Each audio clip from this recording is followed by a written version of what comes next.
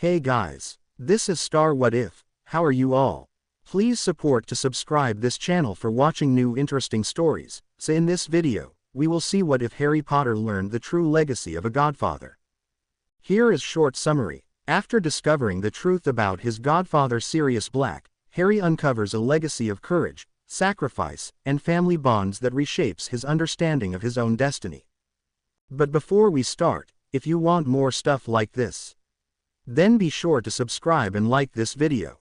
And if possible, share this video with your friends. Now let's start the story. Albus Dumbledore had seen many faces, but perhaps this was the most tragic he'd ever seen.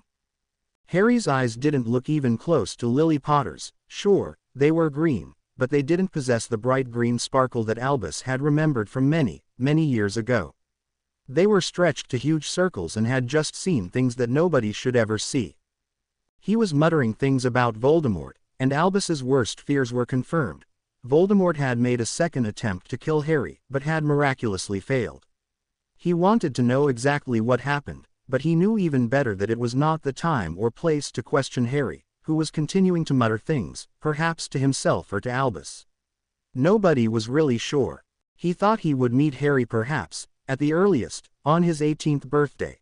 That was when he was to be a legal adult in the Muggle world, and when Albus had all of the rights to knock on the door of number 4, Privet Drive and introduce Harry to the wizarding world. It would be easy to convince him to go anywhere away from the place he'd been trapped during all of his rememberable life. He had never imagined that this would be the way he'd meet the boy who lived, and how that nickname suited him so well now, after he'd escaped Voldemort's clutches for the second time in his life. Albus had had surveillance on number 4, Privet Drive. He had his own sources that were best not to be revealed to the Ministry of Magic. When it was reported that Harry was not in the house or anywhere even near it, Albus notified Minerva, and both of them led a search. He was nowhere to be found, until now, of course. His sources around the house, namely Arabella Figg, reported the very moment Harry returned.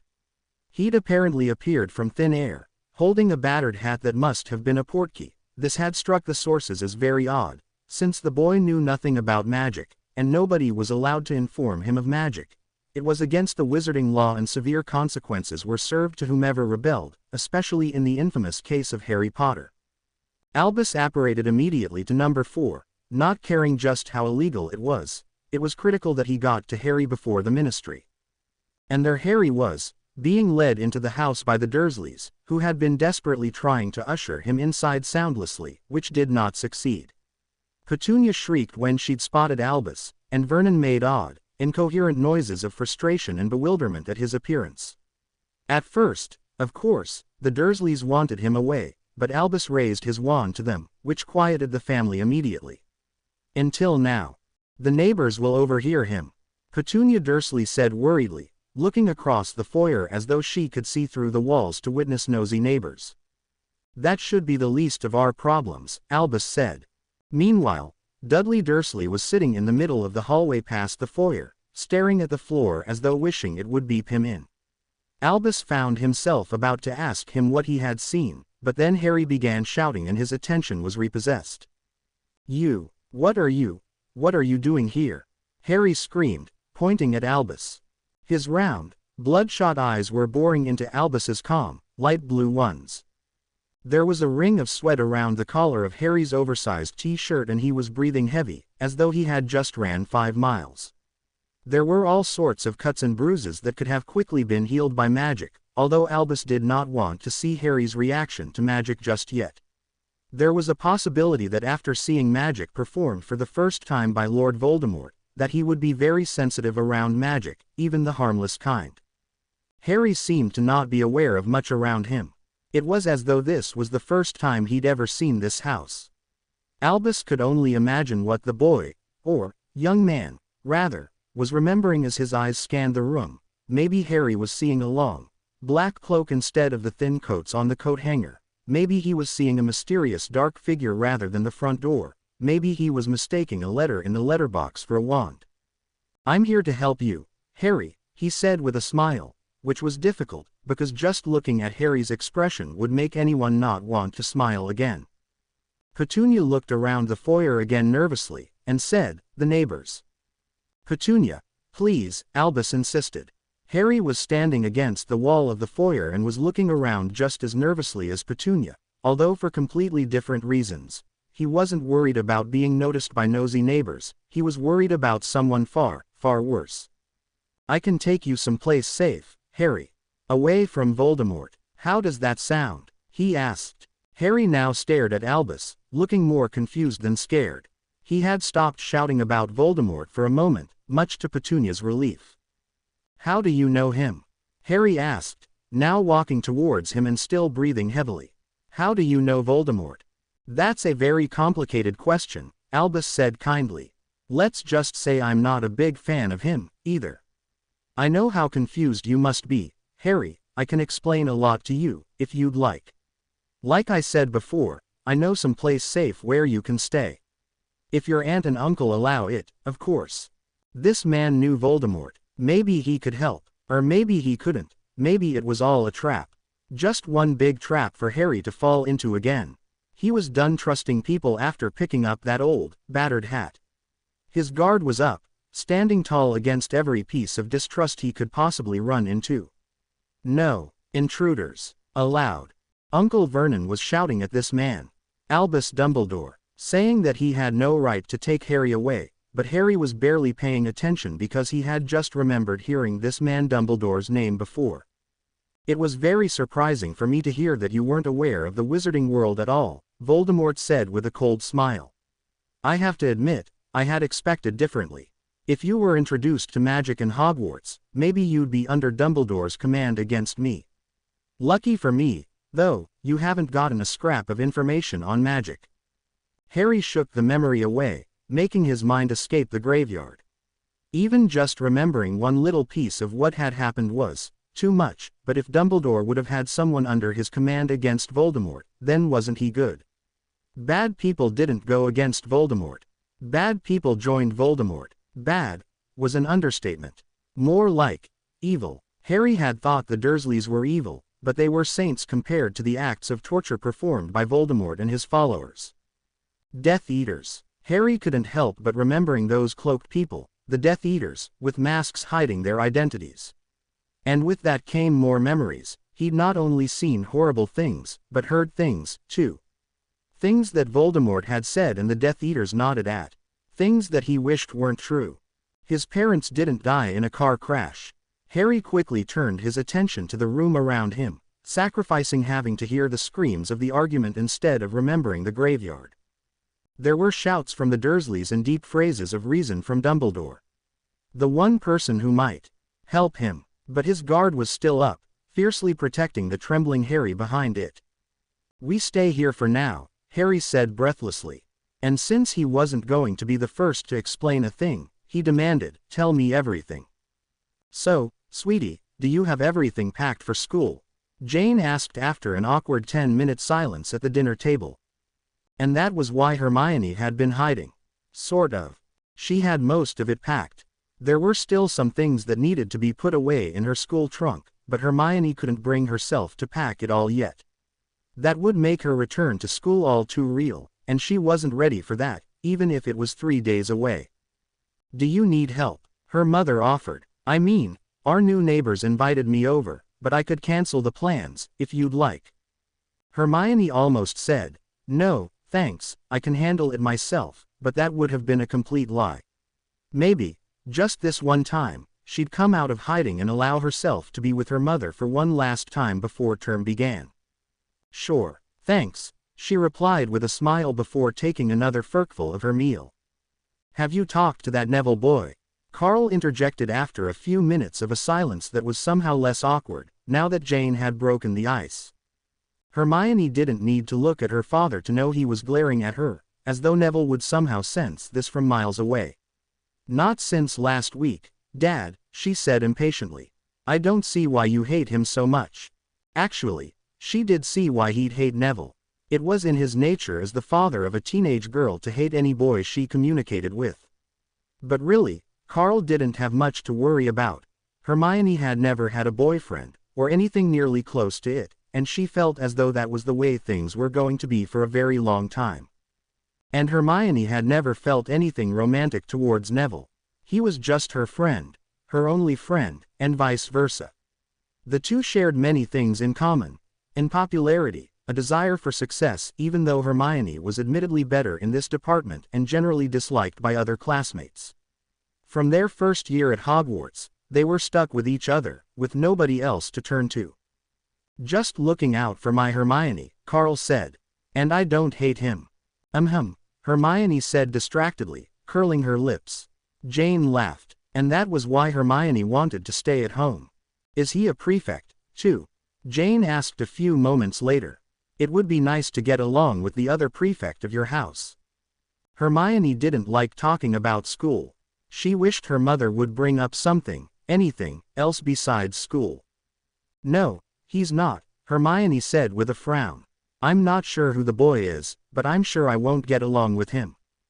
Carl gave her an appreciative nod. Oh, don't say that, Jane said. That was generally her attitude. Look on the bright side of things, see the glass half full, don't be such a downer. Who knows what could happen? She asked with a wink. And, could you pass the salt, please, honey? Carl interrupted after clearing his throat. Jane, getting the message after passing the salt and seeing her husband's expression, let the topic go but began to ask Hermione about the prefect duties she had. Can we not talk about school anymore? Hermione asked 20 minutes later, when she and her mother were sitting in Hermione's room, packing up the rest of her school stuff. Hermione had been right. There was no way she would have been able to put all of this away by herself. It wasn't physically straining at all, but the emotional strain of it would have been overwhelming. Taking all of her school possessions and removing them from the floor of her room, where they were safe, to her trunk was only too relatable to her own removal from her home. That was to happen in just 3 days. 3 days. I'm sorry, sweetie, Jane said, looking up from folding a set of school robes. I know that it's bad enough for you that school is beginning in just a few days. Hermione could only nod as she put away a small pile of books. She was afraid that if she spoke again, she'd begin to cry, and she never cried in front of her mom. Usually her crying moments were spent late at night, long after her parents had fallen asleep. Her habits of not sleeping until past midnight had transferred over to home and they were virtually unbreakable, so she was stuck with insomnia on top of everything else. But, you know, her mother continued with a small smile, I have a feeling that this year will be much different. Hermione sighed. Of course Jane would still continue to talk about school. She didn't understand just what her daughter endured during the school year. If she did, she wouldn't even begin to talk about it. Like I've said before, you lost so much weight. Boys will be all over you. Jane squealed. Hermione knew that her mother meant well when she put her on a strict diet and brought her along to her visits at the local gym. Jane had assumed that her daughter would have more self-confidence if she lost all of her baby fat and had a more toned form, but even an appealing figure didn't make Hermione content with herself. Even if she was happy with herself from it, her classmates would find a way to ruin the way she saw her own reflection. Again. I doubt it, Hermione managed to choke out, blinking quickly and looking upwards. Oh, sweetie, don't be such a downer, Jane said. This year is going to be different. I promise. So Harry knew everything. Well, not everything, but enough to understand just how ed up this situation was. Surprisingly, most of what Voldemort said was true, no matter how biased his hatred was. Harry's parents were murdered by the very man he'd just encountered. He had always thought they died in a car crash. That was the story he'd been told by the Dursleys, but then what reason did he ever have to trust them? And the Dursleys had known about magic. Each of them yelped nervously when the word, magic, was brought up. A part of Harry couldn't blame them for being nervous around it. He could not imagine seeing magic ever again. Dumbledore said there was good magic. Good magic. Harry couldn't imagine good magic. Magic he'd seen was horrible, dark, scarring. Even just thinking about magic made him remember green jets of light shooting at him, the pain his body had endured, the things he'd been forced to see. You can go to Hogwarts as a student. You'll be very safe there, the man named Dumbledore was now saying. The word, safe, had a new meaning to him now, far away from Voldemort. You will meet many people your age there, he continued. I'm sure you'll make plenty of friends. But aren't I famous? Harry asked numbly. Famous. It was odd to hear the empty word. He certainly didn't feel famous. Yes, I'd say you're very popular amongst our kind. Then nobody would really want to be my friend, he said slowly. They'd just want me because of my fame. Well, Dumbledore began, but a new thought struck Harry that could not be contained. If I am famous, why didn't anyone rescue me from this shithole? Harry asked. Please don't curse in front of me, Harry, Dumbledore said, but Harry ignored him. How come I don't even have a pound to my name? If I'm so famous, people would want to see me, wouldn't they? Your kind don't really care. If you did, I'd be living with you people a long time ago. I understand your frustration, Harry.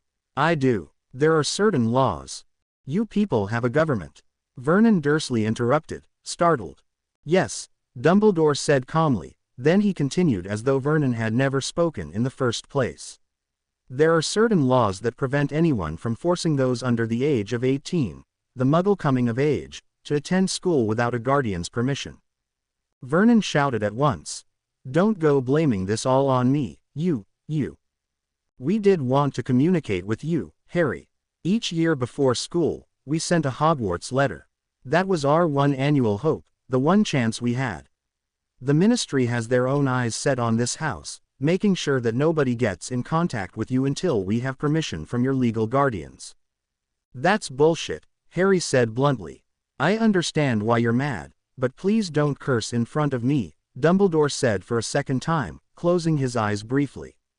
If there was not so much at stake with taking you away from here, then we would have been there in a heartbeat. Of course, I am breaking the law now, and I'm not sure if the Ministry will be forgiving even if this is an emergency. He then turned to face Vernon. I would greatly appreciate it if you signed this, he said, extracting a piece of paper from his pocket. He had brought the letter along with him to number 4, Privet Drive, in the hopes of getting legal permission from the Dursleys once and for all. Harry will only have to return during the summers. Other than that, he will be out of your hair. And he would not be allowed to perform magic while away from school. Perform magic. Had Harry heard correctly, he was seriously being expected to perform magic, after what had happened. There was no such thing as good magic. A part of him wished that Voldemort had finished him off, then he wouldn't have to keep seeing hallucinations full of dark memories every time he turned around. Oh, fine, since he knows about you lot already, Vernon said haughtily, taking the letter and extracting a pen from his pocket. He signed quickly, then looked at the foyer walls just as Petunia had, as though he thought the neighbors would see him sign a document as odd as this one. And just like that, Harry was being led outside without real awareness of his own actions. Dumbledore's old, wrinkled hand had surprising strength as it held onto Harry's right arm. Where are we going? Harry demanded, trying to shake himself from Dumbledore's grip.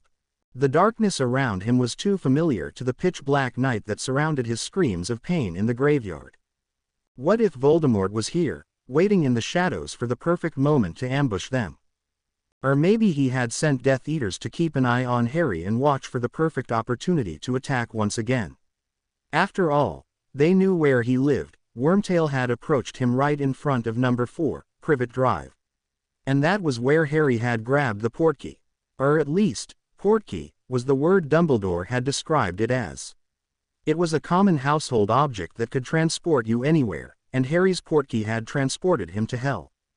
Thinking of the portkey reminded him of his escape. For some reason, after hearing about magic, anything seemed possible. He had remembered that the old, battered hat had somehow brought him there, so couldn't it bring him back?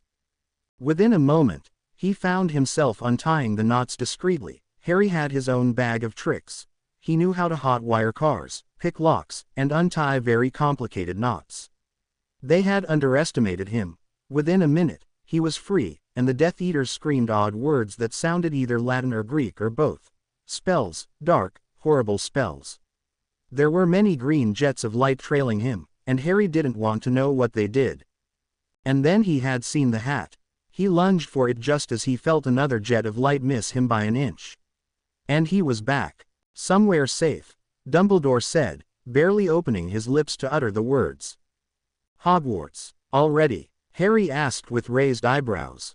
No, not yet, the older man said, again being nearly inaudible and looking as though he hadn't spoken at all. Was he muttering so discreetly because Voldemort might have been around? When he spoke, he confirmed Harry's worst fears. Look, Harry, it's too dangerous to talk here. You'll just have to trust me. Harry, whose guard was still up, was not prepared to really trust anyone, so he didn't say anything. Dumbledore took out his wand, or at least, what it seemed like, and Harry stayed as far away as he possibly could while under the man's strong grip. A pen and piece of parchment appeared out of nowhere. Out of nowhere, thin air, like how Harry had appeared, from Privet Drive to the graveyard, and back again. What else was this man going to conjure? Were they really just a harmless pen and piece of parchment? There was no way Harry could associate with Dumbledore if he was going to use magic. There was no such thing as good magic. I'm sorry, Harry, Dumbledore said the moment Harry jumped. I should have warned you. I am merely writing down where we are going. Writing down? Harry asked distractedly, barely aware of anything anymore. He was still staring at the pen and paper, expecting it to mutate into a Death Eater or Voldemort, or perform some kind of dark spell of its own. For obvious reasons, Dumbledore said, barely inaudible, although now that Harry thought of it, it was pretty obvious, he did not want to be overheard. Seeing the older man even nervous about saying anything too secret outside made Harry even more scared. Nobody was safe here, or anywhere, really, at least, that applied to Harry. He actually could not imagine ever feeling safe again.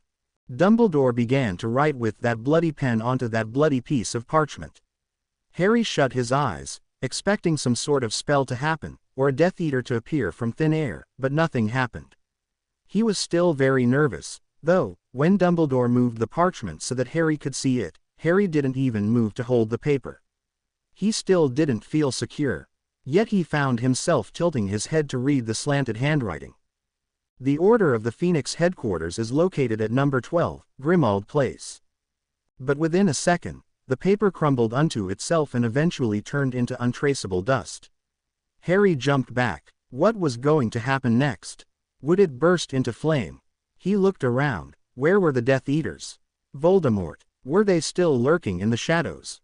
That was supposed to happen, Harry, Dumbledore reassured him. Now, hopefully you've memorized that, because I need to take you there now, before someone spots us. Before someone spots us. That made Harry even more uneased. At this point, he didn't really care where they were going, as long as it was away from here, where all of the shadows seemed darker and scarier than they'd ever been. I need you to promise that you won't try to break away from me, he said in the eerie silence. Why? Harry demanded. Promise me. Well, Harry had nothing to lose. Sure, why the hell not, was his form of a promise. Please don't curse in front of me, Dumbledore said. Okay, you will feel a little bit of discomfort and some dizziness. I wish we could get to where we need to go another way, but I'm afraid this is our last resort. Now on the count of 3. On the counter of 3 what? What the hell was going to happen? 1. Harry shut his eyes again, feeling stupid, but how he looked was the last of his worries at the moment. 2. Oh God, what was going to happen? Harry was shaking. If they were going to this number 12, Grimmauld Place, then couldn't they just drive there? What kind of magic was going to happen now? Didn't Dumbledore understand just how dangerous it was? 3. Harry barely had time to think about anything else as Privet Drive and he was squeezed through the air, as though it could not possibly contain his mass. Every particle of him was being pressed on from every possible angle. There was no such thing as good magic.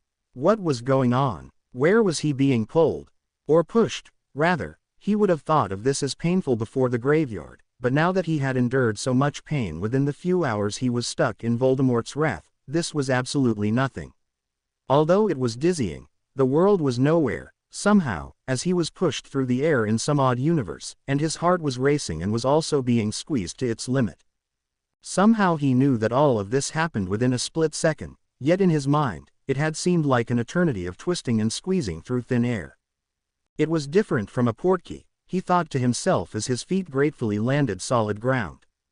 What the F asterisk asterisk asterisk just happened? He opened his eyes and saw that wherever they were, it was still night, and light from the street lamps from was fading by the slowly passing seconds, as though someone was turning them off, one by one. And Harry saw that the lights were, in fact, being turned off by Dumbledore. He was holding a small little shiny object that literally took the orbs of light and absorbed them. It was too much. Within a few seconds, Harry found himself grasping for a nearby railing, leaning over, and puking his guts onto the pavement beneath him. The burning sensation in his throat somehow burned all of his other worries, even for just a moment, as he lurched forward again and let everything go.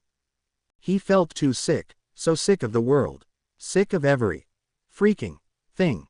He hasn't realized that he had so much in his stomach, but maybe it was better this way, to empty out all his guts and start all over again, because this life was too sick for him. Sick. He felt a hand on his shoulder and jumped, but when he turned, he saw that it was just Dumbledore. It was odd to have someone's hand on his shoulder like that. It was almost comforting, something Harry hadn't genuinely felt before. "Let's go inside," Dumbledore said softly before turning around and facing the apartment building in front of them. There was number 11 and number 13, but no number 12. What the F asterisk? But before Harry could ask, he was leaning forward again and relieving even more of his lunch back onto the pavement. His throat flared up again, and after a few moments, he was able to stand up straight again, composing himself. Dumbledore didn't offer a gesture of comfort, although Harry didn't have his hopes up in the first place. When he turned back towards the apartment building, there was a number 12 between 11 and 13, as though it had appeared out of nowhere. Harry didn't even bother to ask this time. Everything was just so F asterisk asterisk asterisk ed up. Harry stumbled up the stairs and Dumbledore, just to his left, knocked on the door. Within moments, the door opened and a pale arm reached out and gestured them inside. Harry took one last sweeping glance behind him, wondering if this was the last time he'd see the outside world, then wondering if he even cared anymore, then stepped inside. Dumbledore immediately followed suit, and the door was closed. The darkness of the long hallway before him made him almost forget what the outside world even looked like already. There was dust everywhere, and his stomach threatened, yet again, to reject whatever could have possibly been left there. There were shadows here, too. When would he ever escape from them? Oh my, Dumbledore, is this him? A female voice said from the darkness, making Harry jump. He could just barely make out the outline of a short, plump figure. He looks awful. Then again, given what's just happened, oh, the poor dear. Yes, this is him. When did you get here, Molly? Dumbledore asked. I thought that you and Arthur were bringing your family here tomorrow morning. Well, I wanted to be here to help with the first sweep of the home. Arthur's still at work, and it would look odd if every member of the Order suddenly had to leave the ministry. The rest of them are showing up tomorrow morning, the woman named Molly said quickly.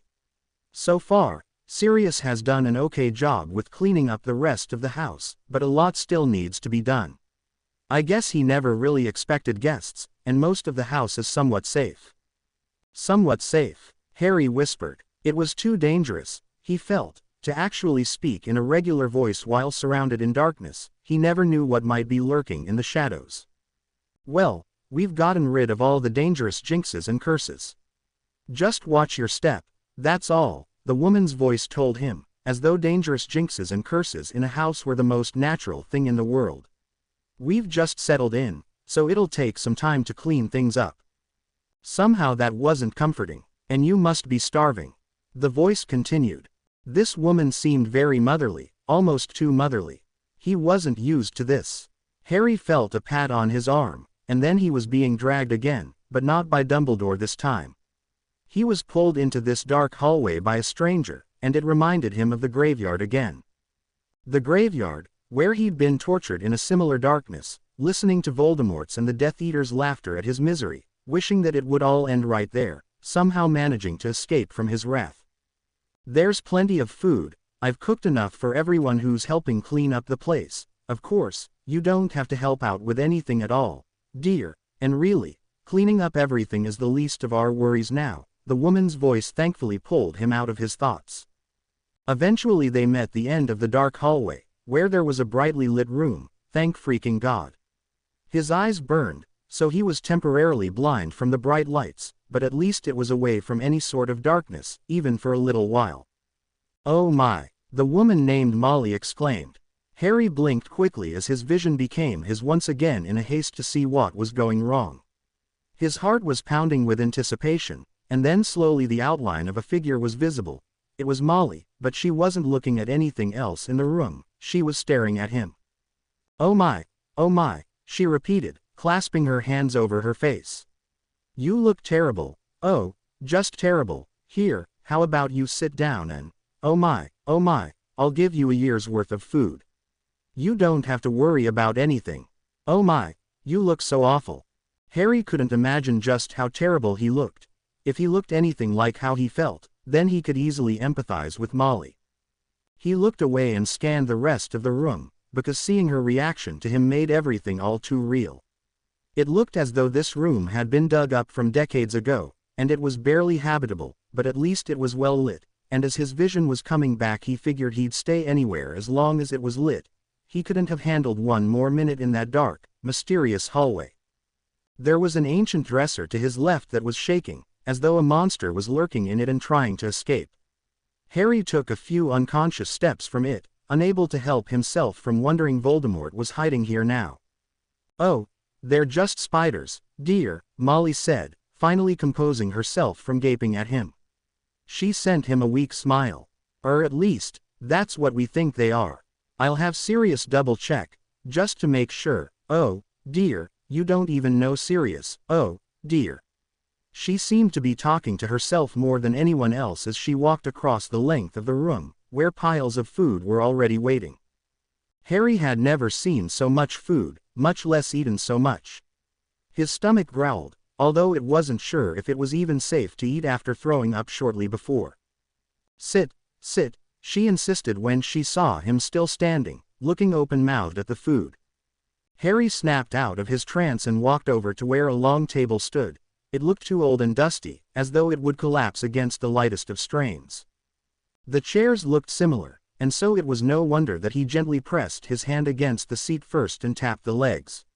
When he assumed it was somewhat safe, and nothing too terrible was going to result from him taking this seat, he finally sat down gently in a chair that was facing the closed door. He wanted to see every visitor and potential danger entering the room. He closed his eyes shut, but he was still alive. How long was he going to live with this paranoia of everything around him? He remembered that just hours before he knew about magic or anything of the sort, he didn't have much of a care in the world. Harry would have sat in chairs at random without second-guessing a thing, and shadows wouldn't be scary whatsoever, but now he had memories to be scared of. That Molly woman was still muttering to herself, occasionally saying Harry's and Sirius's, that random man whom she'd mentioned before, who would check for spiders, name in the same sentence under her breath. What's wrong? Harry asked. After all, anyone giving him this much food and showing enough concern couldn't have been that bad. Molly turned to face him, her face looking very worn compared to her smiling complexion just minutes before, as though she'd seen just what Harry had seen in the graveyard. Nothing, dear, she said kindly. Then who's Sirius? Molly dropped a plate of food and cursed aloud. She pointed her wand at the plate and it levitated, cleaned itself off, and the food that had remained on the ground vanished. Harry jumped, afraid that he was going to break the chair but more afraid of what other magic this woman was going to perform.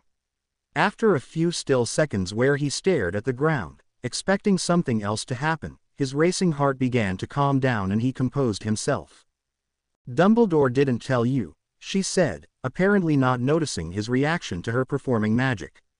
It wasn't a question. Harry, sweetie, how about I feed you your first course first, and then we can talk? I need to have a quick word with Dumbledore, if you don't mind. Molly waved her wand again.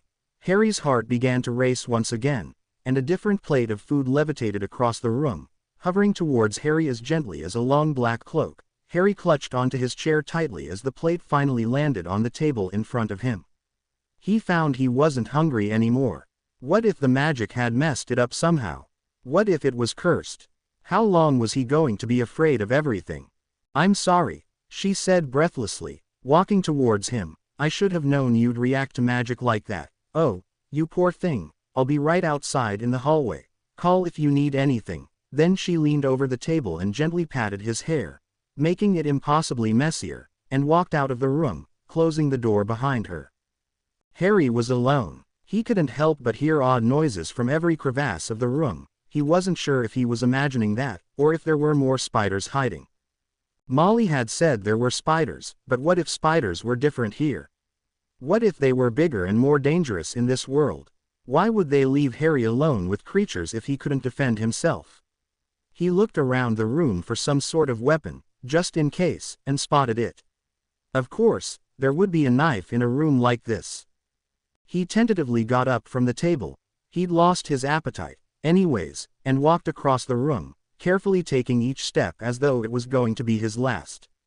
He made it. He grabbed the knife that Molly had used for cooking and turned, trying to retrace his steps that he knew were safe. The whole journey, he realized as he slowly sat back down, must have taken at least 5 minutes. Is this how things were going to be? Living in fear, even afraid to walk across a dining room? Well, at least he had the knife and his reflexes. Dumbledore had told him that Harry's father had very good reflexes, and played a game called Quidditch. James. His name was James, and his mother was very good at charms and potions, and she grew up with muggles, too. Her name was Lily. Harry had never known his parents' names. He was always too afraid to ask. Don't ask questions was the first rule of living under the Dursleys' roof. James and Lily had died for him. That was what he had learned from Voldemort, unfortunately. And Harry was the spitting image of James, apparently. Except for his eyes. Those were from his mother. All this time, he never knew. He was so deep in thought about his parents that he had to blink quickly and look up in order to not look like a pansy, or something ridiculous like that. And just as he faced the chandelier hovering over the room, soaking in light, the door opened. Harry barely had time to grab the knife on the table before he saw someone walking in, but then he relaxed when he noticed it was just Mrs. Weasley. Although he couldn't bring himself to completely let go of his weapon, as though it had become glued to him. "Oh, I just knew I shouldn't have left you alone," Mrs. Weasley scolded. She walked over with a brisk gait, then leaned over the table, extended her arm. The glare in her eyes was just daring him to test her, so Harry found himself handing over the kitchen knife. Her glare disappeared and she smiled. As Molly turned away and walked back towards the plates of food, his line of vision towards the doorway was restored, and he saw that there was someone lurking there, half covered in a large shadow. Couldn't Molly see this intruder? Wasn't she going to do something about it? Harry quickly stood up from his seat, nearly breaking the delicate seat in the process, and Molly turned around, asking, "What's wrong?" One glance towards the man in the doorway told Molly just what was wrong. "Oh, come in," Molly said casually, waving the man inside. Her casual voice didn't match her expression. She looked worried, glancing from Harry to the man and back again. The man walked in, and Harry could instantly relate to him. He looked like he'd seen and heard things he'd rather not, as well. Had he encountered Voldemort, too? Was that why he looked so gaunt and distressed? The light looked odd on him, as though he'd been surrounded by darkness for too long, as though that suited him better. "Hi, Harry," the man from the doorway said with a smile that stretched the pale skin of his face. "I'm Sirius Black." Before Harry could think or move, Dumbledore walked in and patted Sirius on the back. "Ah, I see you've met Sirius. He's been nice enough to give us his old home," Dumbledore said kindly. Sirius merely nodded. He was still staring at Harry, making Harry a little uncomfortable. Hi," he said, nodding to Sirius and sitting back down. "I'm Harry," but he probably already knew that. He still wasn't used to this whole fame thing yet. "I know," Sirius said with another smile. He walked across the dining room and sat across from where Harry was sitting. Harry inched away a little, his guard still strongly holding up. Sirius pointed to Harry's food. "Aren't you hungry?" He looked down at his food stupidly. He'd completely forgotten all about it. "Lost my appetite," Harry said briefly with a shrug. "But you need to eat," Molly interjected, walking the length of the room to give Sirius a plate of food equally vast. "You look so thin and, well, You just look malnourished, dear. Eat up. She has a point, Sirius added quietly, as though he regretted saying it. But who did they think they were, his parents? He had gone from the Dursleys not giving a shit about him, to people who were actually forcing him to eat. The Dursleys preferred him not eating, and sometimes he'd been through periods of starvation as a form of punishment. I'm really not hungry, Harry insisted. Harry experienced side-along apparition, Dumbledore said, as though this was the only possible reason he could lose his appetite. Nothing to do with Voldemort or anything, not at all. Sirius nodded, but Molly didn't seem to be happy with this explanation. Do you two not see just how awful he looks? I don't care if he's apparated from across the world, the boy needs to eat. Harry gave a defeated sigh and began slowly picking at his food, and it was delicious. Appetite or not, he found himself eating more uncontrollably. Maybe this place wasn't so bad if it had lots of delicious food, even if that man named Sirius did keep staring at him like he had never seen another person before in his life. There was a long minute where there was complete silence other than Harry eating as quickly as possible because he'd never tasted food like this before.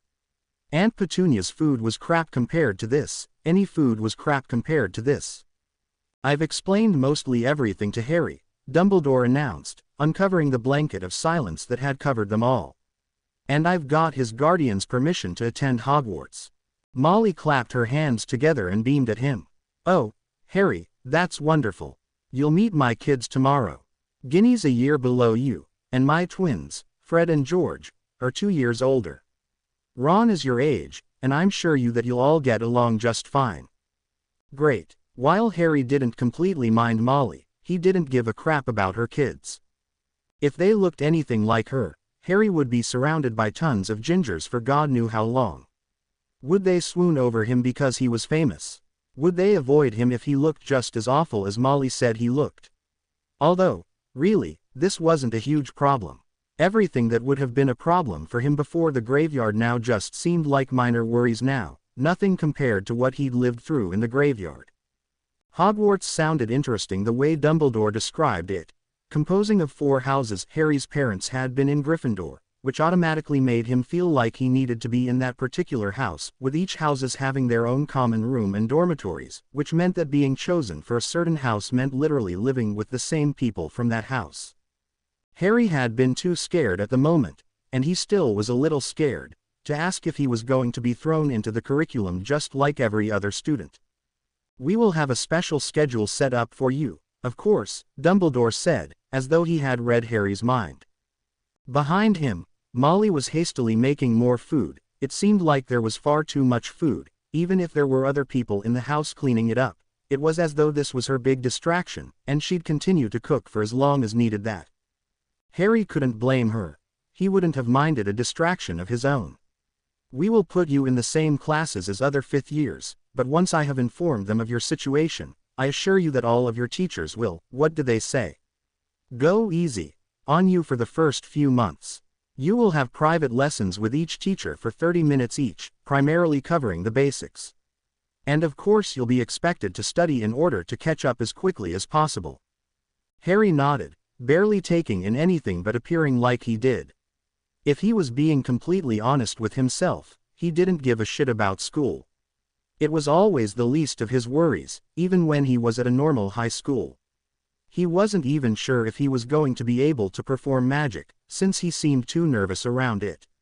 How was he supposed to fit in with these people if he couldn't perform magic? Maybe he didn't really belong here. And why were they all beating around the bush? Hadn't Voldemort returned? Dumbledore said that Voldemort had been at large before Harry had apparently destroyed him as a 1-year-old, and so Voldemort's last victims were James and Lily Potter. It still blew his mind. Where were the teams of good guys assembling to take him out? Or were they too busy cleaning the stupid house? None of them understood just what Voldemort was like, what a threat he was. Had any of them, besides Dumbledore, as he'd told Harry of his encounters with the enemy, even met Voldemort face to face? At least, if they did, they had magic on their side. Harry had been completely defenseless. What's gonna happen now? Harry asked in the silence. He didn't want to be treated delicately, he wanted to know exactly what was going to happen. I just explained it to you, Harry, Dumbledore said calmly. No, not about Hogwarts. All three of the adults in the room must have understood what he meant. Molly dropped another plate, although she was careful to pick it up manually, seeing as Harry would have jumped at any performed magic. Dumbledore closed his eyes and looked like he was in some kind of disturbed slumber. Sirius just gazed at Harry, open-mouthed. Finally, Dumbledore spoke. Nobody knows. Nobody knows. Harry repeated. What? How could you not know? Voldemort's back. You've got to do something. Defeating Voldemort is not as easy as it may seem, the elder wizard said somberly.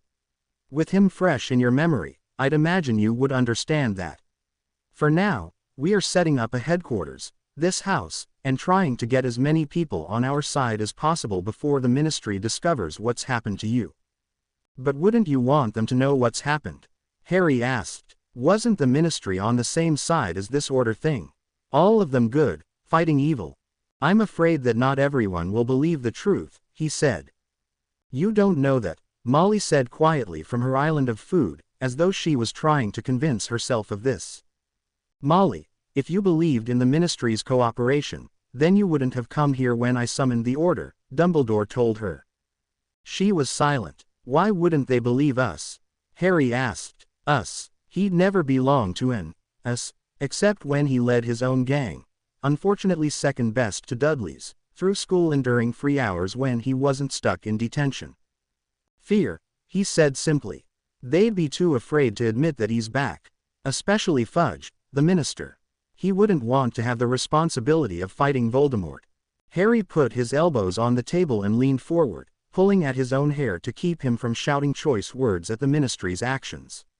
So only the Order would believe him. The Ministry would not. Without the force of a government to fight Voldemort, what were the chances of him being defeated?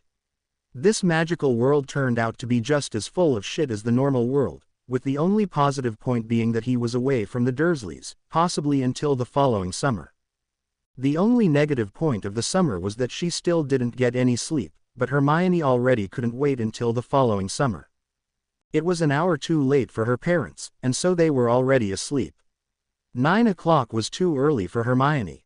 It seemed like every hour circling the clock was too early. She was sitting on her bed, leaning against the headboard and reading. Her eyes scanned each line but she absorbed nothing. After a few more minutes of this, she put the book down and walked across her room to the one window that opened her eyes to the outside world. The sun was far gone, being replaced with stars and the moon. Hermione pressed her head against the coolness of the window and drew a small heart where her breath condensated the glass, force of habit. Another long night was waiting for her. Over the last school year, she waited in the common room or the library every night, whichever was less crowded, until at least midnight. When the tower was silent, she'd finally retreat to the girls' dormitory, where she would thankfully encounter sleeping versions of the very people she feared daily. She woke up early, too, and her morning routine required little, so she was out of the dormitories before the other girls could awaken from their caskets to haunt her. Sometimes, she'd fall asleep in the common room instead, only to wake up to some sort of trap waiting for her, set by the boys from her year. She never won. As a result, she developed dark circles under her eyes, but it was better than facing the girls in the dormitory.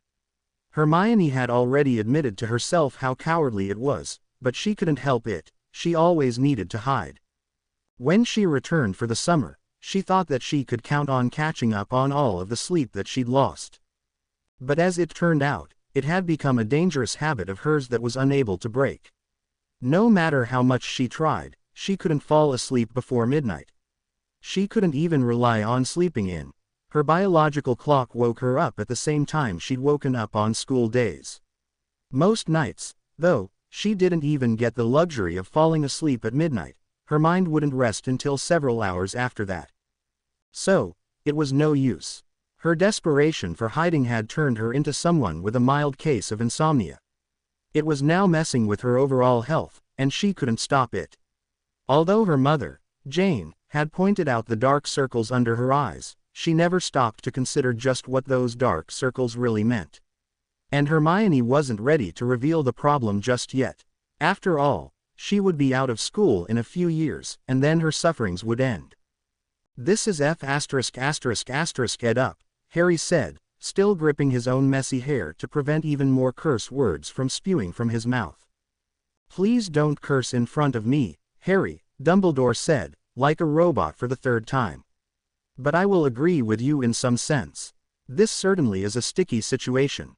A sticky situation, Harry repeated, not even able to look at any of them but keeping his gaze on the table. Voldemort's out there. He's out there, and you're all standing there like nothing's wrong. We all know that that's not the case, Harry, Dumbledore began, but Harry cut him off, no longer being able to take this bullshit anymore. You don't know. None of you know what it's like to face him while being completely defenseless. I had nothing to protect myself. He just took advantage of me. You don't know what it's like at all. You don't even know what I was forced to see and hear. He just used me like some sort of puppet. You don't know what shit I had to go through, what pain I felt, so don't pretend that you understand because you don't. Molly had distanced herself from him but gave him a sad look with watering eyes, an expression of obvious sympathy, and he wanted to wipe it right off her face. Sirius and Dumbledore remained calm and unchanged, as though they had expected this outburst all along. Harry was nearly pulling his hair out from the roots by the time he finished. His breathing was heavy and his lungs were on fire. His throat felt torn open, with bleeding wounds. His heart was beating out of his chest. There were even more wet stains, a product of sweat, around the collar of his shirt. He felt relieved that he'd finally spoke up all of those bottled words, even if the atmosphere was more tense than ever now. They needed to know just how much hell he had had to experience, because none of them could possibly grasp the concept of Voldemort's danger. We're not saying that we understand you, the man named Sirius said, who was the last person Harry had expected to speak up. We could only imagine what you've been through, and we all know it's not fair that this happened. He looked up to finally look the man in the eyes, and saw that Sirius must have had some unfair things happen to him, too. Maybe he was handsome at one point in his life, but now, nobody looked that gaunt and worn if they'd led a great life. And his attempt at reasoning with Harry was so unexpected that Harry didn't even find himself shouting back in anger. Instead, he nodded to show that he was calmed down, for now. I agree with Sirius, Dumbledore said. It was not fair whatsoever. I assure you, though, that you're safe here. This house has many spells that prevent it from being seen from Death Eaters or even Voldemort himself. That's impossible, Harry muttered through gritted teeth, his breath still heavy. Dumbledore was getting ahead of himself by saying that even Voldemort couldn't see this house. That was just ridiculous. If Voldemort wanted to get to Harry, he would. He told Harry himself. Oh, I'm sure you'll soon find that nothing is impossible here, the elder man said calmly. You must be exhausted, you poor thing, Molly interjected, clapping her hands together and forcing a smile. Her eyes showed the opposite. She clearly still looked upset, and Harry wondered briefly if she, all along, knew the dangers of the situation they were being forced into. There's a guest bedroom right on the first floor. I can show you where it is if you'd like. I'm not tired, Harry lied. He was just too afraid to fall asleep. He didn't want to relive the graveyard in his dreams as well. Are you sure? Molly asked hesitantly. You really do look terrible, sweetie. I think you should get some rest, to take your mind off things for a little while. All of this, sweetie, and, you poor thing, crap was really driving him up the wall, so he was barely able to keep a calm expression when he declined with, no, thank you. Harry ran his fingers through his hair anxiously without even realizing it, as it was a force of habit, but when he heard Molly scream, oh my, he immediately put his hands back by his sides and looked around. But once again, Molly was walking towards him with that worried expression possessing her features. Oh God, what now? She walked down the length of the table and sat on the table beside him, facing him and grabbing his arm. Oh, dear, you're bleeding, she exclaimed. Would you mind if I healed this with magic? It won't hurt, I promise, it's just easier that way. Harry looked down and saw dried up and fresh blood mixing in some grotesque, crimson wash over his forearm, where Wormtail had taken his blood. The long, Jagged cut brought him back to the graveyard to relive how painful Wormtail had made it. He was practically hellbent on reaching Harry's bone, making the injury extremely painful. Just one small slice to extract a little amount of Harry's blood was clearly not enough. He made the process more excruciatingly painful than it needed to be. He'd also had a fair share of injuries everywhere else, but they were mostly bruises. But his body had been blocking out a lot of physical pain, possibly from shock. If only his body could block out the memories as well. It's nothing, Mrs., he began, not sure of what to formally refer to her as. Her sad eyes and possible understanding of what was going on made him feel like he owed her at least some respect. You can call me Mrs. Weasley. It's nothing, Mrs. Weasley, he corrected himself. Are you sure? I can fix everything up within a second with magic, Mrs. Weasley said urgently, searching him for more injuries. Do you have any more cuts? Any bruises? She lifted up the rest of his sleeve, pulled up his shirt, and gave him a huge examination right in front of God and everybody.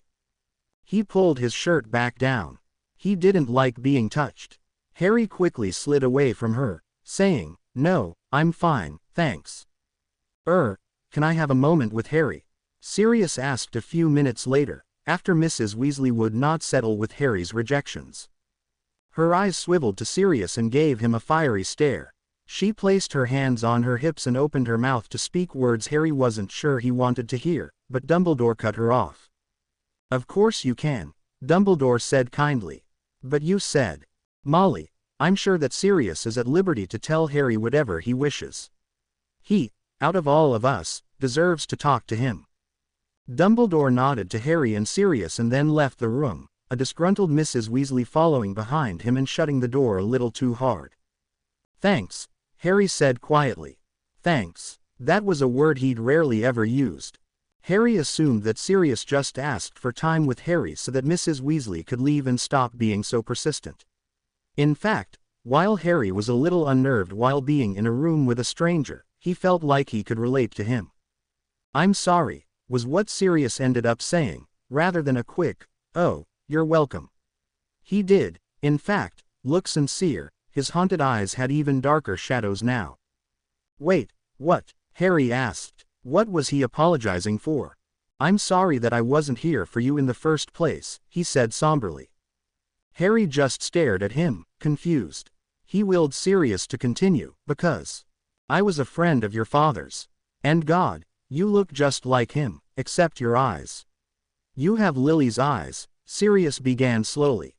"You knew my dad?" Harry asked with wide eyes, and Sirius nodded, so he added, "Prove it." Harry hadn't expected anything, but instead, he saw Sirius reach into his robes. Harry remained still for fear of what was going to happen next, and pulled out what seemed like a small piece of paper, until he turned it over for Harry to see. It was a picture. But it wasn't a normal picture. The people in it were moving, and once Harry had gotten over that, he saw that one of the people in the picture looked like an older version of Harry, with the same nose, ears and mouth and the same jet black, messy hair. That must have been his dad. All his life, he never knew what he looked like. He had always imagined, but he never really knew. But now he did, and the woman to his right must have been his mother, with the same exact eyes as Harry.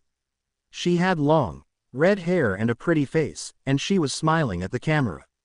Harry felt a chill run down his spine. It was as though she knew it was him, looking back at her. And the man to James's other side looked like he was laughing, and he was handsome. He was a happier Sirius. And just like that, Harry was converted.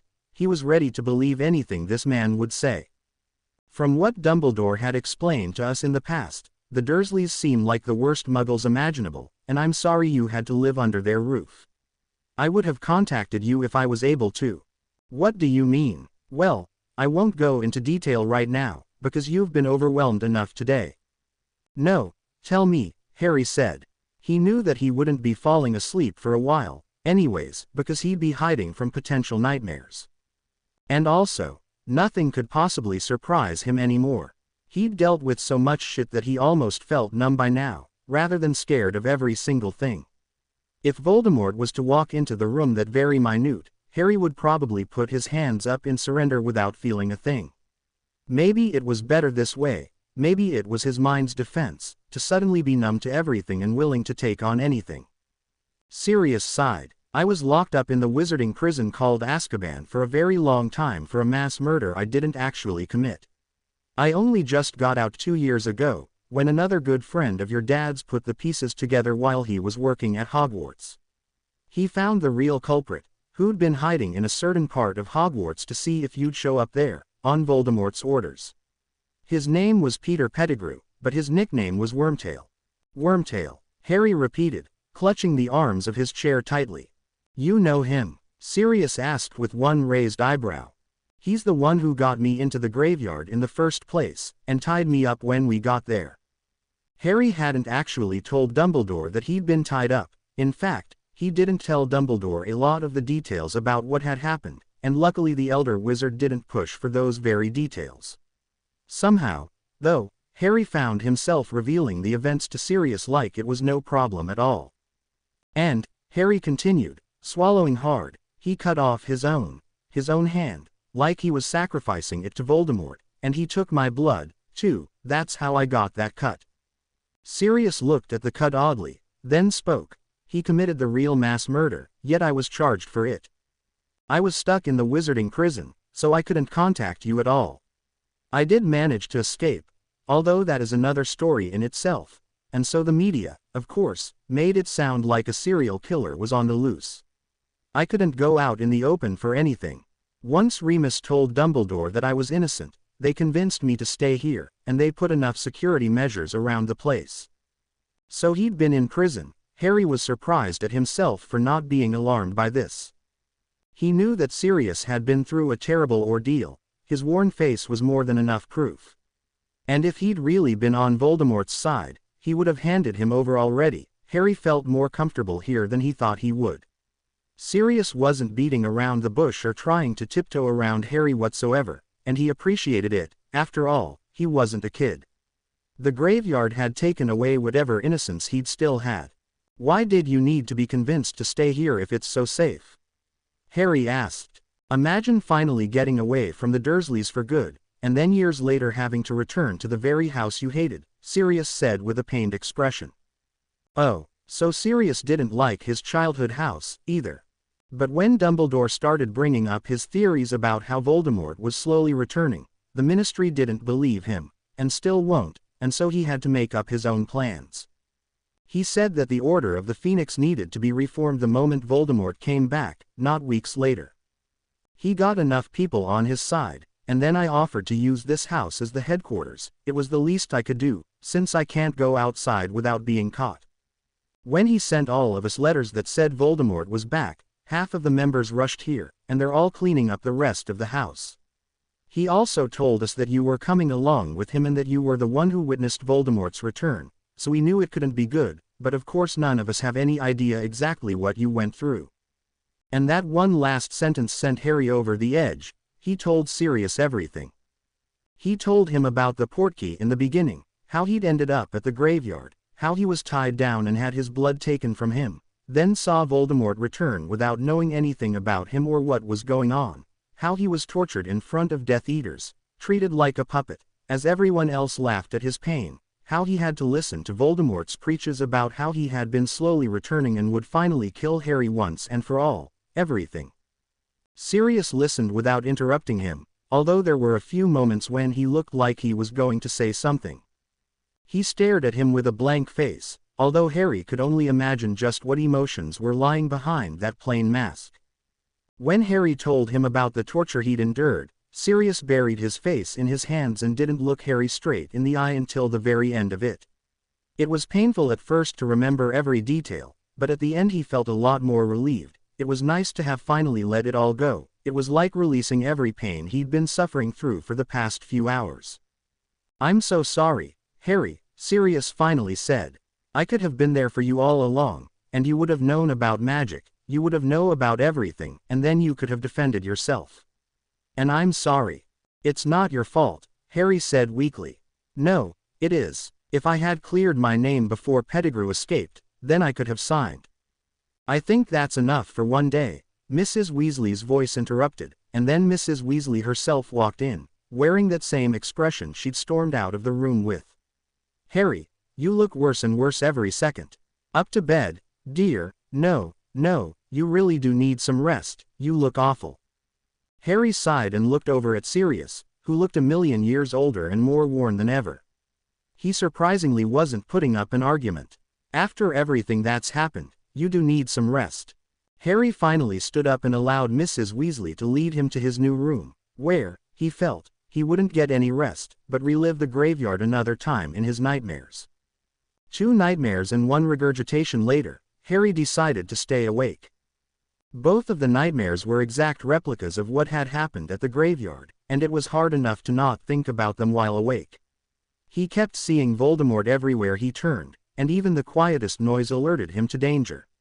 It was a relief to reveal everything to Sirius, but at the same time, he couldn't help continue to be paranoid. Was this the way he had to live now? Harry remembered being fearless. He remembered leading his own gang to everywhere and nowhere, just having a blast without much care for anything. He hadn't cared about grades, his many detentions, his record, or anything like that. That was what made the Dursleys so keen on disciplining him, not because they cared, but because he was an embarrassment to them. But all this time, they had never mentioned magic. And for some reason, he actually appreciated that one thing they did for him: keep magic at bay. Harry's life would have been so much easier without magic. There was no good magic, only dark magic, as Voldemort was only too happy to demonstrate. He used Harry as a puppet in a show with the Death Eaters as the audience, who could surprisingly laugh even with their black hearts. Harry wanted to rest, to finally slip away from the real world even just for a few moments, but he wanted to stay away from the nightmares even more than that. So he had sat on his bed in the guest bedroom, nervously looking at shadows. One positive thing about the whole situation was that he wasn't living in that bloody cupboard. He could sleep on an actual bed, not the sad excuse for a bed that he'd endured back on Privet Drive. It had been so unbelievably comfortable. Even if he had slept on the floor, it would have been better than a cupboard. He wished he could sleep properly to enjoy having a real bed to sleep on for once. At one point, the sun came up and its rays barely filtered through the grimy window, although somehow it was hope. Maybe an hour later, or 5 hours later, he wasn't sure, he heard Mrs. Weasley's voice downstairs and decided to finally move from his stiff sitting position and go into the kitchen. Although he had puked after reliving the graveyard, his empty stomach did not desire anything else to bother it. Harry sighed and stretched his back, then walked across the barely lit room on his way to breakfast. He felt his way along the hallways, still flinching at sudden movements and noises, and nearly tripped down the stairs, but finally, he made it to the closed kitchen door, where there were hushed voices speaking. "He's terrified of magic, Mrs. Weasley." Was she talking about him? Were people just as petty here as the residents of Privet Drive? Not wanting to hear another word about him behind his back, Harry opened the door shamelessly and stumbled into the doorway. Sleep deprivation certainly had its setbacks. In the blinding light were Sirius and Mrs. Weasley, turning to look at Harry with surprised looks slowly composing into smiles. Behind them were some random people with flaming red hair sitting at what must have been the long table. Harry rubbed his half-open eyes and finally got adjusted to realize that these random people must have been Mrs. Weasley's children, who looked tired, but not nearly as tired as Harry himself. They were all staring at him, their tired eyes widening to awake, shocked expressions. So this was fame. It was like they thought he wasn't real, and all of a sudden, there he was. Even a part of Harry wished he wasn't real. Sirius nodded at him in acknowledgement and sent a genuine smile his way. Mrs. Weasley, meanwhile, crushed him in a hug and said, "Good morning, Harry. I was just about to send breakfast upstairs for you. I thought maybe you wouldn't want to be." She trailed off, leaning back to inspect him and inhaling deeply before continuing, "Well, we're happy to have you here. And I swear, you've gotten thinner since a few hours ago. Did you get enough sleep? You look exhausted." "Yeah, I'm fine," Harry lied breathlessly, pulling away from her and running his right hand through his hair, which was messier than ever. Mrs. Weasley clapped her hands together and turned towards her children, who were now assuming politeness and avoiding his gaze and returning to mutters of things Harry didn't know or care about. "Those are the twins, better not be talking about a joke shop." Mrs. Weasley pointed to identical boys, who were the only children of hers who looked older than Harry. They looked at her with sympathetic expressions, although Harry knew those mocking smirks only too well, as he played that card with Aunt Petunia, not successfully. "That's Ron, he's the one I told you about, who's your age." She pointed to a boy who looked up at Harry and casually waved, only Harry didn't wave back. He had these stupid freckles on his face that would have made him look 5 if he wasn't so tall. Harry could tell that this Ron would start towering over him if he was standing up. "And that's Ginny, who's a year younger than you," Mrs. Weasley said, pointing to the only girl. Her cheeks became as red as her hair at the mention of her own name, and she looked at Harry for a second before shyly averting her gaze. "You can sit right across from Ron, if you'd like," she continued. Before Harry had time to answer, she said, "Great. I'm sure you two will be great friends. Sit, sit." Harry reluctantly walked across the room and sat down across from Freckle Boy without looking at him and his stupid freckles. He turned around, looking for Sirius as Mrs. Weasley went to get him some breakfast. Sirius shrugged helplessly, then mouthed, "We'll talk later." It was enough to make Harry somehow stay in his seat without protesting with all his might. The door opened once again, and a balding man with barely any red hair left, and wearing horn-rimmed glasses, walked in. His eyes immediately found Harry. "Oh, Harry, this is my husband, Arthur," Mrs. Weasley said with a smile. "Arthur, this is, well, you already know who he is." "Yes, I do," the man, Arthur Weasley, said. He looked like he could also use some rest. He walked over to him and shook his hand. "Nice to finally meet you, Harry." Within a minute, a huge tray of every breakfast dish imaginable was before him, and Mrs. Weasley's voice was urging him to eat as much as he possibly could. "Eat everything in sight, Harry, you can even eat some of Ron's food, he needs to keep off the pounds for Quidditch," she said jokingly. At this, the kid named Ron's face went red.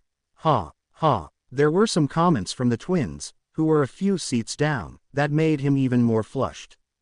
"He might have some competition, Molly," Sirius said, which Harry wasn't expecting. He snapped his head around to see that Sirius was pointing at him.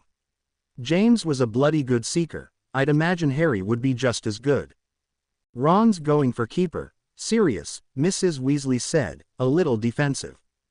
"Quidditch?" Harry asked, racking his brains for any possible information on the subject.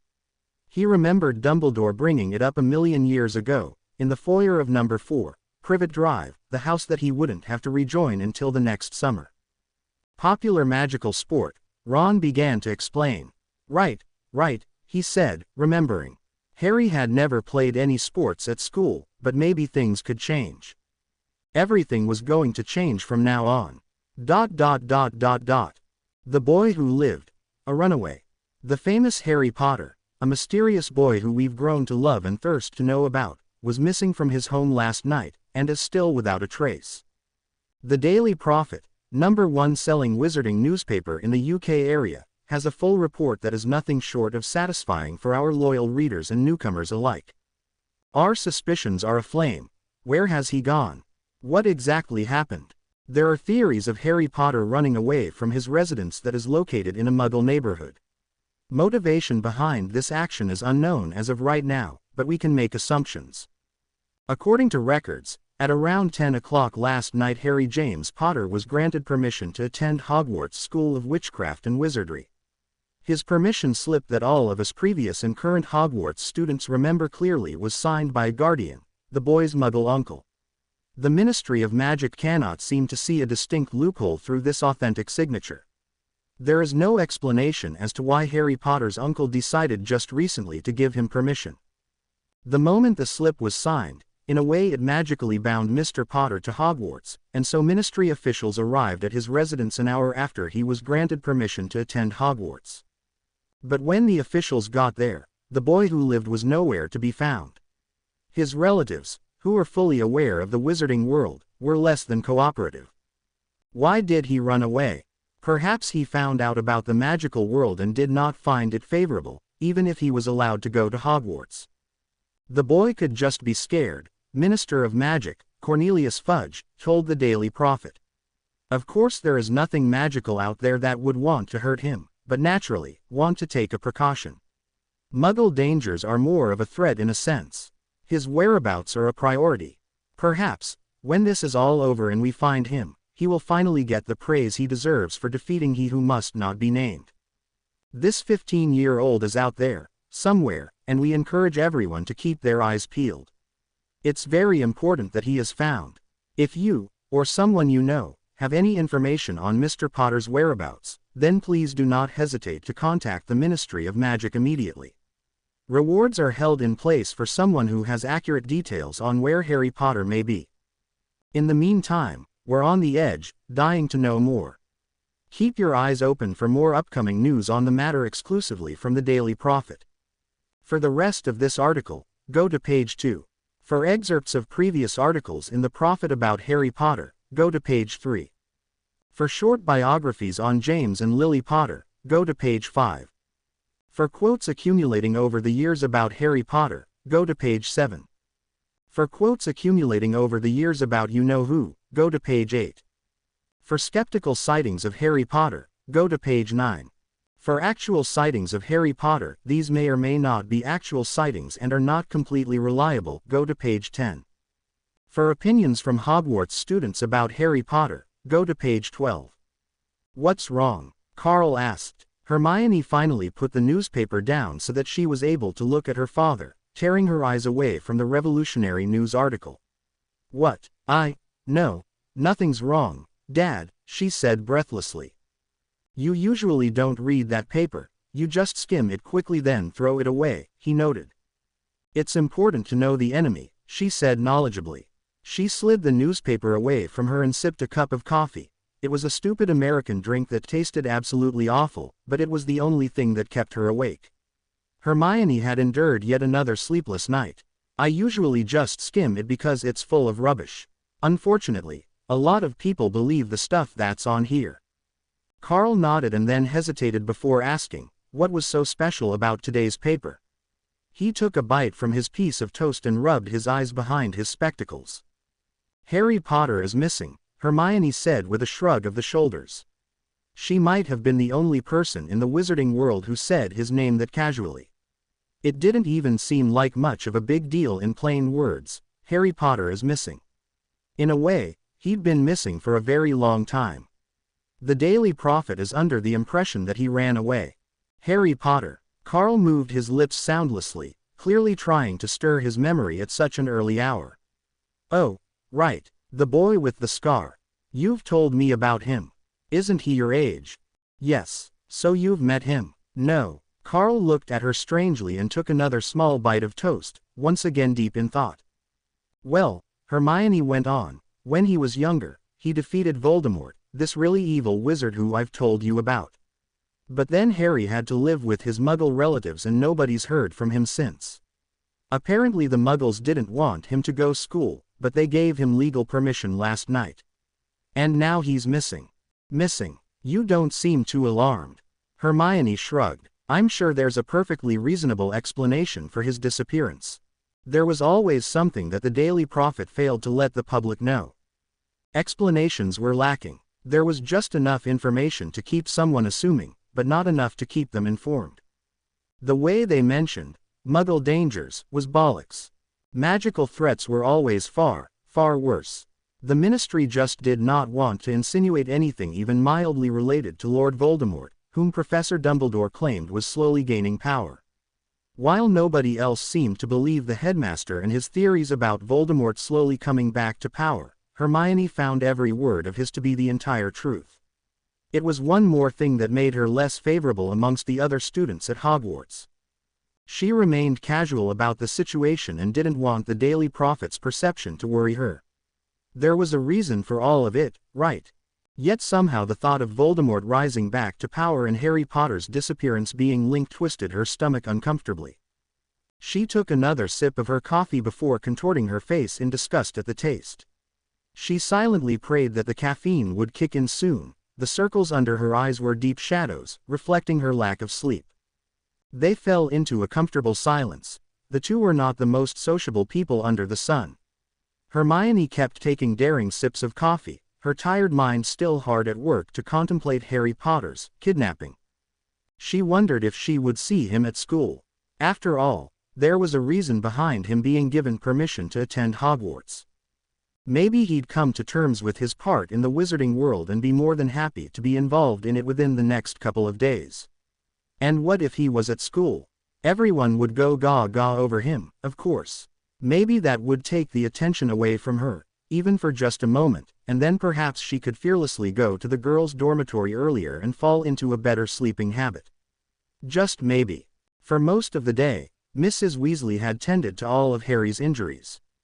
In deep confidence, Mrs. Weasley had told Sirius that there had been very old bruises and scars that weren't from the graveyard. It didn't take a genius to realize that the Dursleys had left their own marks on Harry before letting him live amongst his own kind. But Harry had never revealed to Sirius what really had happened under the Dursleys' roof. He might have relived the graveyard for him, but his life with his aunt and uncle were a secret. Sirius's heart had been empty for a long time, but then he met Harry. At first, all Sirius could see James's son, James's hair, James's everything. He saw James everywhere. But Harry was different. Harry was broken, brought up by a family that had never loved him, a reflection of a wounded past. He still had the determination and strength of James, but somehow, even that was different. He was stronger. He had to be that way. The moment Sirius had showed Harry the picture of him with James and Lily, he'd gained Harry's trust. He guessed that gaining this young man's trust was one of the world's greatest triumphs. He wished he hadn't met his godson, Merlin, his godson, the way he had, after such a tragedy, but at least they had finally met. Hearing the truth of what happened in the graveyard made Sirius realize that Harry was perhaps the strongest person he'd ever met. Harry had choked out accounts of being tortured by the Cruciatus curse for what had, in his tortured mind, seemed like hours. There were gaps of space where Harry didn't include too much detail, but Sirius could respect Harry not wanting to reveal every single detail. His great escape was certainly due to not only his skill but Voldemort's miscalculations and underestimation of Harry. Sirius had imagined that anyone in Voldemort's presence would have been through a lot, but Harry's story of the graveyard was unique. He'd been used as a defenseless puppet for hours on end. It was a shock just to see the young man standing on his own after what had happened. Sirius hadn't told Harry that he was his godfather yet. He'd been absorbing enough about this new world. It could wait. And if Sirius didn't feel it was right to tell him by the time Harry hopped on the Hogwarts Express, then oh well. Why did it matter, really? It was just a title he'd wanted to use to his advantage to give Harry permission to go to Hogwarts. But it proved to be useless. Harry didn't need more on his plate than he already had to deal with. When the time was right, he'd reveal their link as godfather and godson. Until then, Sirius was perfectly happy with just being able to talk to Harry. And they did talk, just as Sirius had promised. That evening, Harry and Sirius sat across from each other in the barely used living room as everyone else in the household was in a meeting in the kitchen. Members of the Order weren't as numerous as everyone had wished, but it was a start. There was talk, always talk. Talk of Voldemort, of Death Eaters, of linked disappearances. Talk of the graveyard. Luckily, he'd managed to slip away from the talk for a few moments to get to chat with his godson. His godson. It was still unbelievable to see Harry, right there, sporting bandaged injuries that made the look in his eyes rougher than should have ever belonged to a teenager. But that wasn't a teenage soul behind those green eyes. Just look at those stitches, you'll impress girls in no time, Sirius had joked when he saw the result of Mrs. Weasley's obsession over Harry's wounds. Harry had then told him in a low whisper, as though the house could hear him, how he'd been with girls before, the easy kind that weren't looking for anything emotionally deeper than a nice snog, but had never had a steady relationship. This surprised Sirius, as he thought the kid would have good morals, just like James, but he supposed that his life back at Privet Drive required that type of careless mindset. Or maybe the kids were just getting crazier and crazier these days. God, he was getting old. Or, at least, old enough that his best friend's son was 15 years old already and standing at nearly Sirius's height. 15 years. That meant 14 years ago, James and Lily were taken from Sirius by Voldemort's infamous wrath. That was when Harry's and Sirius's free lives ended. Harry was given to the Dursleys and Sirius was soon to be sentenced to Azkaban. As they sat across each other now, in a comfortable silence that seemed to relax Harry, Sirius spoke up about something he'd been on the fence about confronting. "Harry, I have something to show you." Harry looked up from the fireplace, the fiery reflection gone from his eyes, and said, "Okay." The ease of that one word was unexpected. It really did seem like Harry trusted Sirius, and he wasn't about to mess that up. Slowly, Sirius extracted the newspaper article from his pocket, careful of his godson's reaction. But Harry didn't budge, he just watched curiously without any doubts flickering across his hardened face. Sirius handed over the article wordlessly, and Harry accepted. The young man's eyes scanned the headline with wide eyes. He looked up at Sirius questioningly for a moment, but then looked down to continue reading. That Daily Prophet article had been thrown away by an angry Mr. Weasley who read the headline aloud that shouted, "The boy who lived, runaway." Sirius had snatched it up from the trash and read it over. He felt that it was important for Harry to know what the other students at Hogwarts were going to think of him because of this article. They'd all be confused and ask questions, and wouldn't know about Voldemort. He needed to know what to expect, after every unexpected thing that had happened over the last 24 hours. Finally, Harry looked up from the article with shaking hands. They think I'm a runaway?" he asked. They don't know about Voldemort." He looked down and anxiously ran his fingers through his hair, making it messier than usual, but he didn't seem to care. He didn't seem to care about anything. "I thought you should be prepared," Sirius told him. "I didn't mean to make you upset." "I'm not upset," Harry said with a forced laugh, looking back up at him. "Why would I be upset?" That was rhetorical. "It's just," he continued, shaking his head in disbelief, "nobody will believe me. You know about Voldemort. I thought that you lot would be smarter than this," he referred to the newspaper, "to believe this shit." "You lot?" Sirius stared at Harry. "You know that you're a part of us, right?" he asked his godson. "It's not you lot. You're with us. Together." Harry shook his head again but didn't look at him. He stared off into the shadows of the room, and Sirius could only imagine what Harry's mind was making him see in the corners of creeping darkness. "I don't belong here. Don't try and tell me that I do, because I don't. I can't even watch magic happen without freaking out.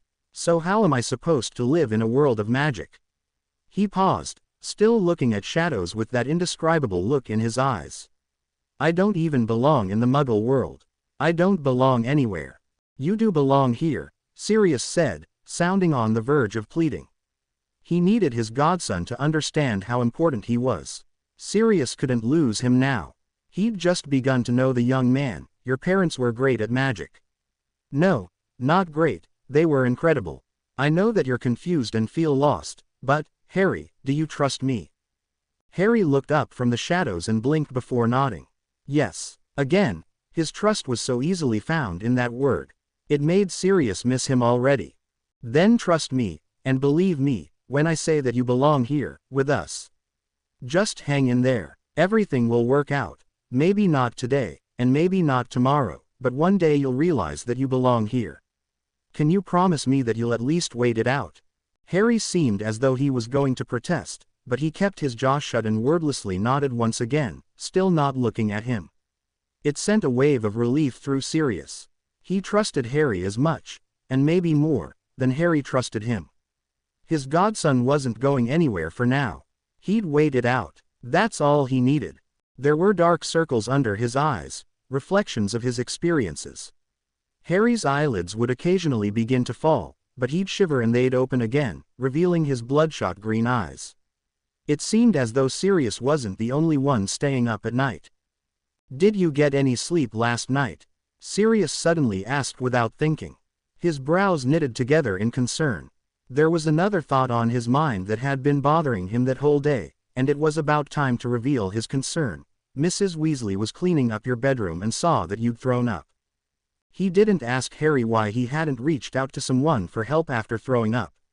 He wouldn't bother him about not asking for assistance. The young man had lived his whole life without help. Sirius wasn't going to expect him to ask for a helping hand. Harry sighed, but didn't look guilty. He shrugged. I fell asleep twice, but I didn't like the nightmares. They're too realistic. Just the thought of what Harry must have relived made Sirius shudder. Why? Why did this have to happen? Why was Harry plagued by Voldemort as defenseless as a common muggle? Why did he have to see things that no human being should ever have to see? Harry looked like a child in that moment. His guard had momentarily collapsed after he revealed what had been really bothering him when he fell asleep and become a victim to his tortured imagination.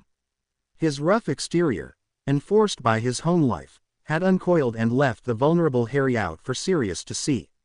He kept looking at those shadows, and maybe he was seeing things he didn't want to see. But he was trapped in his own mind. Maybe he wasn't looking anywhere. Before Hermione knew it, she was stepping out of the dressing room at a local boutique, where an anxious Jane Granger was waiting to see her daughter in a stupid pink dress. "Oh, you look beautiful, honey," Jane said. Hermione was sure she was lying, but she kept her mouth shut and turned to face the full-length mirror that showed a Hermione with dark circles under her eyes that clashed horribly with the light pink of her dress. She could hear the girls' voices in her head now. Are you starving yourself now? Is she that desperate for attention? Is she that desperate for boys? Hermione turned around awkwardly, by the request of her mother, and tried to feel anything from this dress. It wasn't too formal, but it wasn't too casual. It would have been beautiful, on someone else. She could imagine it on a pretty girl and was surprised that she wasn't even envious. She wasn't anything. She was just Hermione. You don't like it. It wasn't a question. No, it's okay, Hermione lied. Don't lie to me, Hermione sighed. Okay, I don't really like it, she admitted quietly. You look beautiful, and you don't need a dress to bring out that beauty. Isn't that what I've been telling you for years? Her mother had been trying to get confidence into Hermione in every possible way. Pep talks, makeovers, new wardrobes, but no matter what, her attempts always failed and they both knew it. The damage done at Hogwarts just couldn't be healed. It was stuck with her. Hermione twisted at odd angles, a little embarrassed about looking at her reflection because someone might draw the wrong conclusion, and tried to find one angle where she actually looked nice. There was a small bow around her waist, which almost gave her curves, but it wasn't nearly good enough to actually give such a good illusion. Even after her strict diet and exercise routine, she hadn't been hiding a perfect body underneath all of that baby fat. Her stomach was flat and her legs were strong, but that was the only appeal that she really found. The dress wasn't too revealing, but it also wasn't something a nun would approve of. It wasn't some sort of sultry, strapless dress. Strapless dresses just wouldn't work with her non-existent chest, and the plain pink fabric didn't have any sequins or a frilly hem, which might have been the only truly positive things about it. Do I even need a dress? Hermione asked. She was directing the question to anyone and anything. Her mom, God, the world. Anyone who would listen and give her the answer she wanted. It's just in case you go to that Hogsmeade village you've been telling me about. Don't the girls at school wear clothes a little nicer than school robes? Jane asked. The girls at school, who does she think she's trying to fool? What a sad excuse for a dress. Once again, she's trying too hard. I guess. Hermione shrugged. Honey, Jane said softly, standing up and patting her daughter's shoulders. I understand what you're going through. No, she actually didn't, but once again, Hermione kept her mouth shut. You're going to find someone, one day, who will see your real beauty, inner and outer, and love you for who you are. It was a broken record lying to her over and over again. You'll find the perfect guy, someone will love you for who you are. There will be a person who will actually see your real beauty if they looked hard enough, of course. Hermione had already accepted the reality of not having a boyfriend for a very long time. Hermione couldn't even look her mother in the eyes, so she remained still, looking at her own reflection and knowing that no guy could ever love her for who she was, whoever she was. The next few days were the slowest 2 days of Harry's life. Time was slowly ticking on, seconds graciously taking their time and hours never ending. He was thoroughly convinced that all of the clocks in number 12, Grimmauld Place were stuck just to mess with him. Harry wasn't even sure why he wanted time to hurry up already, but he did. Sirius was the only good thing about this stupid grim, old place, while everyone else was tiptoeing around him, like he was the dangerous one. Sirius escaped order meetings as much as he could to spend time with Harry, and the two would talk about everything and nothing. While he impatiently waited for time to painfully wear on, Harry didn't know what there was to look forward to. Sure, there was school. When was school ever something to look forward to? It was bound to beep, even in this world. A small part of him believed that he was waiting to be healed.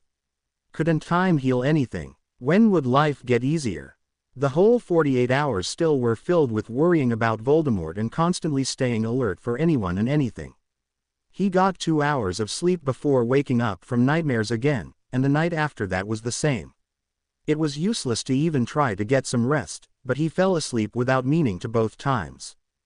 Harry felt like his mind didn't even belong to his body while he sat in the guest bedroom most of the time. He wasn't aware of anything, he was just there, just Harry, sitting there and waiting for anything. Maybe it was permanent damage done by what happened in the graveyard, nothing physical, something that nobody could actually see and cure. There was a constant headache, and the awareness of its pain was taking up a lot of his thought process. The aching had its own rhythm, thump, thump, thump, in his whole being, spreading through his veins like an epidemic, making him wish he stopped existing, if only to make the aching stop. He could barely hear what was going on around him, the shouts of Mrs. Weasley and the hushed voices of the Order and the conversation of the Weasley kids. It was all very far away. Harry had briefly wondered if there was some sort of magic that could help him stay awake, but immediately pushed the thought away, and it was never to be considered again. How could he think of something so dangerous? So stupid. He had never been the paranoid one, but he felt as though the person who had portkeyed into the graveyard was very different from the person who portkeyed out of it. Okay, we've got your books, Harry. Mrs. Weasley announced the day before Harry and the Weasley kids were due to go to Hogwarts. There were dark circles under her eyes as well, and she seemed less alert than usual. It was as though Harry's restlessness was contagious. She was even trembling under the weight of just carrying one small book that was resting in her left hand, threatening to collapse beneath the book. My son, Bill. There were more of them. Works at Gringotts, the Wizard Bank, so he got some money out of your vault there and bought you a school trunk, all of your books, your supplies. Wait, I have a vault at a bank. Harry interrupted her, stunned. Why couldn't I go and see it? Well, sweetie, Mrs. Weasley said slowly, carefully placing his school supplies on the kitchen table, we're afraid we can't just let you wander around Diagon Alley, unless we want to make a scene with a team of Aurors around you. Aurors. Dark wizard catchers, she explained hastily. And people are starting to wonder things, so we don't want to make more speculation. Anyway, he got a receipt of all of the money in your vault you have, just so that you're aware of how much you have. Is that okay, dear? Harry nodded, but he wasn't really sure what he was agreeing to. Did he really have money? It must have not been a lot, then. Maybe a few £100, if he was lucky. Here you go, sweetie, Mrs. Weasley said, handing him a parchment and returning to sorting out all of his school supplies in a dazed haste. And, galleons are our form of currency. Harry grabbed it and looked down at it, adjusting his glasses. His eyes widened at the numbers that were practically rolling off the paper. If galleons were any similar to pounds, he was rich. Harry was frozen in his spot, staring at the parchment stupidly and not believing that this all really belonged to him.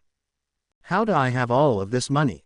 Inheritance, of course, dear, Mrs. Weasley told him, briefly glancing up to face him then returning to organizing the school supplies. Did you think that your parents left you with nothing? Harry opened his mouth to say something, but immediately closed it. His eyelids were drooping, slowly blurring his vision and making Mrs. Weasley not even look real anymore. He shook his head, which was really no use in the end, and continued to stare at the parchment as it slid in and out of focus. Nothing seemed like it belonged to reality anymore. Maybe, if all of this money really existed, then he could buy his own flat and be away from the Dursleys over the summer. Oh, dear, I nearly forgot, she said, chuckling although clearly nothing was funny. We wrote to Ollivander, a wand maker, and he's sent over a few wands for you to try out.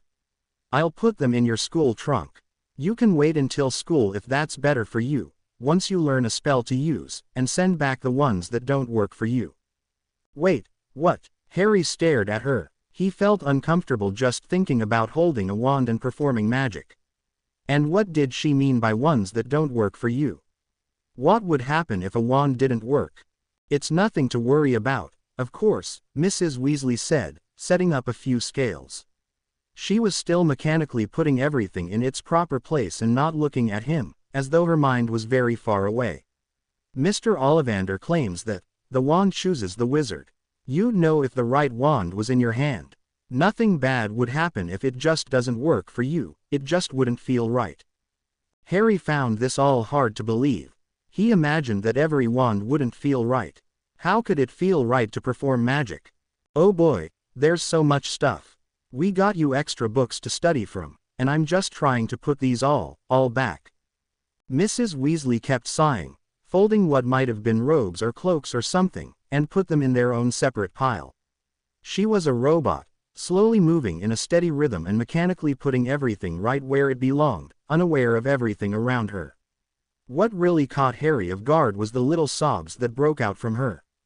I'm sorry that these supplies are so last minute, Harry, she said quietly, addressing him but not really speaking to him directly. They're not sorted right. I need to put them back together. I need to put all of this back together. She began to cry at this point, glancing at the supplies and still determined to sort them all out. Her hands were shaking and she nearly dropped everything she was holding, but she still didn't give up. I need to put everything back together. Harry would have kept to himself if it weren't for the persistent call of, Harry. From the kitchen. Sighing, he finally retreated from the guest bedroom and padded down the stairs cautiously before making his way to the kitchen, where he could hear loud conversation bursting from the room. Had anyone other than Sirius or Mrs. Weasley called him downstairs, he wouldn't have listened. He didn't owe the order anything. Sure, they believed him, but treating him like he was the dangerous one, just some tortured object, wasn't something that made them on his good list. He walked through the open doorway to find everyone scrambling for their things, eating bites of their breakfast here and there, and shouting at others to get out of their way. Harry dodged the Weasleys and managed to retrieve his school trunk, which was waiting for him, perfectly in place, courtesy of Mrs. Weasley, and away from the chaos. It was odd to see Mrs. Weasley again after seeing her cry like she had the day before. She seemed to be falling apart even more as she scrambled around, looking for something. Oh, Harry, Mrs. Weasley said above the other voices in fast conversation, finally noticing his existence, there you are. We're leaving in an hour, are you ready? Harry looked down. He had his clothes on his back and his school trunk. It was all he had. He nodded. Good, she said distractedly. The doorbell to the house rang, and at first Harry thought that it was Mrs. Weasley wailing, but it was a voice coming from the hallway. He shrunk away from the doorway cautiously as Mrs. Weasley ran out of the room and began to shout over a chorus of profanities that made Harry's vocabulary seem saintly. It sent a shiver down his spine. What the hell is that? Harry asked. Was it a new houseguest? Were they welcome? Sirius's mum's portrait, the boy named Ron said, shaking his head. Every time she wakes up, she starts yelling. Portraits talk. Oh, yeah, Ron told him matter-of-factly. Get on my bloody nerves sometimes, though. Especially the ones of dead people. It's just a bit creepy, you know. That's an understatement, Harry said, still very determined to keep a firm distance between himself and the hallway. Hey, want to be in the same compartment on the train? Ron offered awkwardly above the shrieks of the portrait outside, his red ears screaming out embarrassment. The train. Dumbledore had told him that all of the students go to Hogwarts by train, and Harry had been on plenty of trains in his lifetime with his gang. At least there wasn't some sort of insane, magical transportation system to get to the school, like a freaking magic carpet or something. Harry could cope with that, at least. Yeah, sure, Harry said half-heartedly with a shrug. He supposed that he'd be stuck in a compartment with someone either way. Why the hell not? Where have you been? Mrs. Weasley's voice snapped over the screeching portrait. There were other voices trying to talk over her, but she cut them off. Never mind. Just get inside and we'll choose the best route to King's Cross. We need to leave in a few minutes. What do you mean? Moody couldn't make it. Okay, very well. Yes, everyone's ready. Yes, Harry's all right. Just get inside already. Don't just linger out on the doorstep. The people Mrs. Weasley were yelling at listened and must have walked in, because the door closed a few moments afterwards. Harry stood there in anticipation. He looked over at Ron. That's the team of Aurors that are going to bring us to King's Cross, Ron told him.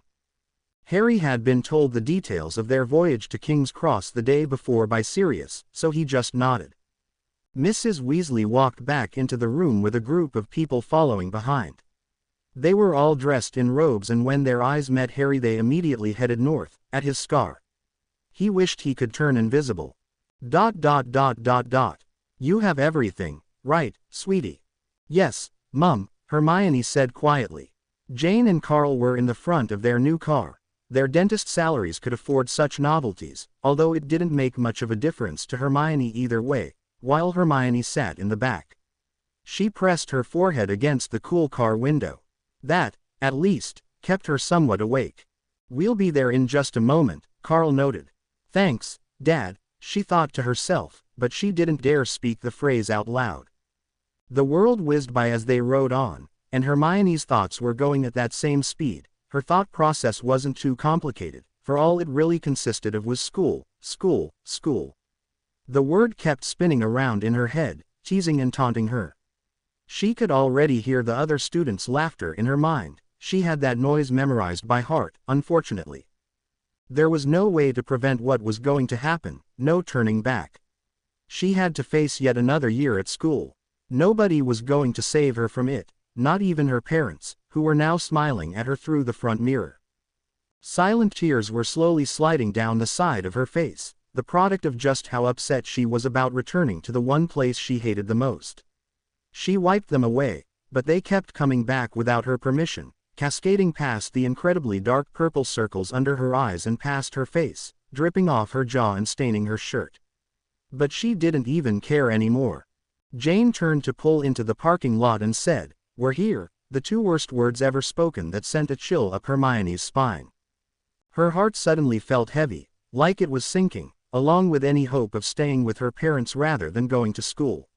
She was going to ask, in one last chance, to just skip this term, but her throat was dry and refused to utter any words. The three Grangers got out of the car, Hermione being the last one. She slowly took her time while retrieving her school trunk from the trunk of the car. That bloody thing made the situation all too real. This was really happening. She was really going back to Hogwarts. Come on, sweetie, Neville might be there already, Jane said quietly with a sad smile. She wasn't happy, of course, that her daughter would be gone until term ended and the holidays began. You brought that dress, right? Hermione, still not able to speak, nodded. She couldn't imagine actually wearing that stupid dress, but she put it in her school trunk anyways. Jane sent another sad smile her way. She wrapped one lean arm around her daughter's shoulders and led her to King's Cross, because Hermione honestly could not make the trip herself. Carl took Hermione's school trunk from her shaking hand and carried it for her as the trio entered King's Cross. Platform 1, 2, 3. Hermione could practically hear the other students' voices in her head already, muttering unspeakable things her way. She couldn't go back. 6, 7, 8.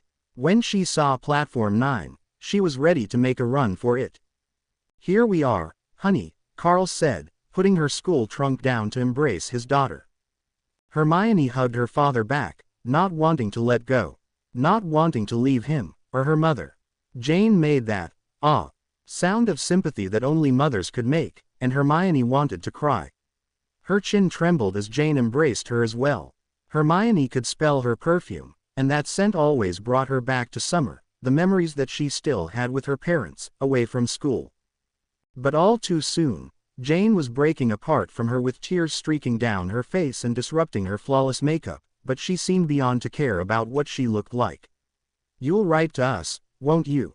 she asked. Of course she'd write to them. She wrote to her parents constantly while at school. it was an escape for her to read the words, real words, that her parents had written to her. And sometimes, she could smell the scent of her mother's perfume on the letters. "All right to you," Hermione said with a forced smile. It was nearly impossible to pretend to smile, considering how she felt. "Of course all right to you. We love you," Jane said before giving her daughter one last hug. She wiped her eyes and stammered, You have everything, right?" Hermione was about to say, "Unfortunately," but rather than making the situation worse than it had to be, she simply replied with, "Yes." Carl reached down and handed Hermione her school trunk as a group of people walked behind him and began to walk into the barrier themselves, Hogwarts students already. Hermione avoided looking at them. She didn't want to identify any familiar faces just yet. "Well," Hermione said quietly, looking down at her feet. "I guess this is it." Jane covered half of her face and nodded, and Carl smiled sadly. "This is it." Hermione turned. The group of people had disappeared past that brick wall already, and walked toward the barrier, alone. She turned around to glance at her parents once more but didn't bother to send them a fake smile. There was no use. She turned back, inhaled deeply, and walked into the barrier that separated the world she belonged to from the world she was entering. Harry was just getting used to daylight when they entered King's Cross. Of course. After being cooped up in number 12, Grimmauld Place, seeing the light of day nearly blinded him, but it was a relief. There was something about soaking up sunlight that kept his spirits up enough to not collapse at the thought of Sirius not being there. Harry's departure from the only person he'd really trusted was enough to keep a cloud looming over his head as he walked with the rest of the group into the entrance of King's Cross. Harry had promised to write to Sirius the moment he got to Hogwarts. Sirius told Harry to use the codename, Snuffles, for him, and to use codenames for other things, as well. They had to be careful, and Harry didn't question him. It was too dangerous, Mrs. Weasley said, for Sirius to be with them for the trip, even under a disguise. Harry had asked what disguise Sirius had, but everyone refused to answer him, because he was afraid of magic. It seemed ridiculous, really, to attend a school of magic and be afraid of magic. None of it added up. Yet here he was, on his way to platform 9 3/4. There was a platform 9, he knew, and a platform 10, but platform 9 3/4. He didn't question it aloud. He learned to adapt to everything that was going on, to just accept this bullshit. He wasn't sure if he was ever going to really get used to it. "Here we are," Mrs. Weasley announced to their group, which was basically a guard of Aurors. Harry stared at platform 9, then at platform 10. There was no platform 9 3/4, as he had guessed. They walked around a small, tight-knit family consisting of 3 people, that were all in Muggle attire, which was a relief to see, and talking amongst themselves. They all looked sad, especially the pretty girl that stood in front of who must have been her parents. "All right, Harry, it's just like I told you, you just have to walk into the wall. It seems silly, I know, but, well, let's have Ron demonstrate." "Ron. On it," Ron immediately said. He smiled at Harry, then ran headfirst towards the wall and disappeared. Harry's eyes widened. What the F***? The other Weasley kids followed, much to Harry's bewilderment. The other Aurors went as well, and the only people left were Harry and Mrs. Weasley. Every single one of them left him alone with Mrs. Weasley, every single one of them gone. "You first, dear," she insisted with a kind smile, urging him on. "What? Why, I'll be right behind you, I promise," Mrs. Weasley said. Her smile was faltering. "Do you trust me?" No, Sirius was the only person he trusted. Harry would have to write to him the moment he got to Hogwarts. Harry shut his eyes and ran towards the wall, expecting it to close on him and reject him, but before he knew it, he felt another atmosphere around him, and he heard a train. He opened his eyes, and yes, there was really a train. The Hogwarts Express. It was beautiful, red and shiny, gleaming before the other people who were moving in throngs, rushing others onto the train. There were bustles of people moving around, departing from family or meeting up with old friends. He was here, and alive. Harry hadn't even realized it at first, but he was shaking. The feeling of walking through a wall was so surreal. Mrs. Weasley appeared next to him, causing him to jump. "You didn't react as badly as I thought you would," she said over the conversation of others around them. Somehow, that didn't make him feel better. "There's everyone else. Let's get on the train, shall we?" Harry was rushed to their group, and it was already disassembling, but Mrs. Weasley quickly stopped them. "Oh no you don't. Fred, George, and Ginny, you're not leaving without saying goodbye to your own mother, are you?" Ginny blushed red and ran to her mother, hugged her, said her goodbye, and parted. Just like that, Fred and George made their little comments and were hugged nearly to death before leaving as well. "Ron, why don't you and Harry get a compartment before people, you know?" She left her sentence hanging in the crowded air, and Harry raised an eyebrow at her but didn't say anything. Although quickly, he was starting to realize what she meant. Some people were already pointing at him. "Right," Ron said, still carrying his trunk. "Bye, Mum." He was pulled into a hug and Harry was just about to leave with him, before Mrs. Weasley grabbed his arm. "You're not going to say goodbye?" she asked with a chuckle. Mrs. Weasley pulled Harry into a rib-crushing hug, and although it nearly suffocated him, it felt motherly. It ended all too soon, and she backed up to key him on the cheek. "All right, well, I'll write to Ron and see about you visiting us over the Christmas holidays," she said sheepishly, wiping her eyes. Left with an odd feeling in the pit of stomach, Harry followed Ron to the express. "Thought she was going to kill you with that death-gripping hug," Ron commented. "But she's like that. She's grown quite fond of you, you know. Like you're another son, or something." Harry didn't know what to say to this, so he remained quiet as they walked up the steps to the train. There were people looking out windows and pressing their faces against the glass to get a better look of him. He wanted to tell them to F*** off, if only they could hear him through the glass. The train looked very much like an average Muggle train, which relaxed Harry immensely. He had been expecting doors to open on their own accord and different pieces of furniture to talk to him. There was even a woman pushing a cart, no magic required. "Bloody hell. Practically every compartment is taken," Ron commented as they looked through the glass doors of compartments, searching for an empty one. "We're always late." People were staring at Harry as though he had three heads. Some people seemed torn between admiration and disgust, and others took strong sides. "Hey, that's Harry Potter." "What? Where? How do you know?" "I saw the scar. Blimey, he's here. Look, everyone." "I thought he ran away." Students shamelessly stared after him, and Harry glared at them. Even Ron had a few dirty looks up his sleeves.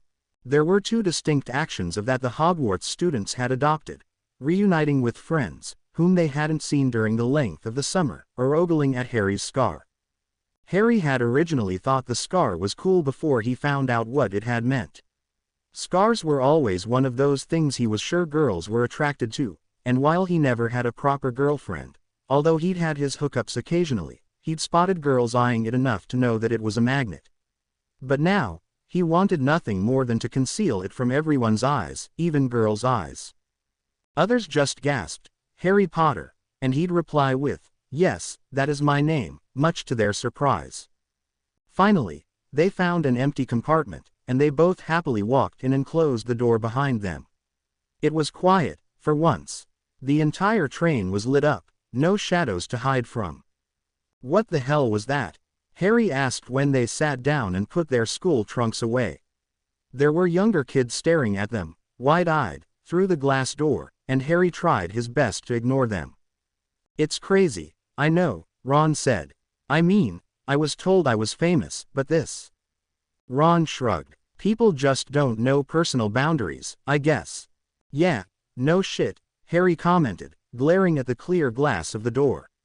He wished it wasn't so goddamn transparent. A few of Ron's mates walked in, trying to act casually surprised when spotting Harry, who was sitting across from him. There was Dean so-and-so and someone named Finnegan, or something like that. Just as they left, a strict-looking woman practically ripped the door open, startling them both. The look on Ron's face betrayed that she wasn't too favored. She reminded Harry of his old teachers who knew his reputation only too well. It seemed that this one was aware of Harry's past, too, she was eyeing him as an eagle would watch over its prey. "Mr. Potter?" she asked, before her mouth transformed into a thin line once again around a few wrinkles. Yeah," Harry said awkwardly. Her small eyes focused on him and he felt like he was being searched under a huge microscope. Within a moment, she focused specifically on his scar. "Great. Come with me," she ordered. Her gaze meant that she was not to be challenged, and Harry did not feel very much like getting a detention already for disobeying anyone just yet. He stood up and followed her, turning to shrug at Ron before leaving the compartment altogether. Only when they began to walk the length of the train did he recognize the woman. Harry had certainly seen her at number 12, Grimmauld Place. They'd never formally met, but he'd seen her walk in and out of the house briefly. His brain racked to remember how the others had addressed her, Minerva. Was that it? So she was on his side, even though she wasn't showing it. He didn't dare bring up the order out in the open, but he did find the trip across the express tolerable by that point. "I'm Professor McGonagall, the Transfiguration teacher at Hogwarts," the woman finally addressed herself, turning over her shoulder to glance at him before continuing on their trek to God knew where. "The sorting hat will sort you into the house that you belong to," she told him without looking at him. His insides squirmed. Dumbledore had told him about this. "It's right in here. We have it on the train before arriving at the school for new students above first year." They walked into a fancier-looking compartment than the students' compartments. It was empty, except for an old hat placed on a rackety stool. It was only too familiar to the battered hat that'd been disguised as a portkey. He was supposed to wear that thing. Harry didn't even want to touch it, let alone wear it. It was even shifting now. Dumbledore had said it spoke. But seeing it right in front of him didn't make it any better. "Well, go on, then," McGonagall said, gesturing towards the hat. I don't," she huffed and walked over to the hat to pick it up, and a part of Harry wanted to scream, "No." She walked back to him and said, "Potter, I understand that you're a little sensitive around magic, but this is a school of magic. You'll have to adapt. All you need is a little push." "I can't," Harry told her truthfully, staring at the demonic hat. "Potter," she said again, still holding the hat, "it was too close. I'm sorry, I truly am, but you have to do this. It'll only take a moment. I promise nothing bad will happen." Harry sighed but didn't protest. He grabbed the doorknob behind him, just for good measure, as she placed the hat on his head. It began to talk. "Harry Potter," it began in a rough, squawky voice. Harry reached up to take this thing off his head, but it wouldn't budge. He already wasn't feeling comfortable. Get it off me." The hat continued to talk like nothing was wrong, but everything was wrong. "Potter, it's fine," McGonagall screamed after him, but nothing could calm him down. He still tried to rip off the hat as it continued to say words that Harry wasn't even paying attention to. "Gryffindor," it roared, and finally allowed Harry to take it off his head. He tossed the hat across the room. It could have landed in a black hole for all he cared. He was just glad that it was gone. He clutched his chest, to see if his heart had exploded by now, and tried to steady his heavy breathing. There was cold sweat bleeding into the collar of his shirt. McGonagall picked up the sorting hat, the blasted thing, wordlessly, returned it to its stool, and studied Harry. "They weren't lying," she said quietly, although Harry was sure she wasn't addressing him. She cleared her throat and said, "Well, Potter, you're in Gryffindor. Congratulations." Deep down, that was the house he'd wanted to be in, as his father was in it, but after that encounter with the hat it hardly seemed worth it. "Seeing as I am the head of the house, I will meet with you later at the school with more details on how your tutoring schedule will be worked out. You'll have a tour of the school as soon as I can get a prefect set up for the job. The priority here is for you to pass your OWLs, important exams, coming at the end of the year. We'll be covering the basics for you, and of course you'll be expected to study. Welcome to Hogwarts. You may return to your compartment to share the good news of you being in Gryffindor with Mr. Weasley," she went on. Harry nodded, still out of breath, and opened the door to leave. As he turned to depart, he could have sworn he saw McGonagall bury her face in her hands. "I'm in Gryffindor," Harry announced when he returned to the compartment. When he sat down, all he wanted to do was sleep without any nightmares. He felt exhausted from the sorting. His eyelids began to droop again. Ron smiled. Awesome. You know, I'm one of the Gryffindor prefects. Yes, there are prefects in this world as well, he added in response to Harry's confused look. Don't know why they picked me, I have a good idea who the girl prefect is, unfortunately. As if on cue, the compartment door opened. It was the girl from King's Cross. She still looked just as sad. She had long, wavy brown hair and big brown eyes that seemed too big for her little body. And those eyes went immediately to Ron. It was as though Harry wasn't even in the bloody room. She didn't actually enter the compartment, but rather lingered at the doorway, as though it were a boundary line separating them. Well, speak of the devil, Ron said, clearly displeased just by her presence.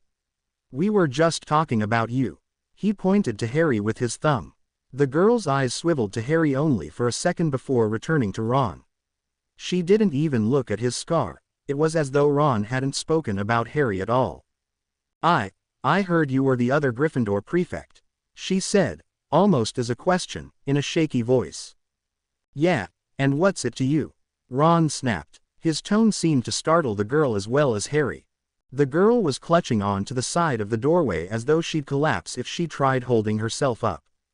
They want us to go to the prefect's compartment for a meeting, she said quietly. There were dark, almost frighteningly so, circles beneath her eyes, purple clashing with brown. They were even worse than Harry's own dark circles. Weakness was radiating off of her. Harry wondered why she wouldn't just look Ron in the bloody eyes and speak up. Yeah, fine, Ron said gruffly, as though she'd been scolding him. Whatever, I'll be there. The girl's eyes startled away from his tone and they momentarily landed on Harry, only she didn't ogle at him, and a second later her eyes were back on Ron, wide and sad. Well, what are you standing there for? Ron asked, and she nearly jumped. Weak, fragile, I said I'll be there. She looked down, turning red, and walked out, gently closing the door behind her. Harry just sat there stupidly. It seemed like this school was more like a Muggle school than he had expected. That's Hermione Granger, Ron told Harry, shaking his head. Complete waste of space, if you ask me.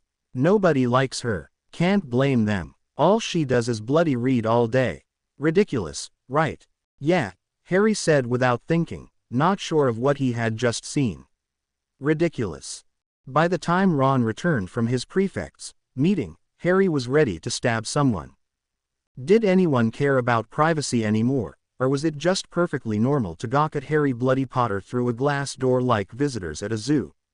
Why was this meddlesome attitude suddenly acceptable? He very much wished that he could just jump off the moving train, if only to escape the peering gazes from the other students. According to that goddamn newspaper article, Harry had run away from his home. The person he had been before the graveyard might have loosely fit the definition of what the adults called a delinquent, but running away. That was a whole new kind of rebellion. No matter how close everyone got to the glass door of the compartment, nobody actually dared to enter it, as though they were all afraid of making the first move. Harry finally had enough. He stood up and opened the door, and a few students moved back. Good. They should have moved back a long time ago. Does anyone give a shit about privacy? Harry spat at them all, his blood boiling. He grasped the edge of the compartment door, ready to slam it in all of their faces. Yes, I'm Harry Potter, and no, I didn't run away, so can you just leave me alone? Jesus Christ. He shut the door behind him and by the time he sat back down, most of the crowd had left, whispering amongst themselves. Thank God. The area around him was blissfully silent.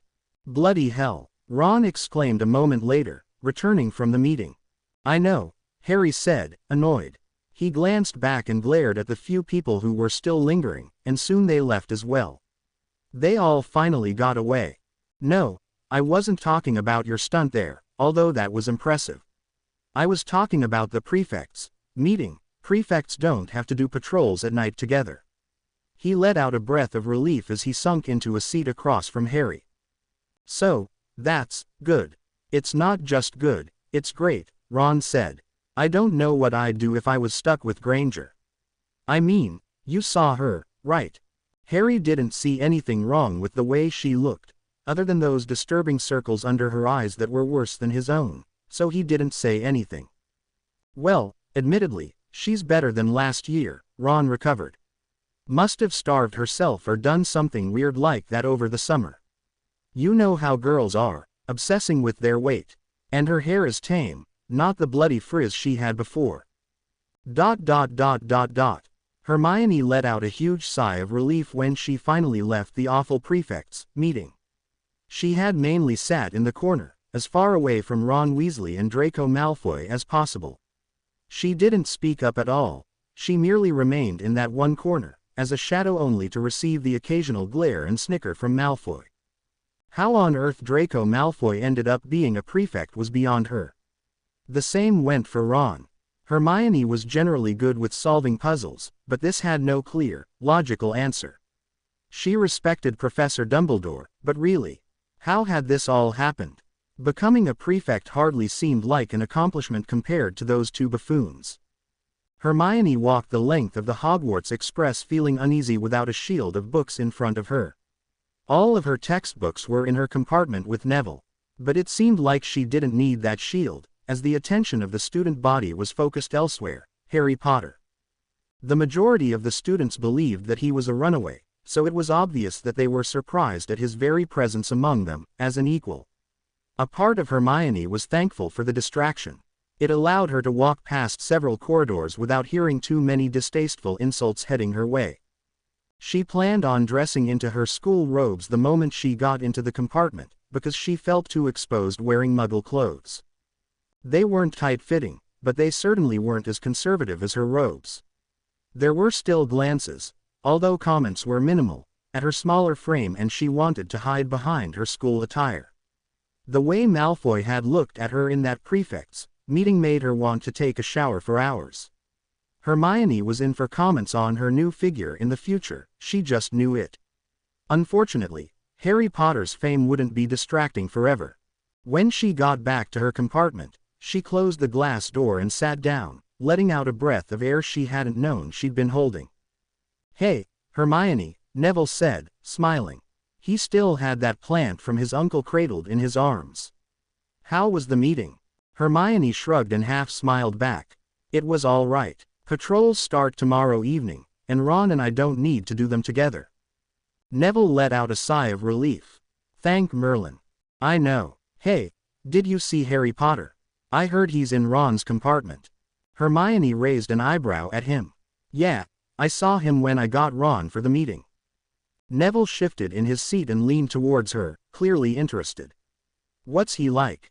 "Oh, not Neville too," she thought to herself. Hermione shrugged. "I didn't actually talk to him. But he seems, I don't know, he just seems off. Something's not right about him." She distinctly remembered the harsh look in Harry's eyes when she had quickly glanced at him in his compartment with Ron. He certainly wasn't the smiling hero that people had imagined him to be. Maybe he wasn't a hero at all. He had been a bystander while Ron snapped at her. It was moments like that, when Hermione couldn't stand up for herself, that made her question why she was a Gryffindor in the first place. Where did the courage part come into play? Hermione hadn't expected much more from Harry than to just watch the events unfold, and while he didn't join into Ron's tantrums, it was only a matter of time before he would. She didn't owe him any respect at this point. Neville stared at her. "Really?" Hermione nodded. "Odd. I thought, well, I don't know what I thought. But I definitely didn't imagine him to be like that," Neville said. "What house is he in?" "No idea." Neville looked out the window thoughtfully. "I hope he's in our house." "Oh, honestly, Neville," Hermione snapped, exasperated. Neville was her best and only friend, but sometimes he was just so thick. She'd never managed to have intelligent conversations, whether about academics or just life in general. Those kind of wonderful conversations were saved for her parents, who were probably almost back home by now. "Graham's a fan," he said quietly, shrugging his shoulders. She found that she had nothing else to say to him, and Neville seemed to think the same towards her, for the two then fell silent. They'd been friends for most of their Hogwarts years, but even now awkward silences fell between them. Hermione retrieved her school trunk and put on her robes over her muggle clothing, hiding her body from everyone else's eyes. Much better. A silent hour later, the shortest hour of her life, the Hogwarts Express came to a halt after she'd spent what felt like seconds staring out the window. Already, she heard the shuffle of the other students getting up, and she slowly followed by their example. Neville nearly dropped his new plant when he stood up. "Well, here we are," he said, resigned. Hermione and Neville walked out of the compartment and soon the Hogwarts Express together, Neville clutching his plant tightly so as to not nearly drop it again. There was the usual calling of the first years from Hagrid, the gamekeeper. Nobody knew why Professor Dumbledore kept him there to work at Hogwarts. Timid, short children who were much smaller than Hermione remembered being at their age walked over to him between their interested glances at the castle. "Ooh, I think I see him." Neville gawked when they stepped off the train. Hermione had been looking down at her feet. She glanced up at Neville, then to where his wide eyes were gazing. There was the back of a head with a mass of untidy hair just a few meters ahead of them. Other people were staring at the person, too. She sighed. "Neville, can you please not?" Hermione pleaded under her breath. She crossed her arms over her chest and tried to keep up with his suddenly fast pace. "I just wanted to meet him," he said. "Hey, do you think he'll like this?" Neville gestured to the plant set in his arms that were shaking under its weight by now. "Neville, please," Hermione said, sighing. She crossed her arms in front of her chest, since that was the only real protection she could offer herself, and followed her friend to the carriages. They were pulling themselves, as always. She climbed in after Neville and sat down across from him. Hermione leaned against the dusty interior and her eyelids shut of their own accord. She needed some sleep, although she knew she wouldn't be in a calming slumber for a while. The rickety motion of the carriage momentarily shook her awake, but even that wouldn't do. "You look tired," Neville noted. Hermione had never told Neville about her self-induced sleeping problem. It was too cowardly to admit. And besides, he'd go off and tell one of the professors, who would tell her parents. Nobody except for herself needed grief over this. "I'm fine," she replied, staring out the window and forcing her eyes to remain open as Neville searched her face for signs of sleepiness. "Honestly, Neville, I'm fine," she added, shooting him a look. He then turned away wordlessly. Time seemed to have sped up, because before she knew it, the carriages stopped in front of Hogwarts. She followed Neville, who had decided to not speak to her, and glanced up at the castle. The castle itself was truly beautiful. If only what happened within its walls wasn't so ugly. She did love magic, though. That was what made her keep walking to the grand doors amongst the other students. It kept her tied to this magical world. There was more to explore than the Muggle world could ever offer for her. Her curiosity and thirst to learn more about magic and its history had a strong hold on her and made her wake up for classes every morning. Hermione might have not belonged at Hogwarts in the social aspect, but she still thrived to pay attention to intricate details of every lesson she attended and soak in the knowledge that she could. The grand doors opened and Hermione's heart dropped and her stomach twisted itself out of existence. In less than an hour's time, there would be a meal waiting for her, but she found that she'd lost her appetite. She mutely followed Neville down the endless corridor. There was a bustle of students crowding around her and eventually they made it to the Great Hall. The ceiling was beautifully enchanted, as always, to appear as the sky. That was one of the things she loved about the castle and its magic. There were first years already lined up to be sorted, nervously looking around at the upperclassmen. Professor Dumbledore looked over the heads of the students entering the Great Hall.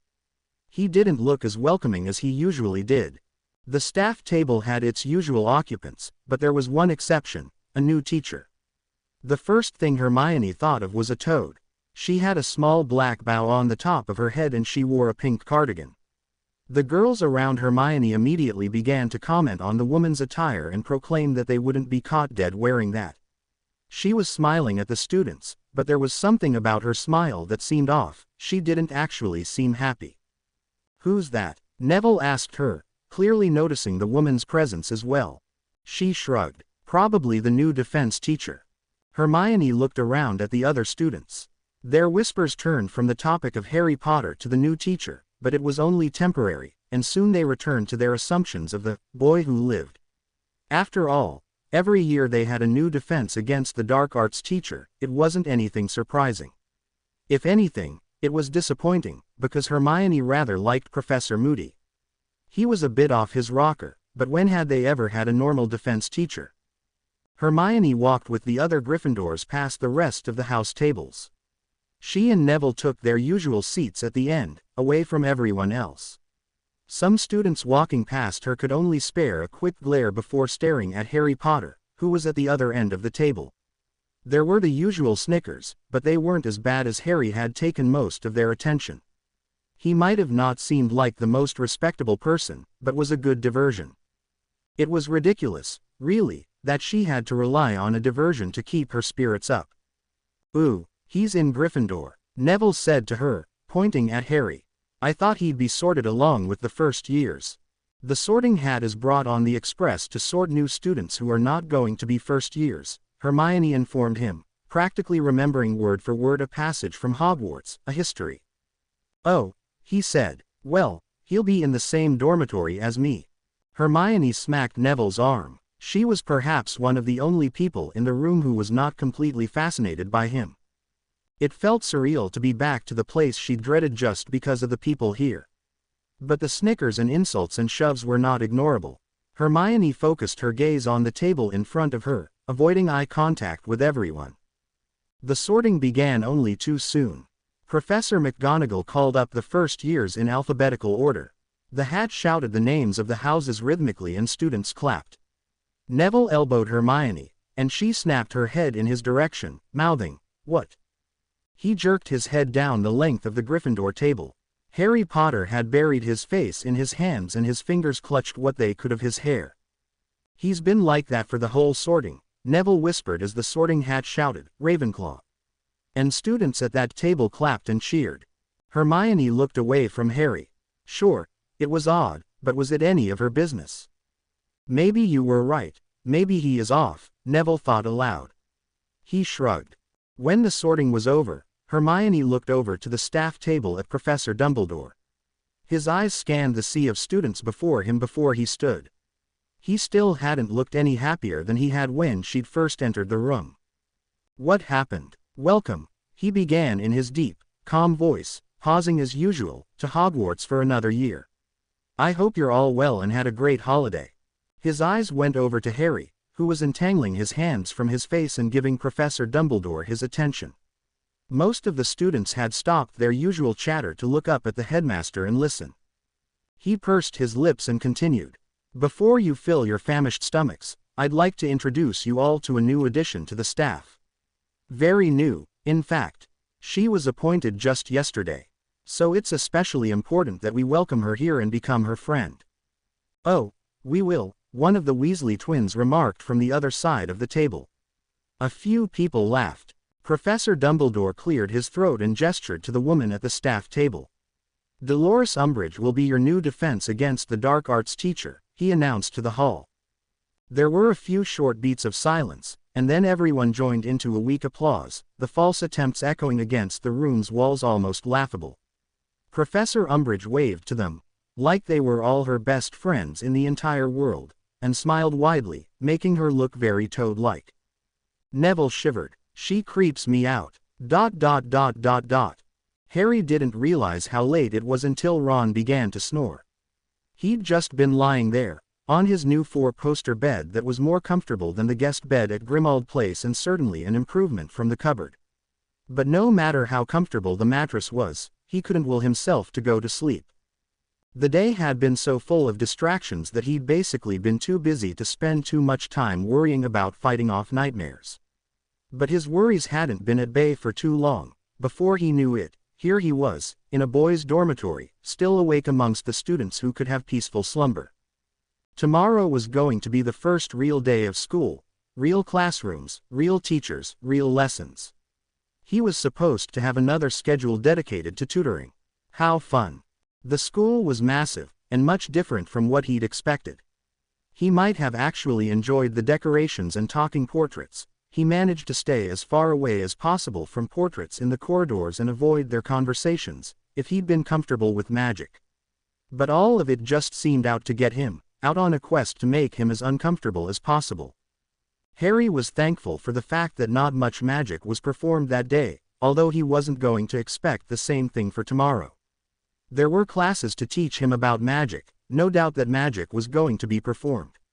The thought shook him. Ron had an idea of Harry's feelings around magic, but he really didn't understand the whole picture. Nobody could understand. Was Ron even his friend at this point? Maybe they were just stuck together, the two of them who knew the truth of what really happened versus the rest of the disbelieving school body. Perhaps Harry couldn't escape it, if he wanted to. But what was a friend? Harry had had his gang members, but were they friends? Before the graveyard, before knowing about magic or Voldemort, he thought he had friends, but now, he knew that those people weren't friends. Sure, they'd talk about girls and sports and say in games, and they'd make fun of other kids, but he couldn't completely trust them. Harry only found himself trusting Sirius. He supposed Sirius was his only friend, and the man must have been 20 years older than he. But it was something. For a moment he thought of writing to Sirius and go to the Ollery, a place where he could mail out the letter to, according to Ron, but then he remembered, he didn't know where the Ollery was. And it was pretty wimpy to go and ask Ron where it was. Asking for directions was stupid. And, in fact, it was pretty wimpy to even write to Sirius if he'd been separated from him for just less than 24 hours. He was weak enough. Harry smacked himself on the side of his head to keep him awake. There was no way he was falling asleep, only to then wake up screaming like some sort of pansy on the first day of school. He'd man up and keep himself awake. Was there really another option? It had been exactly 4 hours since Neville had said, "Good night," to her, a little bitterly because she'd been reprimanding him for ogling over Harry Potter, and she'd simply nodded back with a stiff smile. It wasn't the best start to the year when it came to her friendship with Neville, but she did have to admit that the attention was focused away from her. She supposed that one day, maybe at a class reunion, if wizards had things like that, she would thank Harry Potter for the distraction. But she didn't find herself wishing to speak to him anytime soon. Hermione sighed and crossed her legs on the couch she was sitting on. She'd been holding a book in her lap.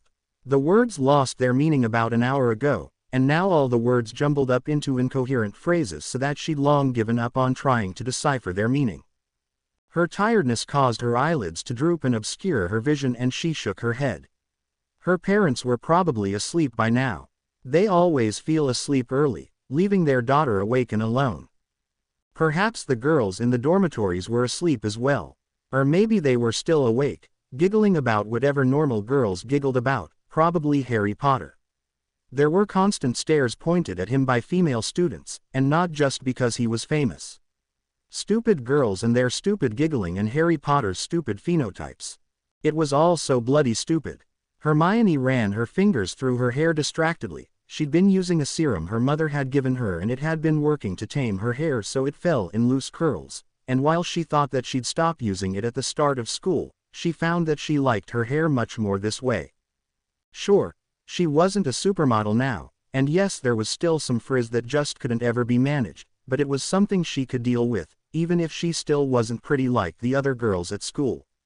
She opened the book in her lap once again with one last hope that she'd be able to read it, but her tired eyes just wouldn't cooperate. The text could have been in another language and she wouldn't have known it. Her head sagged forward, her body intent on getting some sleep. The exhaustion she felt reached every cell in her body. The urge to sleep peacefully was overwhelming. Hermione wondered if she was the only student at Hogwarts up this late. Maybe there were people like her as well, forcing themselves to stay awake in order to fight their fears. Or maybe she was alone. It all started in defense against the dark arts class. Since it was the first day of classes, it was the only class that was scheduled for that day. Professor Umbridge had been looking very toad-like, walking around the room and making sure that the classroom was quiet as everyone read the ministry-approved textbook. The students seemed bummed out at the fact that there wasn't a practical lesson. There was no magic being performed in the class, which Harry didn't personally mind, but it seemed kind of silly to be learning just from reading it. The other students who weren't afraid of magic certainly weren't going to learn anything from this. It was almost laughable. Ron, who was sitting next to him, elbowed him in the ribs. Harry gratefully tore his gaze from the stupid textbook and turned to face him, mouthing, "What?" Ron jutted his head and Harry's eyes followed his direction until he saw a tiny single hand patiently in the air, its owner being Hermione Granger. Her big brown eyes were focused on Umbridge, who seemed to be intentionally avoiding her. Practically every other student in the room was looking at Hermione. "She's always bothering teachers, you know, nagging them with questions," Ron whispered to Harry. The room was awkwardly still until Umbridge said sweetly, "Yes, dear." Hermione looked around the room, aware for the first time of all the eyes on her.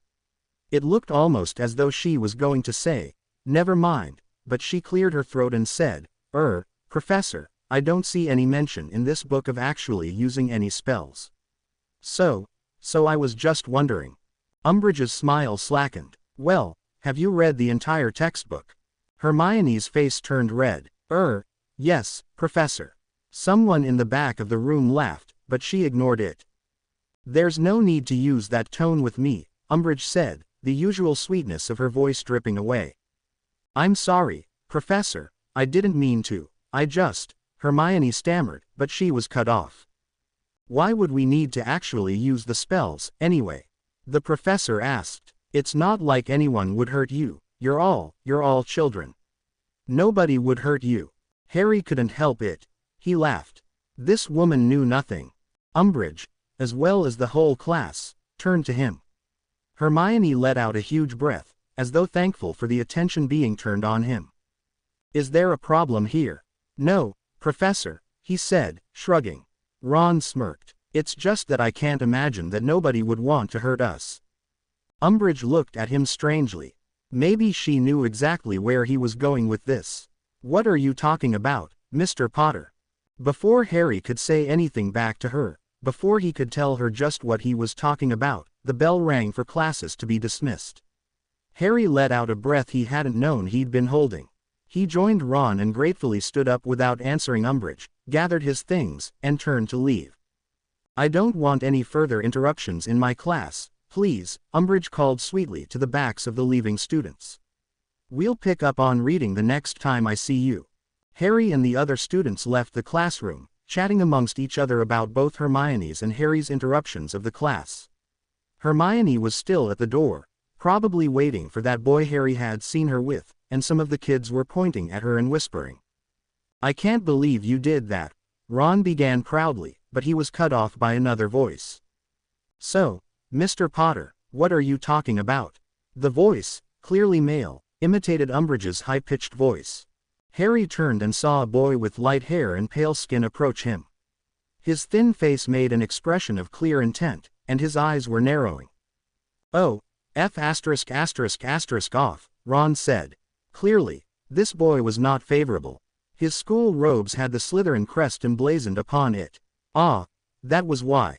"No, I want to know what Potter here was going on about," the boy went on. He was a couple of feet away from Harry now. "Well, if you must know," Harry began, balling his fists and prepared to give a speech right then and there, but Ron interrupted. "Malfoy, honestly, off." Malfoy. Harry remembered that name. Malfoy was the name of one of the Death Eaters. Lucius, was it? Voldemort had called him over. The man had laughed at Harry's pain. He must have been this boy's father. A chill ran down Harry's spine. Without thinking, he launched himself at this boy named Malfoy and threw his fists right at the bastard's face.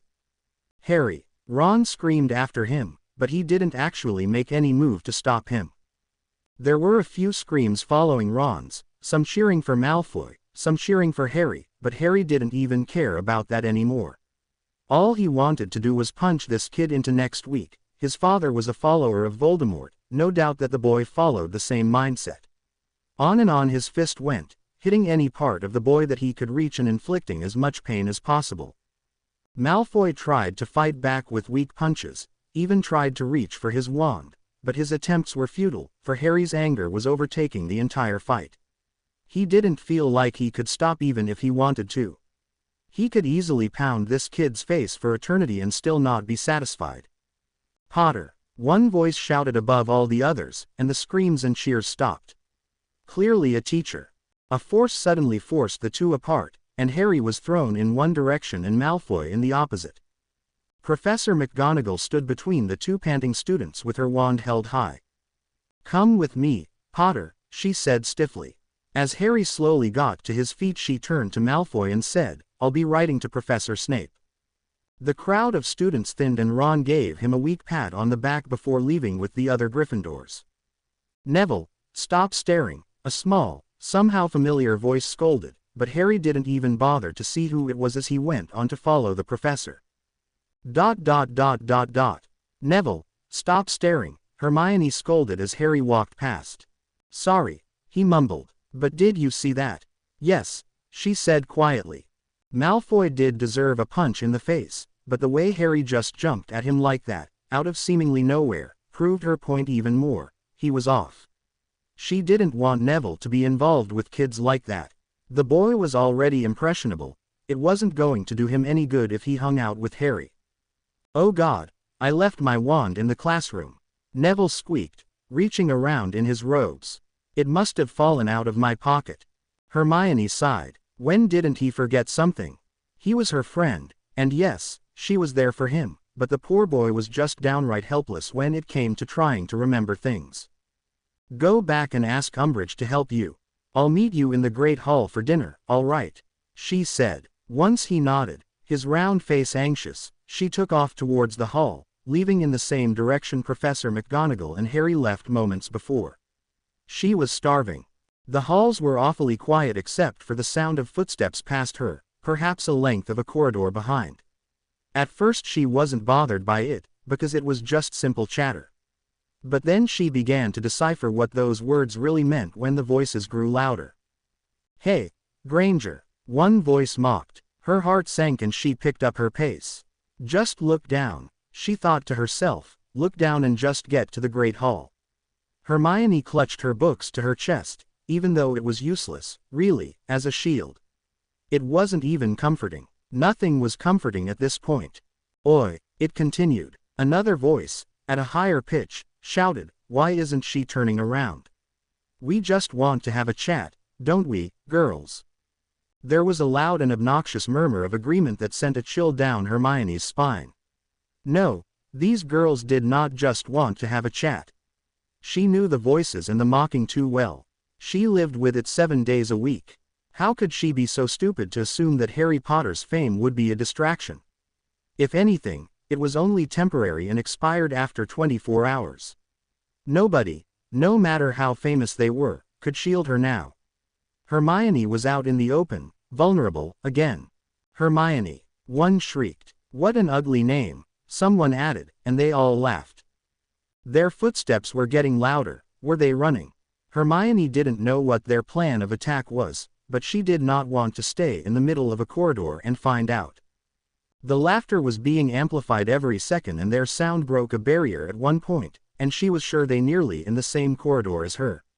She felt like prey, seeking a way to escape the predators, who were baring their teeth and ready to pounce.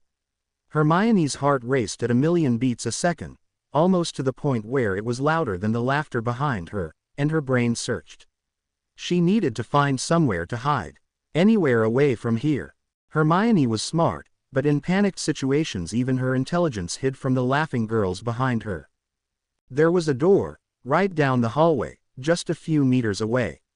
The whole corridor could have gone dark and a light could have shone upon that door, in all its glory. It looked vaguely familiar, like she'd visited the room behind it once, but that didn't matter anymore. The voices were growing louder and she was running out of time. Hermione darted and clutched her books so that they wouldn't fall. Some of her hair whipped into her face and her heart was urging her on, pumping blood at a rate that was surely unhealthy at this point. Her hearing sharpened in her panic and she could hear the cackling girls again. She could escape this, she could get out of this. Her hand grabbed the doorknob and she swung the door open, blindly walked in, and closed it behind her. Only when she turned around did she realize the room was already occupied. Professor McGonagall and Harry Potter were sitting in McGonagall's office, staring at her. She couldn't really blame them. So Hermione did the first thing that came to her mind, apologized. "Oh, I'm sorry, Professor," she said breathlessly. Her chest rose and fell with her ragged breaths from running down the corridor. Her shaky hand clutched the doorknob, just in case the professor was going to shoo her out and demand that she left at once. While Professor McGonagall, pursed lips and all, and that was never a good sign, contemplated for a few seconds on how to approach her unexpected visitor, Harry stared at Hermione. He'd been sitting across from the professor and he twisted his body around to see her. He just sat there, wordlessly looking at her. His eyes were so green, how had she not noticed that before? "Miss Granger, may I ask that you knock first before entering my office?" Professor McGonagall uttered. Hermione sighed and leaned against the back of the door that separated her from the laughing girls. "I'll keep that in mind, Professor.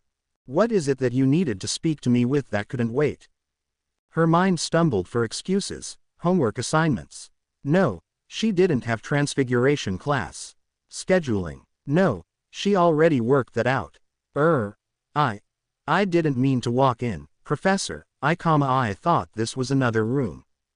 Professor McGonagall's eyes searched Hermione's face, as though trying to see past her lies, and Hermione was almost certain that Professor McGonagall in particular had that sort of power, but she said nothing more on the topic. It was old news. "Right, then, Miss Granger, you've reminded me that there is one thing I'd like to talk to you about. Potter, will you step outside, please?" Harry tore his eyes away from Hermione. She let out a breath she'd been holding, and turned to face the professor. "Sure," he said quietly, then he did just McGonagall had asked. Hermione was surprised, from what she'd seen just moments ago, with his rage being pounded into Draco Malfoy, she was shocked to see the boy obeying any sort of orders.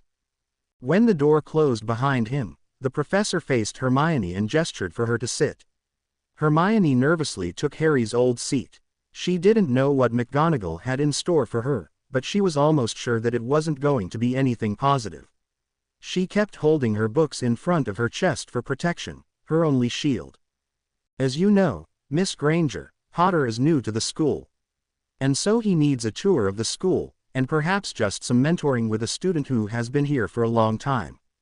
"Oh no." Hermione squeezed her pile of books tightly. "And, while you're here, I think that you'd be suitable for the job," McGonagall informed her. Professor, thank you for the offer, but, of course, it would look good on your academic record," the professor interrupted with a raised eyebrow, egging her on. "Volunteer work like that, especially when the name Potter is thrown around a bit, could be of good use to you." Hermione didn't deny the offer this time. It was going to be good for her academic record, and that, above all, was what she was putting her blood, sweat, and tears into. She wanted to get out of Hogwarts by the end of her 7th year knowing that all of her suffering was worth it. She knew that Professor McGonagall might have been using some leverage, knowing how dedicated Hermione was, but honestly, what other motive was there for her to go through with this?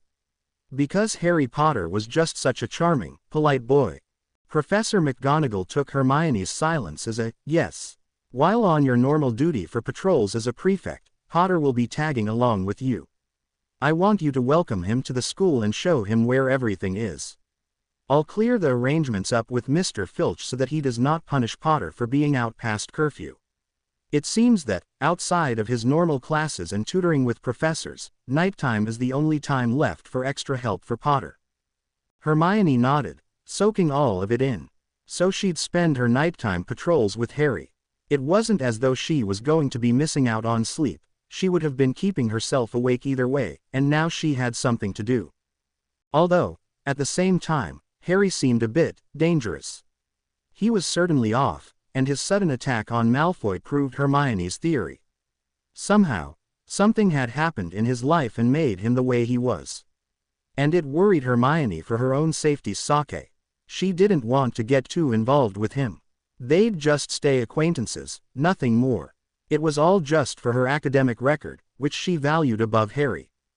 "Professor, may I ask you a question?" "Of course." "Why, did Harry start punching Draco Malfoy like that? I mean, there has to be some sort of explanation behind it. I think that that's something he should tell you in person, if he wishes." "I don't think I'm fit to give you the details," Professor McGonagall said. Right, I'm sorry." Hermione shifted in her seat uncomfortably and took to staring at the floor. It's quite all right. Although, she added somberly, there is something that I think you should be informed on about Potter. Hermione paused and looked up at McGonagall. Her tone had become much lower and she wondered what she was going to tell Hermione. Professor McGonagall took a breath, looked right at Hermione, and said, Potter is a little nervous around magic. He was introduced to it in a way we didn't want him to be. I'd just like to warn you to not conjure any sudden magic around him. His reaction to it is not something I'd like you to be exposed to. Hermione's mind raced for reasoning behind this, but she did not dare to ask why Harry was that way. She supposed it would be some hidden secret, kept from her anxious ears, just between Harry and the people he trusted. It seemed unlike him to trust anyone, but maybe he had no choice. Okay, Hermione stammered out. Now that that's all settled, Professor McGonagall pulled out her wand and conjured a matching seat beside Hermione's. Get Potter, will you? She nodded, stood up, and opened the door. Harry's arms were crossed and he was looking down the length of the corridor. He was unaware of Hermione's presence there. It seemed so odd to see him so calm after Headley went after Draco Malfoy without any sort of clear explanation. The anger that had been building up inside of him scared her. She coughed quietly, not knowing how else to get his attention, and when he snapped out of his trance to look at her she took a step backwards. God, he was off. He faced her and waited expectantly. Well, he asked. She took another step backwards. Professor McGonagall wants to talk to both of us, Hermione said softly from the doorway, lamely gesturing behind her. What did she talk to you about? He asked, not moving. You'll find out. Hermione didn't want to break the news to him that he was going to be stuck with her during her nighttime patrols. She didn't know just how violent he was. But he surprised her again and shrugged at her response, and they wordlessly walked back into the office together. A part of Hermione thought that Harry wasn't going to show up. He did not seem like someone who would obey orders like being stuck with the ugliest, most unpopular girl at school every night. There was something off about him, although Hermione couldn't pinpoint it exactly, that made her scared. She thought about the wand that was tucked away in her robes, and even practiced ways to retrieve it as quickly as possible. She'd seen what he did to Malfoy, didn't want to become his next victim. Maybe this was part of his punishment for beating up Draco Malfoy like that. That's all she was to him, a form of punishment. And that was perfectly fine with her. The less involved she was with him, the better. It was for the best. But there he was. Harry showed up. He was 10 minutes late, but Hermione was too scared to ridicule him for his tardiness. He had changed out of his school robes and into Muggle clothing. Hermione had taken to wearing Muggle clothes, a long-sleeve shirt and jeans, as well, which she was more comfortable with. She kept her attire loose-fitting because while this was just a tour of the school, Harry was still a teenage boy, and getting attention from boys in that unspoken way was not something that her mind could handle. She only dared to wear Muggle attire when the rest of the school was asleep, because her status as a Muggleborn did not help her relationship with the Slytherins. For one crazy moment she thought that Harry was going to say something as his eyes flicked down her body, but he immediately looked back up at her face and she shook the thought away. Should we go then? He spoke up first, putting his hands in his pockets. Why yeah, she said. She pushed a piece of hair behind her right ear and motioned for him to follow. I'll start by showing you different routes to the Gryffindor Tower, I guess, since that's where you'll be spending a lot of time. Harry just shrugged, even though she couldn't see because her eyes weren't looking in his direction. In fact, it looked like she was purposely avoiding his gaze. It didn't take a genius to figure out that she didn't have many friends, and probably didn't know how to act around him. It was a little irritating that she probably wouldn't be able to hold a regular conversation. Harry was already frustrated from the day's events and didn't need this. But he held it in and shut his mouth and just went with it. About a few minutes into walking in silence, Hermione finally spoke. You'll probably go through this route the most because it stems right from the Great Hall, so you can go here after meals. It's by this portrait. She pointed over to a portrait of a man who was sitting in a chair, waving at the two. Neither of them waved back. Okay, he said, although, She continued, turning to face her body towards him but not actually looking at him. You'll probably have Ron with you after meals to lead you there anyway. This is just in case you're, without him, or something. And it's just good to, know these things. Harry might have not been the smartest kid around, but even he noticed the way her tone changed when she mentioned Ron. He still hadn't forgotten her encounter with him on the train. Harry had just sat there awkwardly, letting the events unfold, but what else was he supposed to do? You hate Ron, he blurted out. Hermione took a breath and actually looked at him this time, her big brown eyes staring straight at him. Hate is a strong word. Okay, you just don't like him, he corrected. His sentence hung in the air and he wondered if he should have told her that he noticed how Ron treats her, but maybe that wasn't the appropriate thing to say. What the hell was proper etiquette? Was he even supposed to use etiquette with someone like her? Hermione could only shrug at this. She clearly wasn't much of a talker. She folded her arms across her small chest and continued walking, facing the floor. Go up these stairs and it'll take you straight to Gryffindor Tower, she said a few minutes later, pointing at a staircase. But don't the staircases move? He couldn't help but ask. He made a mental note to thank Ron profusely for guiding him through the school for the day. Otherwise, he would have been completely lost. Although, really, figuring out the layout of the castle was the least of his problems. Then you take whatever route you can to get to that corridor, she replied, keeping her gaze away from him. It'll lead you to the fat lady. Hermione's voice was so quiet that Harry could barely hear her. Hermione being afraid of him almost stopped being a possibility by now. There was no doubt that she kept her distance from him out of fear. He still couldn't forget the way she looked at him when he emerged from his fight with Malfoy, a mixture of fear and disgust. And she wasn't alone in fearing him. After he'd lunged himself at Malfoy with malicious intent, he realized that everyone would assume they'd be his next victim. If only they knew what was really behind it. And, I mean, people sometimes freeze the staircase temporarily, so long as Filch isn't around. It's not technically breaking the rules, but he gets all sensitive around magic. Harry's breath hitched at her words and she paused and looked up at him. Sorry. So she must have known. It was no wonder. McGonagall must have warned her about how Harry would react to seeing magic. He somehow felt violated, knowing that a completely stranger was aware of his sensitivity to magic while he was attending a school of magic. It seemed like the thing that he would tell her after warming up to her, although with the way things were going, they weren't going to be anything more than classmates. So McGonagall told you, he said with a sigh. Hermione shrugged. Her eyes flickered back to the floor. Well, she just said to be careful. No details, don't worry. I don't know why you're like that. Then she added, in a quieter voice, I don't want to know. Harry almost wanted to tell her not to tell anyone, although he doubted that she had many people to tell anything to. You're right, he said, and she looked up at him, her large eyes filled with curiosity. You don't want to know. Her little body seemed to tremble at his words. Of course she was probably thinking of possibilities, but nothing could be as excruciating as the truth.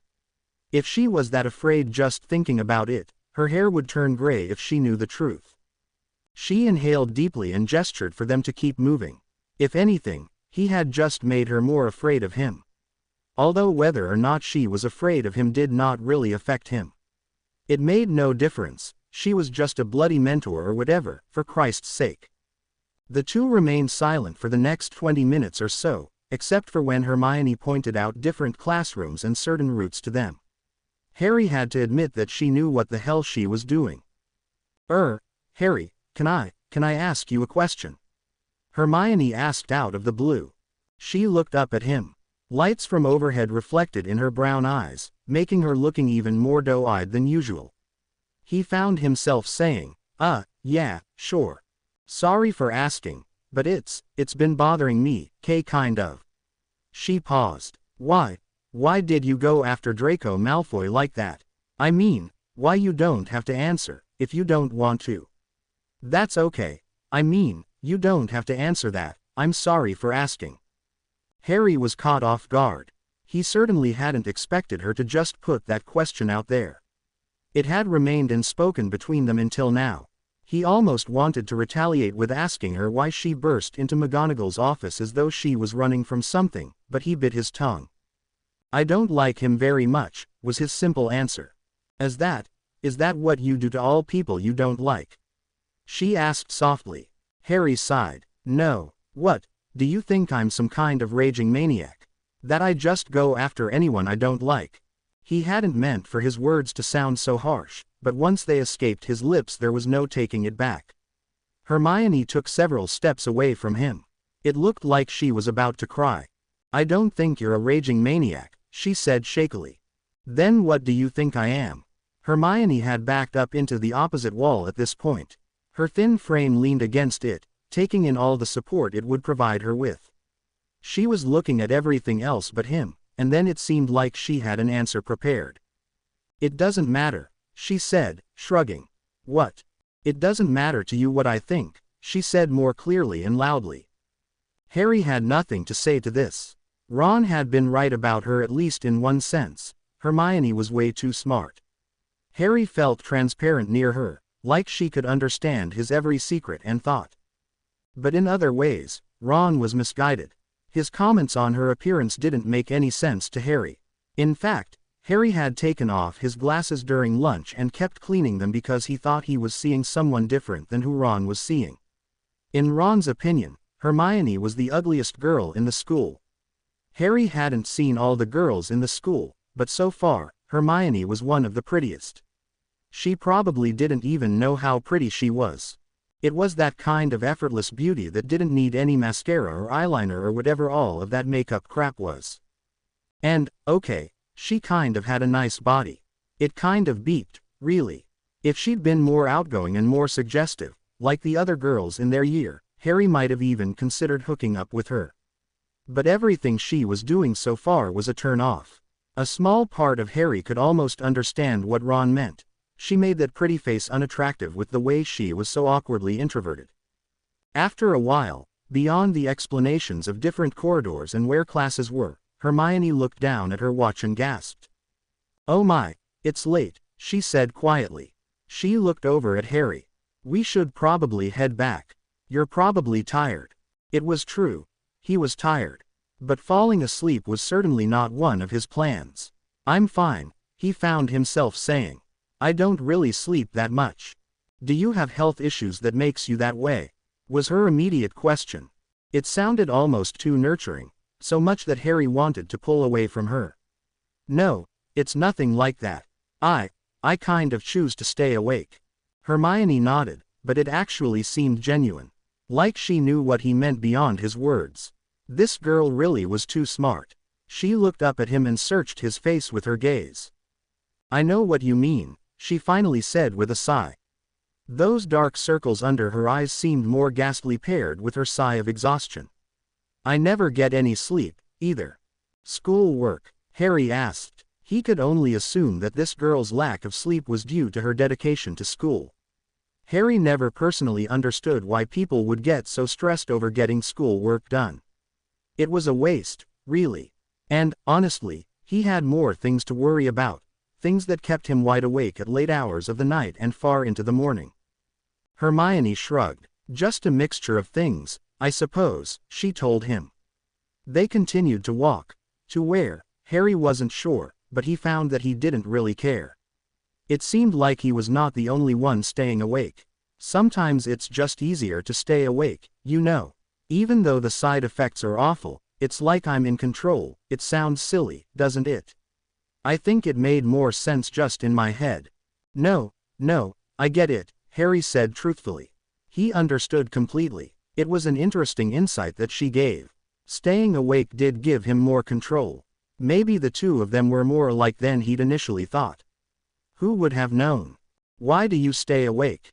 she asked, turning to face him, her eyes meeting his. Hermione almost seemed nervous to ask this question. She was so goddamn timid. Like a freaking deer, or whatever the hell, was scared of every bloody thing. "Well, it's like you said, to stay in control," he said. "It's easier this way, to stay awake." Hermione looked at him like she was going to press him with another question, but she refrained from interrogating him. He knew that his response was vague, but in his defense, so was hers. It seemed like the other didn't want to admit their real reason as to why they stayed awake.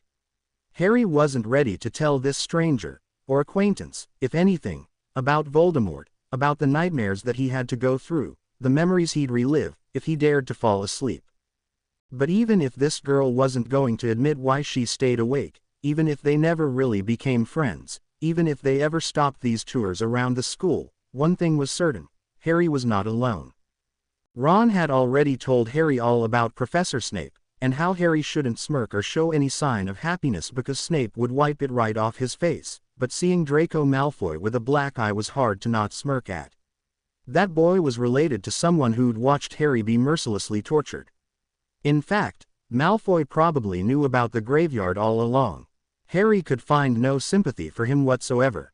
He'd received weird and frightened looks from classmates all around him, but he'd already been used to that from his old school.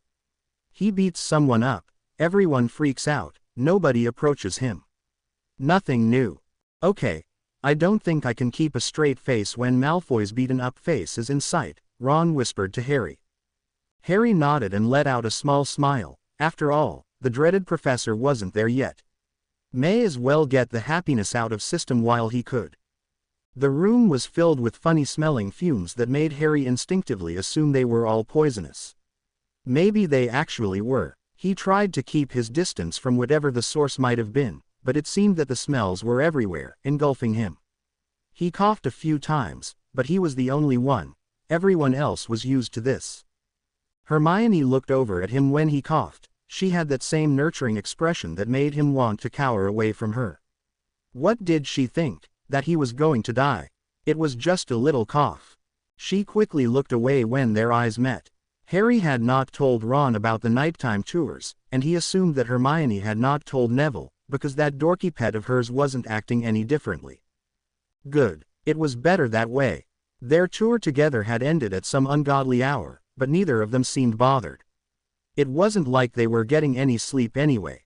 The fact that someone else out there stayed up as well somehow comforted Harry. Stop the chit-chat, a voice said from God knew where. It was low and sent a chill down his spine. A still silence hit the room and none of the students said a word. Harry looked around. The other students had taken to doing that as well, and saw someone wearing long, black robes emerge from the front of the room. It was the same man he'd seen at the staff table that Ron had identified as Snape. He really did need to wash his hair or something. Harry wanted to take a shower just by looking at him. The man's gaze swept the room as his footsteps pounded against the cold floor. It was that kind of challenging stare that Harry's old headmaster had. And it was still just as freaky. When Snape's eyes met Harry's, there was an obvious prejudice there, but Harry acted as though nothing had happened. I see you've all probably forgotten most of the material over the holiday.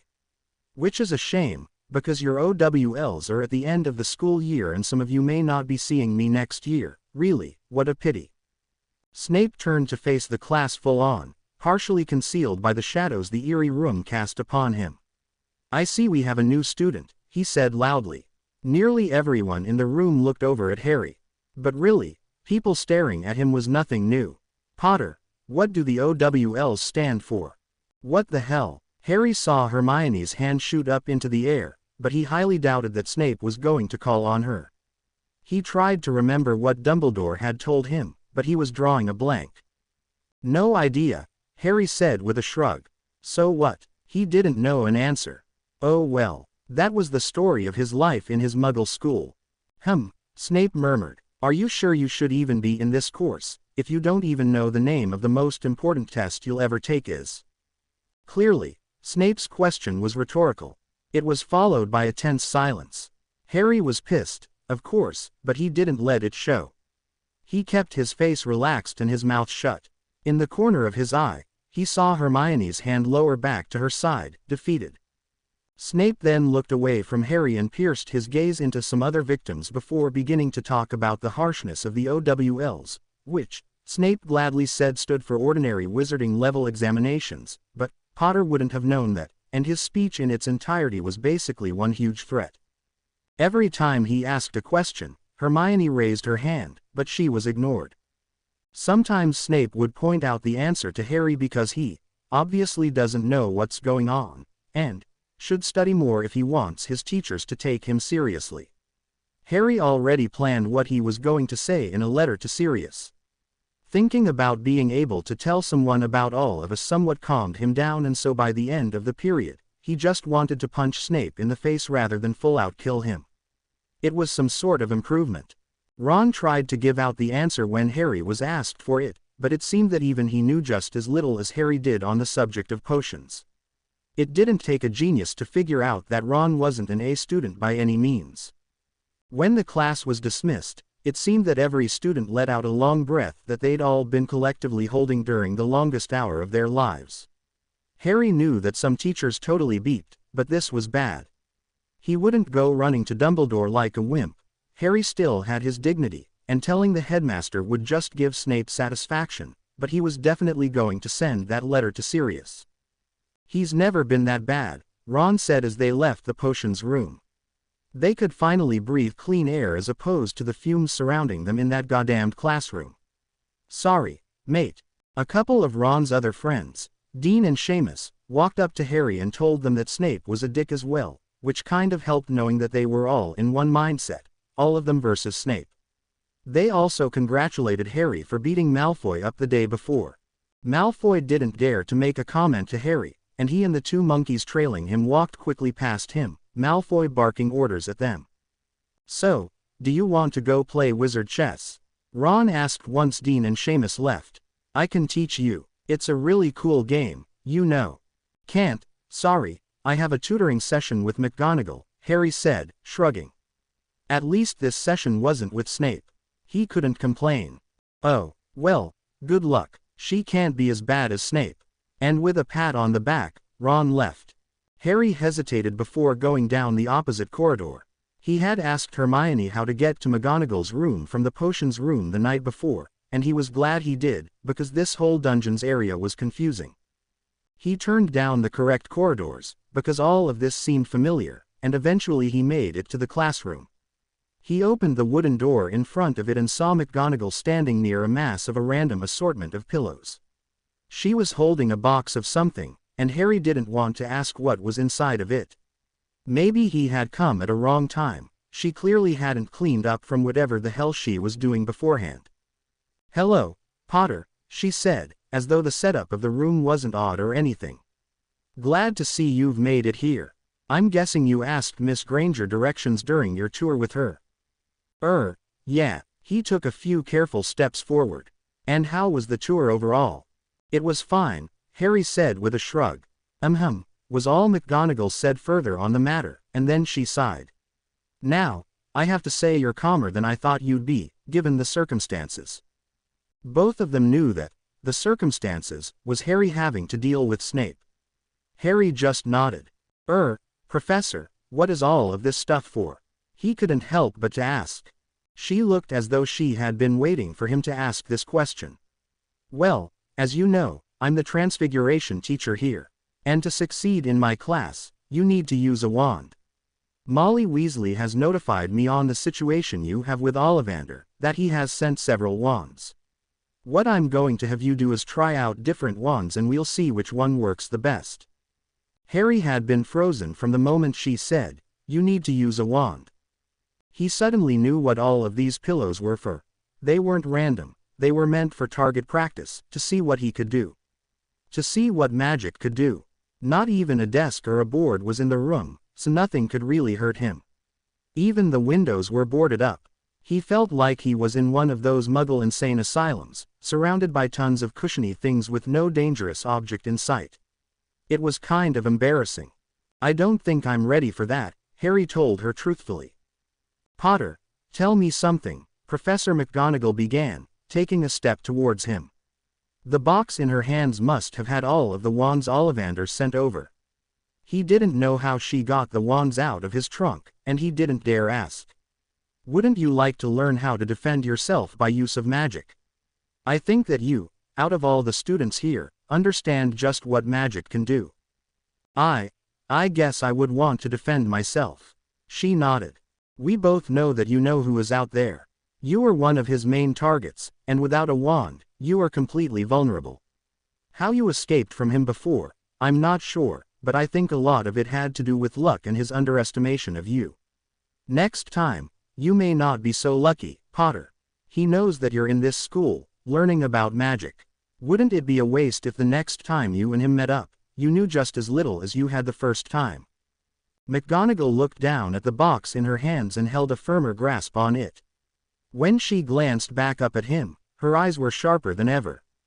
Prove to him that you can fight back, Potter. For us to say that he'll never come after you again is just a bandage over the wound, it's temporary comfort until he returns. Now I hate to be the one to bring you to this reality, but you need to realize that you have to at least try. See what you can do. You don't even have to perform a proper spell yet. Nobody is expecting you to be excellent at first, but if you can walk out of this classroom with a wand in your hand, then that in itself is an accomplishment. He didn't know what to say. Harry couldn't argue, really, because she was saying all of the things that nobody else would say. And he admired that about her. He could try. McGonagall was right. Voldemort wasn't finished with Harry. He'd come back sooner or later, and Harry needed to be prepared. Harry nodded and swallowed hard. He wanted to get this over and done with. His nerves were already getting to him. The fact that he was going to be holding a wand, something that could perform all sorts of magic, was keeping him on edge. McGonagall reached into the box and pulled out a simple, thin wand. Ollivander separated them by their power. He gave a few weaker wands just for you to get the feel of, but you shouldn't actually stick with any of them. Once again, he nodded. McGonagall walked over to him and put the wand in his hand. He held it as lightly as he could. This was dangerous. In fact, he would have been more comfortable holding a gun than this thing. He kept his arm extended, separating himself from the wand as much as possible. His hand was already shaking. Calm down, Potter. You can't actually perform any dangerous spells if you don't know the incantations. And it won't turn on you. That's just impossible. Everything's possible, Professor, Harry told her. When she looked over at him, he thought he was going to get yelled at, but instead her mouth just became less of a line and more of a smile. Harry couldn't stop looking at that killer in his hand. It reminded him of Voldemort's wand, the most dangerous weapon ever known to man. There was a thumping headache being brought back to the front of his mind. It was always there, the headache, that dull humming of pain, but he'd normally push it to the back of his mind. There was no physical pain in the rest of his body. Maybe it was some sort of game his mind was playing. He didn't even feel safe in his own head, which might have been one of the worst feelings ever. McGonagall cleared her throat and said, "Now, when you're ready, point the wand at any pillow." What's going to happen? Well, normally, nothing happens, and we move on to the next wand. But usually there are sparks emitting from the tip of the wand, or the pillow shifts over. Imagining himself moving something, or doing anything, really, with magic, was a little scary. He looked at a pillow across from him, aimed, and closed his eyes. The silent seconds wore on, in rhythm with his pounding headache, but nothing happened. "I didn't expect anything more," the professor reassured him. He opened his eyes to see her shifting through the box and extracting a different wand, more bent and awkwardly shaped. "This one might have a reaction. And what do I do if it does?" "Just keep a hold of it. You're in control, Potter, not the wand," McGonagall told him. "You have the magic, the wand just translates it. You were born with magic." That was an odd way to think of it. He shrugged and grasped the other wand she had given him. He still felt just as nervous as last time, even though he kept trying to tell himself that he was in control. It seemed like the headache was taking up most of the space in his head, and common sense had no room to fit in. Harry pointed at the same pillow, aimed, and closed his eyes once again. Nothing. He immediately handed the wand over to McGonagall, who wordlessly put it back and took another out. There were no words of encouragement this time, if he could call her speeches of harsh reality, encouragement, as he aimed again. He shut his eyes and there were a small feeling in his hand, and he lost it. He dropped the wand and staggered backwards, opening his eyes to look for any dangers. His breathing was heavy. McGonagall picked up the wand he had dropped and put it back in the box. She was acting as though he hadn't just wimped out. There were a few sparks. We're making progress. Progress? Harry asked, raising an eyebrow. You certainly acted better than I thought you would have. Here, let's have a go at the medium-powered ones. Harry wanted to protest, but before he knew it, another wand was in his hand and McGonagall was saying things like, "You're in control," and, "Don't worry if you feel anything, that's supposed to happen." He aimed and this time, he kept his eyes open. There was a warmth in his hand and sparks, like miniature fireworks, came out of the wand tip. Harry grasped the wand with both hands and thought to himself, "Stop." He wanted nothing more than to conquer this. And then it happened. It listened. It stopped. No more sparks. Harry dropped the wand then, grateful that he could now separate himself from it. McGonagall looked at the wand and back at him. "What did you just do?" Told it to stop, I guess." "Well, I thought it. I just really wanted to stop the sparks." "Potter, that's impressive. Many first years have that sort of experience without any formal training in magic. Here, let's keep trying." Harry wasn't sure that being level with a first year was much of an accomplishment, but he didn't say anything. They tried several more wands, each emitting sparks. When Harry wanted them to stop, they did. Apparently this was completely normal, and hearing anything about the wizarding world being called normal was almost laughable. Harry was still dropping the wand once the sparks stopped, but McGonagall did not yell at him for it. In fact, the professor did not yell at all. "I think we should try the wand Ollivander specifically recommended. He has his reasons for thinking it will work, and we should trust him." "If it really works for me, will it have sparks?" "Well, no, not necessarily," McGonagall told him. "Sometimes the pillow will move across the room, or it'll explode. But the feeling will be stronger than with the other wands. You'll feel a warmth greater than the others. Somehow, you just know when it's right." He could not find anything about this, right? He took the wand she handed over to him. Why this man, Ollivander, thought this would work for him, he wasn't sure. Harry pointed the wand at a pillow and suddenly knew what McGonagall meant. There was a warmth not only in his hand, but everywhere, as though someone had boosted up the temperature in the classroom. Somehow, although he never would have imagined himself feeling this, it felt natural, like the wand had been molded to fit his hand perfectly, a precise match. The pillow began to move slowly across the room and he dropped the wand, and the room returned to its normal temperature. "That's the one," McGonagall said. "But I dropped it," Harry replied. "Dropping the wand is not a contributing factor, Potter. That's just your natural reaction to seeing yourself perform magic. I have to say that we got further than I thought we would have. Here, you can put the wand in your robes." McGonagall handed him the wand, and holding it again made him wonder if it was going to do anything out of the ordinary, but it didn't. He slowly slid the wand into his pocket and when nothing weird happened, he looked back at the professor. "Will my lessons with the other teachers be like this?" Harry asked her. "Ones that require wands, yes. I'll notify them and tell them that you've acquired a wand that works for you. Classes that don't need wands will just incorporate a study session. They might have you practice with your wand if they'd like." Harry nodded. "I think our session is up, Potter," McGonagall said with finality. "I'm impressed. Don't forget that you have another tour with Miss Granger." "I won't," Harry told her. He turned to walk out of the classroom, but just as he was about to open the door and turned back around and said, "Thanks." Okay, so he was 5 minutes late, but it was better than last time. He thought that Hermione was going to point out his tardiness, but she didn't. Instead, she just said, "Hello." And she smiled. Wow, she had a pretty smile.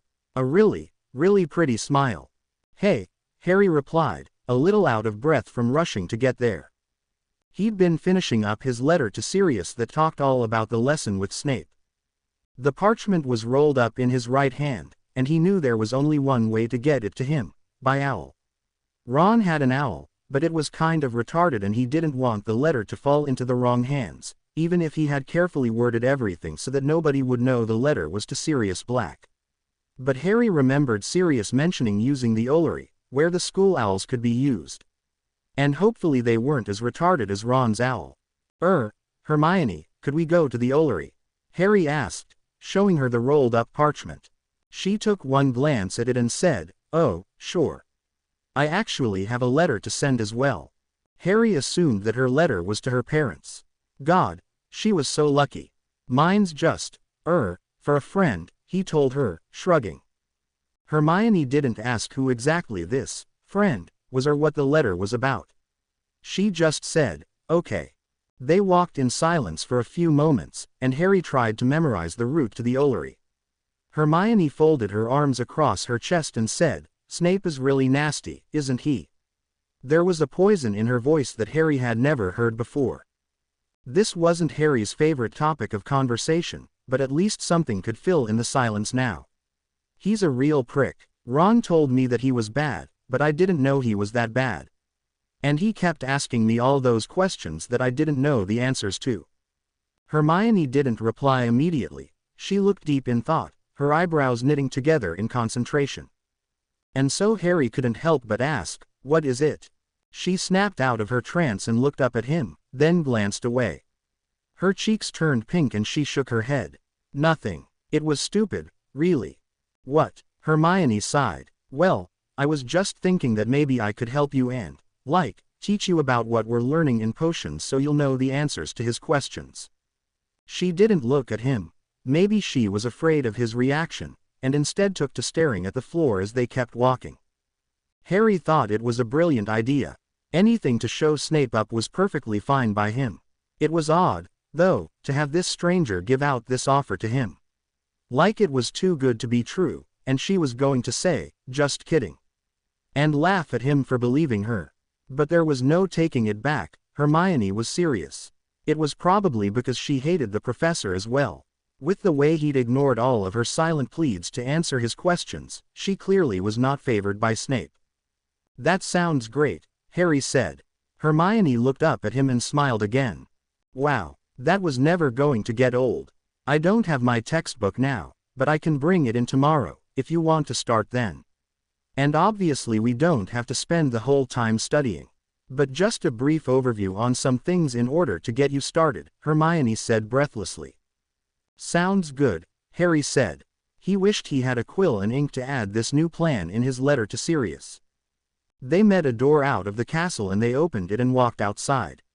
The cold bit at their exposed skin, since the hour was so late and the sun was far beyond them. There was a pathway over to the Ollery, and Harry briefly wondered if they were even allowed to go out here so late.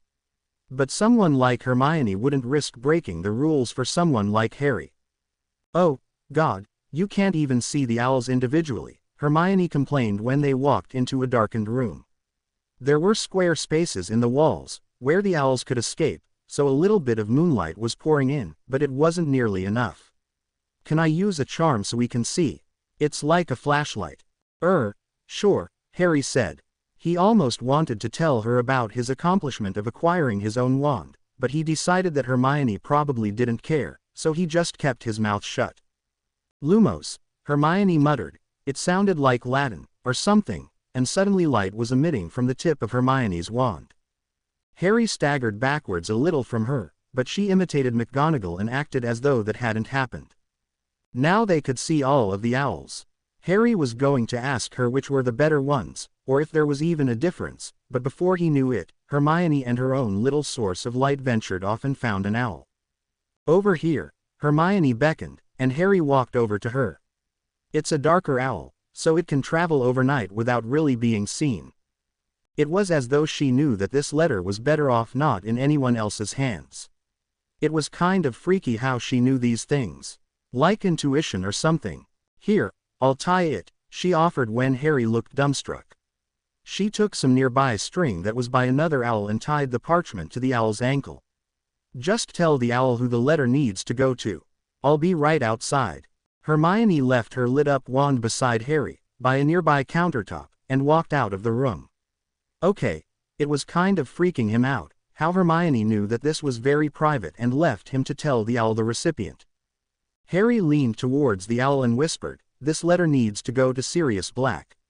Can you do that for me?" The owl blinked at him, and maybe that was its form of saying yes, because then it took off from the Ollery. Hermione walked back inside. She must have seen the owl fly away, and took her wand back. Her big brown eyes reflected the light of the wand as she looked up at him and said, "Now, my letter." She expertly picked out an owl and tied up the parchment to its ankle. Hermione gave it a treat from a little jar nearby and pet it softly.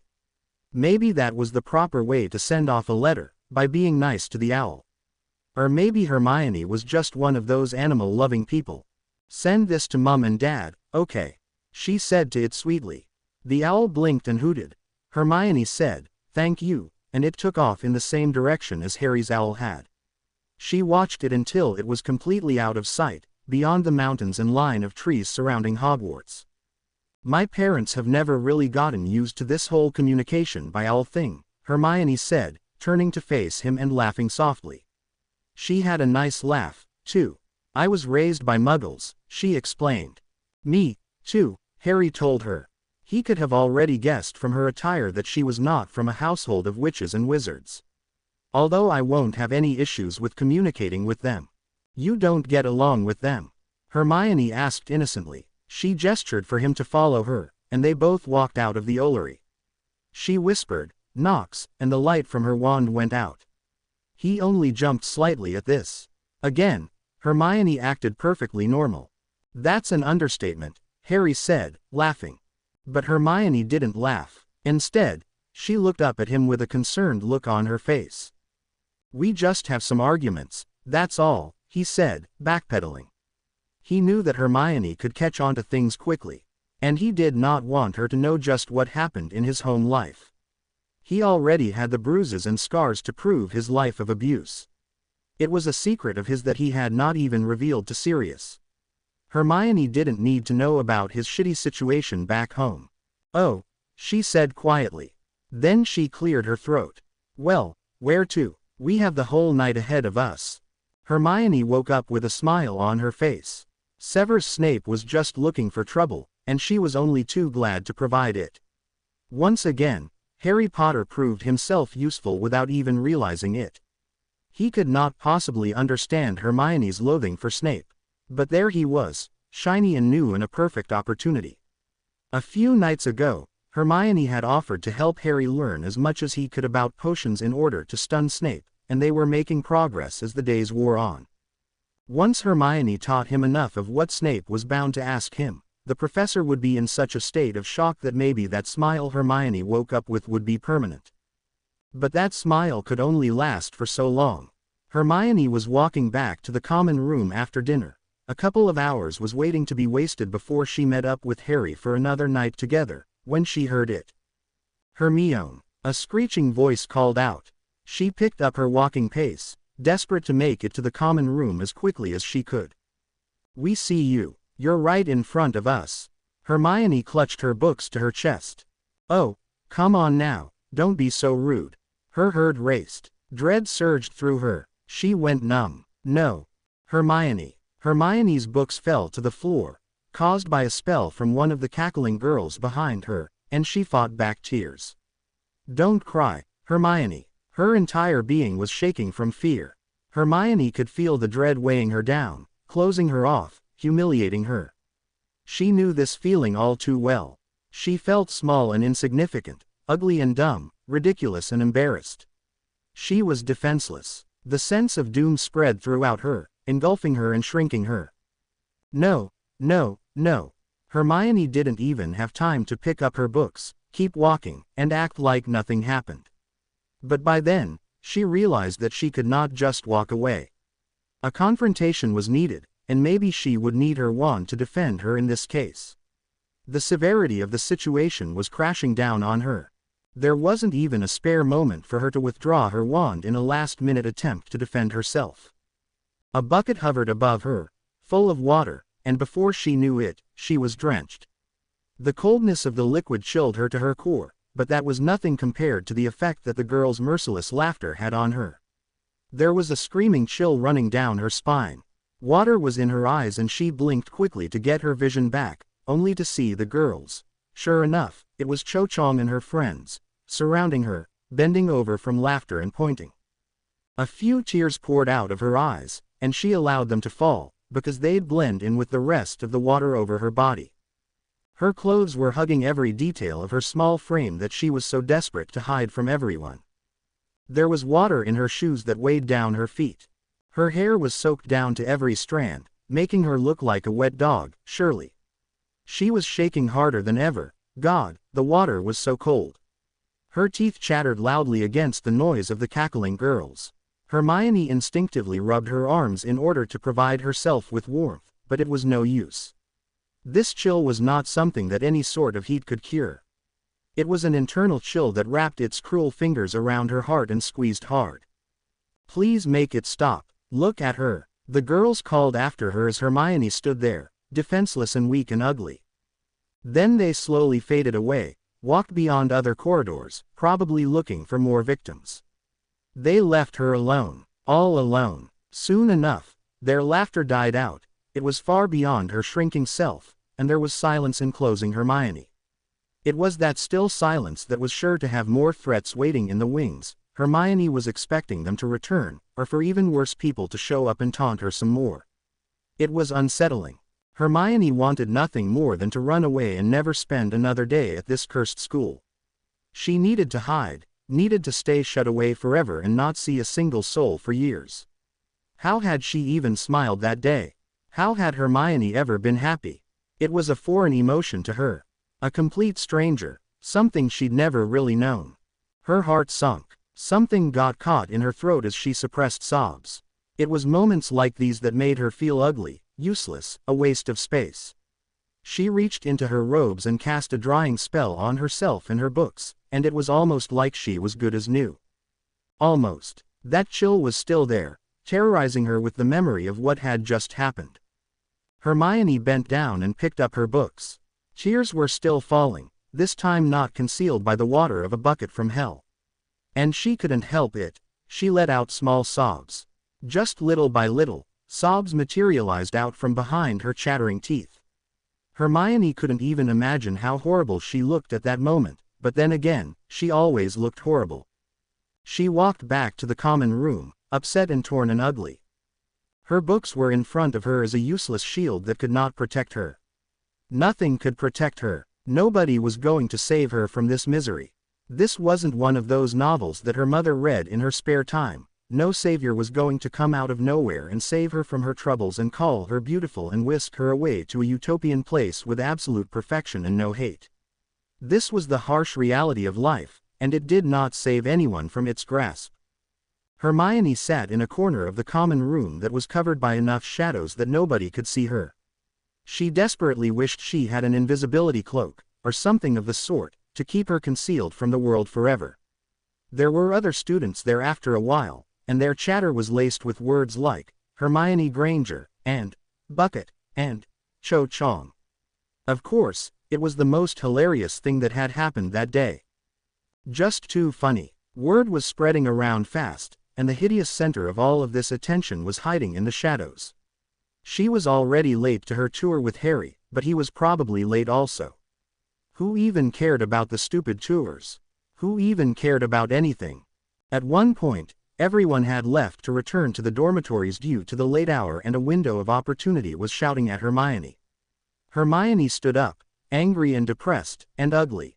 She wiped the tears from her face and made an attempt to compose herself before exiting through the portrait hole. She was alone because she was falling apart, and she was falling apart because she was alone. The corridors were filled to the brim with a chilling silence. She knew that she looked ugly already, but she probably looked even worse than usual due to what had happened. She did not want to even imagine what her appearance must have been. Hermione felt mortified in her own skin. But within a few minutes, she approached their usual meeting place only to find that Harry was already there. The normalcy of it all made her want to cry. His hands were in his pockets and he gave her a small smile. Hermione had never seen him really smile before. He seemed incapable of feelings like that. "Hi," he said. "Hello." Hermione choked out. She crossed her arms over her chest and stared at the floor. She needed to look at anything but Harry. Maybe Harry already knew what happened. Well, of course he knew. He was Harry Potter, for Merlin's sake, and he was going to be fed gossip the most out of anyone in this bloody school. Oh, no, I forgot the potions textbook, Hermione said, smacking her forehead. She'd been so caught up in the day's events that she had forgotten to go back to her dormitory to get her book. But even if she did remember, she might have been too afraid to return there. Many of the girls in Gryffindor sided with Cho Chang. That's fine, Harry shrugged. Hermione had thought he was going to get angry, but he was completely calm about it all. Maybe it's better off to take a break, give my brain a rest from all of that potions bollocks. He looked at her like he was expecting her to chuckle or something, but she didn't, and so he sighed and awkwardly continued with, "Should we start walking, then?" Yeah, I suppose," Hermione said in a near whisper. As they started to walk, she rubbed her arms for warmth, but it was no use. Harry turned to her like he was going to say something, but he did not ask her if she was okay, or wonder what was wrong. Why would he? Why would anyone care? Instead, he just said, "I've been having some extra help lessons," to break the tense silence. "With Professor McGonagall." "Yeah, I have a working wand now." Hermione looked over at him, surprised. Her eyes widened. "Oh, wow, that's an improvement, I guess. Congratulations." Harry smiled. "Thanks. I mean, I haven't, performed any spells, really." Hermione almost offered to help him with getting started with performing magic, but that might have put her in danger. She didn't know his reaction to seeing magic, and as was recommended by McGonagall, she did not want to see it. And besides, she was useless, anyways. Her attempts were very likely to fail. "I'm sure you'll be able to someday. Hey, you haven't told anyone about me being, weird, around magic, have you?" Hermione could almost laugh at this. "Who would I tell, Harry?" His eyebrows furrowed together in concentration.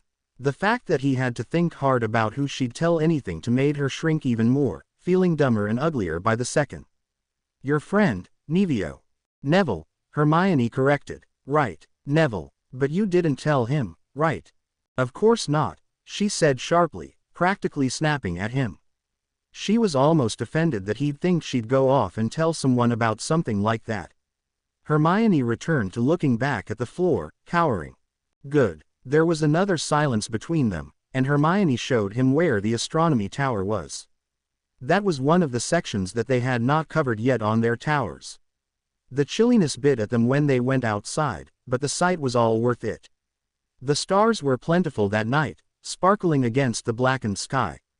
A few owls that she could barely make out were soaring through the air, most likely carrying mail to recipients. Or maybe some were just hunting. "It's beautiful out," Hermione couldn't help but say when they reached the balcony. Then she kind of felt stupid because, well, it was obvious just how beautiful it was. Harry did not need to be told that. Seeing the perfection of the landscape made her want to cry.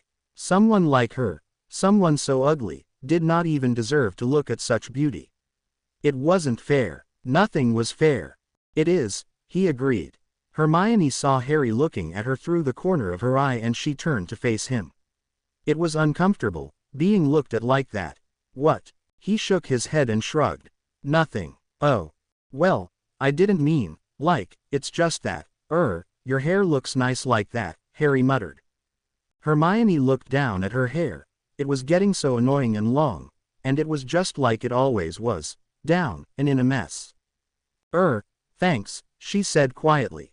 She was sure that he meant it as a recovery from looking at her. Of course, he didn't actually mean it. Hermione wasn't stupid. She knew what she looked like, especially what her hair looked like, and it never looked nice like that. Maybe he was even being sarcastic. There was a pause and then Harry said, I never really did this kind of stuff when I lived with the Dursleys, my aunt and uncle, I mean. I guess I just didn't appreciate it." Hermione leaned onto the balcony and stared up at the moon. It was nearly a full moon, so its luminosity was shining down on them, blessing them. "I've spent a lot of time looking outside at night," she admitted. She could feel tears stinging her eyes. "I guess I just had so much time, It gets lonely, but the moon, and the stars, they're still there every night. It's like something I can rely on, no matter what."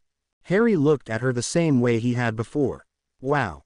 Hermione kind of felt stupid for saying that in the first place. No, it's interesting to see your way of thinking, that's all. Hermione hesitated before asked, Is that a bad thing? Probably. No, I've just never really met anyone like you, I guess, is what I'm saying.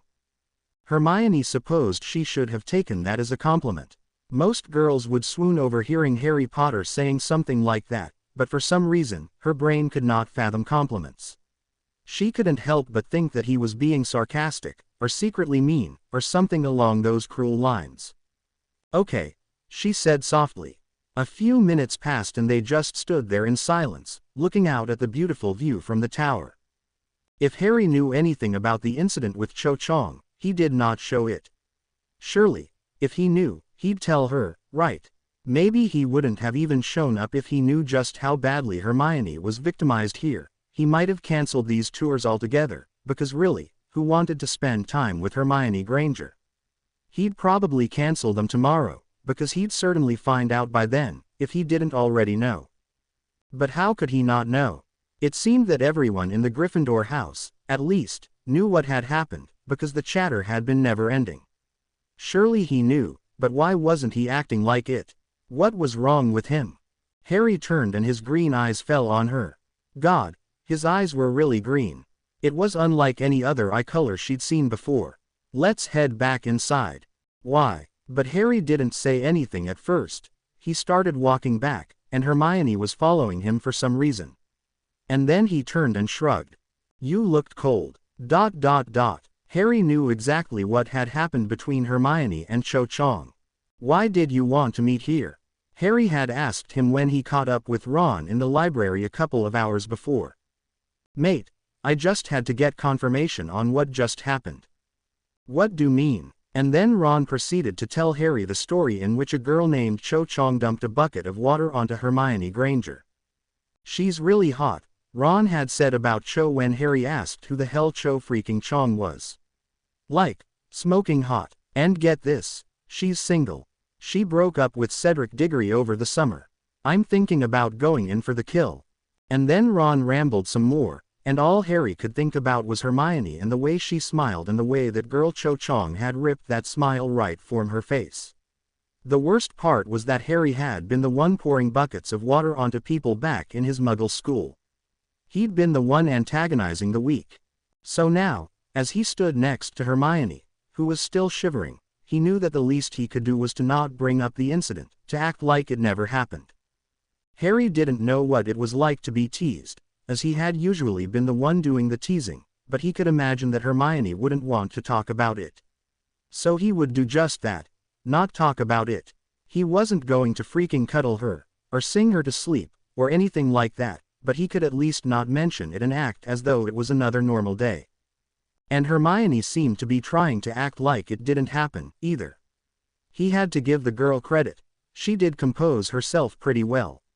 Although she was a little quieter and she'd been cowering away more than usual, it wasn't enough to be considered completely out of the ordinary.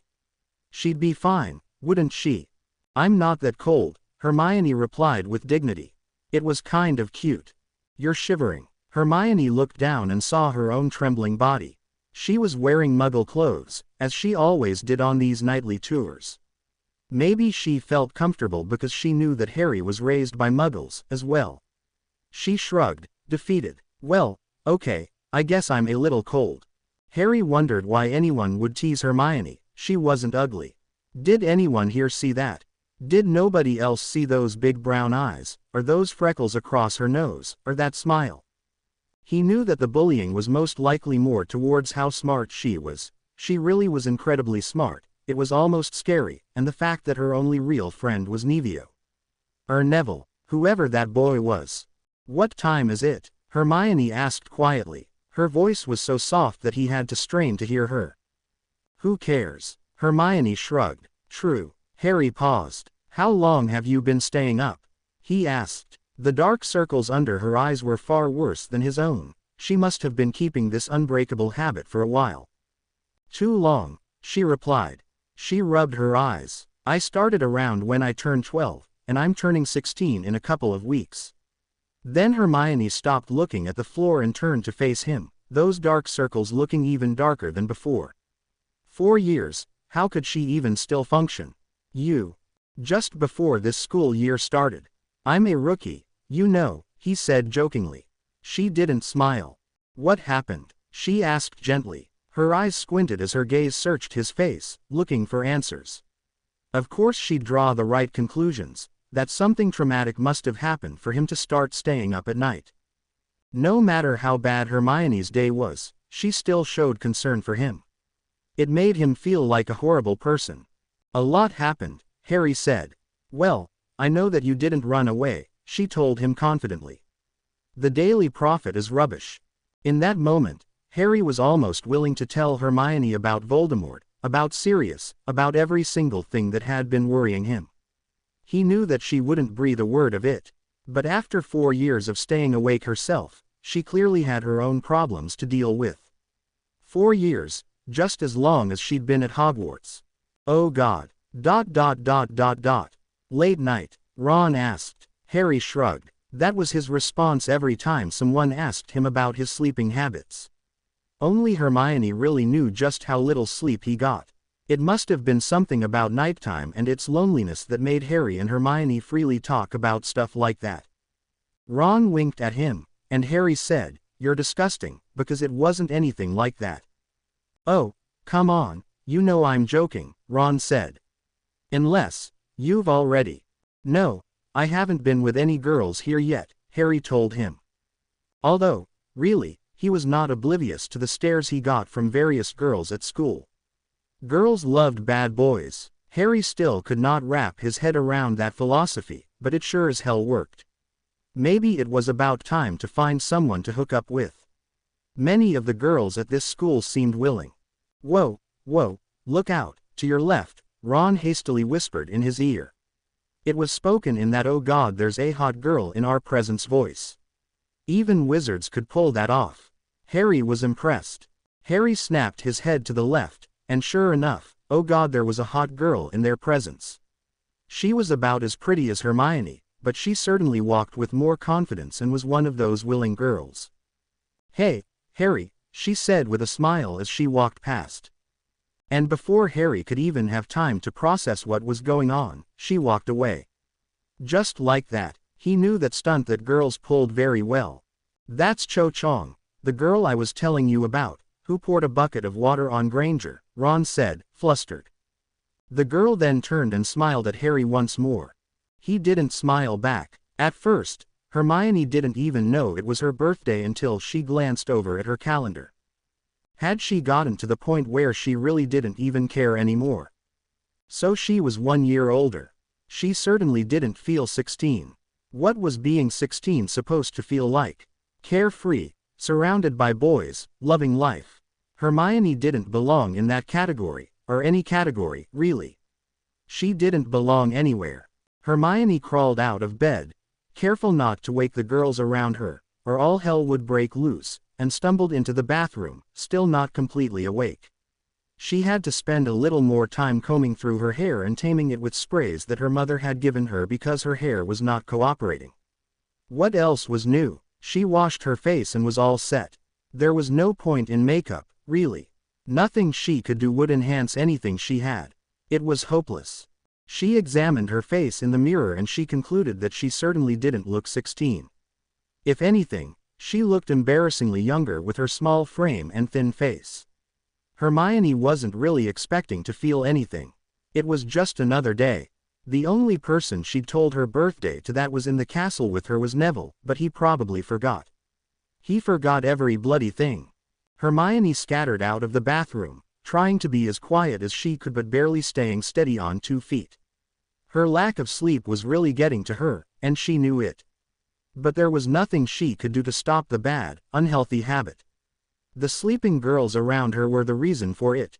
She rubbed her eyes, put on her school robes, got her books, and walked out into the common room. Hermione nearly tripped down the stairs in the process. She clutched her books to her chest protectively, as she always did. Harry was sitting in the common room alone. He nodded to her and one side of his mouth curved up in a smile. She nodded back and headed out the portrait hole to the library. So far, the only things she looked forward to were her nights with Harry. They didn't act like they knew each other when other people were around, and maybe that was for the best. Harry would have gotten teased if anyone knew they were associated in any way, and both of them knew it. It didn't bother Hermione. It wasn't like they were now close friends, she couldn't even say they were friends. She knew that she certainly didn't completely trust him. But something about being alone with him and having the whole night ahead of them made her feel free. It was liberating to be out there with him. Hermione had continued to teach him about potions, and the week before, Harry had answered one of Snape's questions correctly, much to the professor's and the students' surprise. Afterwards, he had winked at Hermione and she was happy the rest of that day. They had had a laughing fit over the whole encounter that night during their tour. She never really saw Harry laugh often. Her assumptions about his home life were still fresh in her mind. The thought that he lived in a home where he was unloved shook her. She might have not been friends with him, but imagining anyone living a life like that tugged at her heartstrings. She certainly knew that something bad had happened. Hermione didn't know all the answers and a part of her didn't even want to know them. Harry had gotten a wand, but according to him, he hadn't performed a proper spell yet, although he'd made a few sparks fly before during his last charms tutoring lesson. Hermione was ready to offer to help him out, but she was concerned for her own safety, and so she bit her tongue. And besides, she didn't want to see his reaction to magic. Professor McGonagall had warned her about that already. Clearly, something had happened to him in the past that made him afraid of magic. By the time breakfast rolled around and Neville sat down nonchalantly, Hermione knew that her only friend had forgotten her birthday. It happened every year. She always remembered his birthday. Why did she have to be stuck with Neville? Sure, they were friends and generally tried to get along, but Hermione got fed up with him so often. It seemed like their point of views and ways of living were miles apart. He couldn't keep up with her. "Morning, Hermione," Neville mumbled. "Good morning, Neville," Hermione replied stiffly. What was she expecting anyway? It made no sense to be let down when her expectations weren't up in the first place. Her mood, however, had significantly been improved when the owls came in and one owl swooped onto the table to land right in front of her. It had a letter and a small package attached to its ankle. "Was de for?" Neville asked lazily. He still hadn't completely woken up yet. And he still hadn't remembered what day it was. Typical. Hermione ignored him and beamed at what her parents had given her. She removed the letter and package, and the owl took off through one of the windows of the Great Hall. A few people looked over curiously, wondering why anyone would ever give Hermione Granger a gift. She tore apart the envelope and unfolded the parchment. It was a long letter from her parents, wishing her a happy birthday and telling her how much they loved her and were proud of her. There were different bits of handwriting. They'd written portions of the letter separately, where her mother's neat cursive wrote bouts of, "You're a woman now," and where her father's messy scrawl joked about how she couldn't run off with a boy, just because she was 16. Hermione reread the letter over and over again. It smelled like her mother's perfume. She missed her parents so much. It seemed like the only two people in the world who truly cared for her were miles and miles away from this castle from hell. Trying to hold in tears, Hermione opened the wrappings of her gift. A lot of people around her had gone back to their normal breakfast routines, ignoring her. "Oh, it's your birthday," Neville said, suddenly understanding what was going on. "Happy birthday, Hermione. I knew I'd forgotten something." Poor Neville. The boy's Reimbrow had been smashed by Draco Malfoy during a flying lesson in their first year. Hermione quickly thanked him and grasped at the wrappings until a small box was revealed. It had small, simple designs on the box that were embroidered all around it. She distractedly traced the designs with her small fingertips, and then carefully opened the box. She gasped. There was a heart pendant hanging off of a thin, silver chain. It was the most beautiful necklace she'd ever seen. The sight of it brought a smile to her face, and she rarely ever smiled. It made Hermione miss her parents even more. She wished she could see them again, even for a few moments.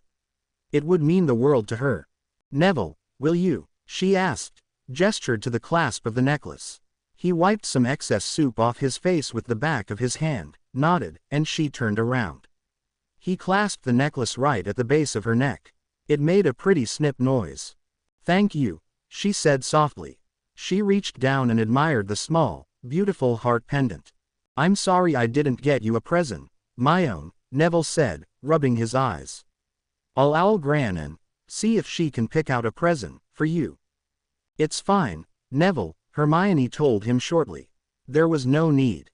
The rest of the day had gone by smoothly. Sure, there was usual chatter about her seeping through conversations of other students, but the new, beautiful necklace-wearing Hermione couldn't really find herself to care today. Looney Lovegood, a girl who was even less popular than Hermione, had passed her in the corridor, and said that her necklace was very unusual, but eye-catching at the same time. Hermione guessed that was supposed to be a compliment. Harry outsmarted Snape during potions, and he caught her eye just as he had before and winked. Hermione gave him a small smile back, and then they went about their ways, just as they always did. It was a strange relationship she had with Harry Potter. At night, they were themselves. They talked about school, about magic, about being raised by muggles. About lots of things. Slowly they had been getting more comfortable around each other over the last couple of weeks. It was strange, to actually have a real conversation with someone. Talking to Neville didn't involve too many long, drawn-out, important conversations. But talking to Harry involved real conversations. She'd only been able to talk to her parents like that. Sure, Harry still intimidated her with his actions and that mysterious past she didn't want to really know about, but that was something she was going to have to get used to. Near the end of Transfiguration, Hermione received a note from McGonagall herself. "Meet me in my office after class." At first, her mind whirled to search out what she could have possibly done wrong. She certainly didn't remember acting out. In fact, if anything, she'd been on her best possible behavior, considering the horrible treatment that she got from the other students. But nonetheless, she walked into the professor's office slowly, quietly closing the door behind her. "Sit," McGonagall ordered. Hermione swallowed and sat down. She clutched her books to her chest protectively. "You wanted to see me?" "Yes. It's about your tours with Potter." "What about them?" Hermione asked curiously. "Had they done something wrong?" "I just wanted to check in and see how you two are doing. I need to make sure that everything is okay." "Oh," she said, immediately feeling relieved. "Yes, everything's going well." "Just well." McGonagall raised her eyebrows in curiosity, like she was begging for a more elaborate answer. "Harry's not a bad person," Hermione said awkwardly. "I think he's gotten a bad reputation." A bad reputation that she had once believed in before she actually got to know him. "I think that's the case, as well," the professor noted.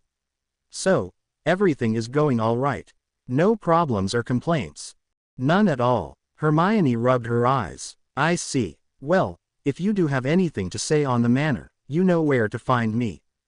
"Yes, Professor." Hermione stood up to leave. When she faced the door and grasped the doorknob with her skinny hand, McGonagall spoke.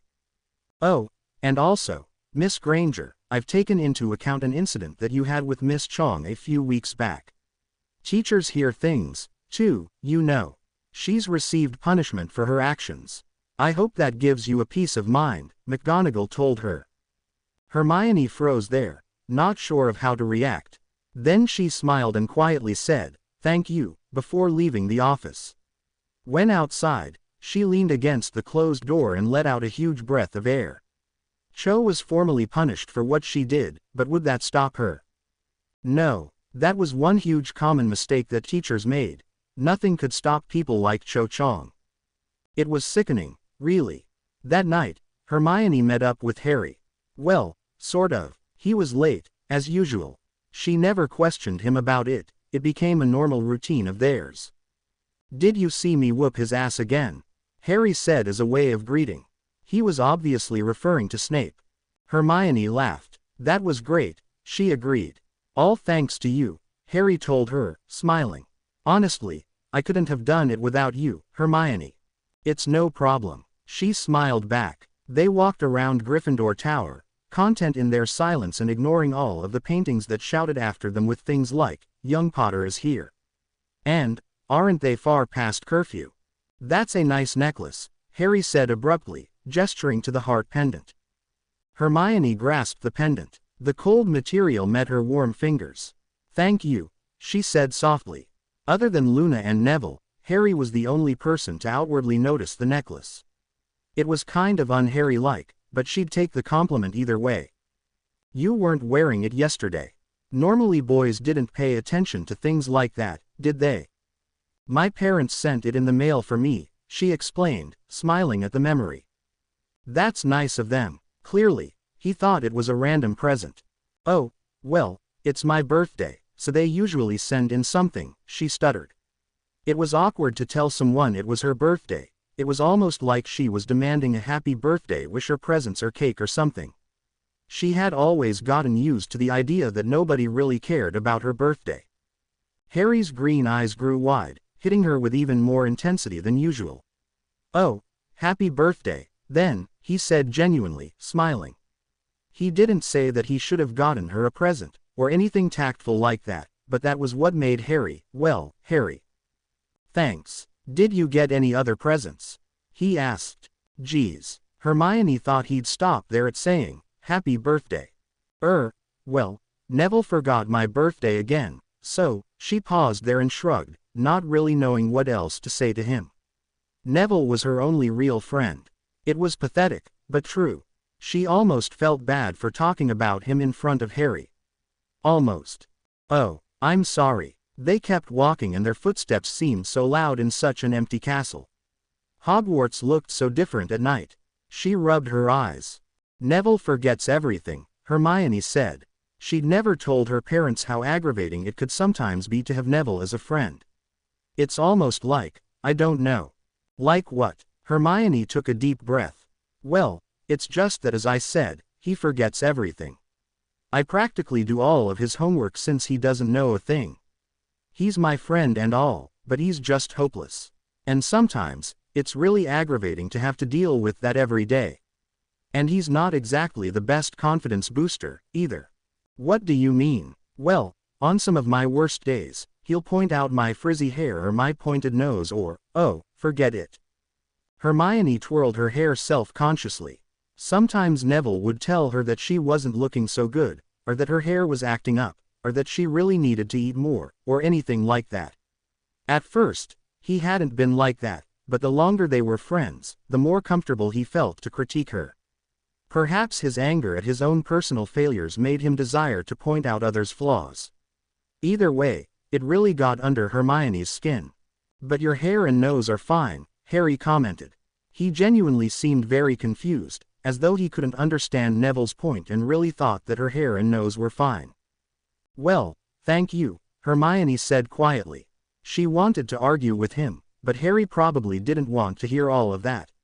So she folded her arms over her chest and looked down at the floor. It was impossible to believe that Harry really thought that Neville didn't have a point. Maybe it was all a show. "I don't see why Neville does things like that," Harry said.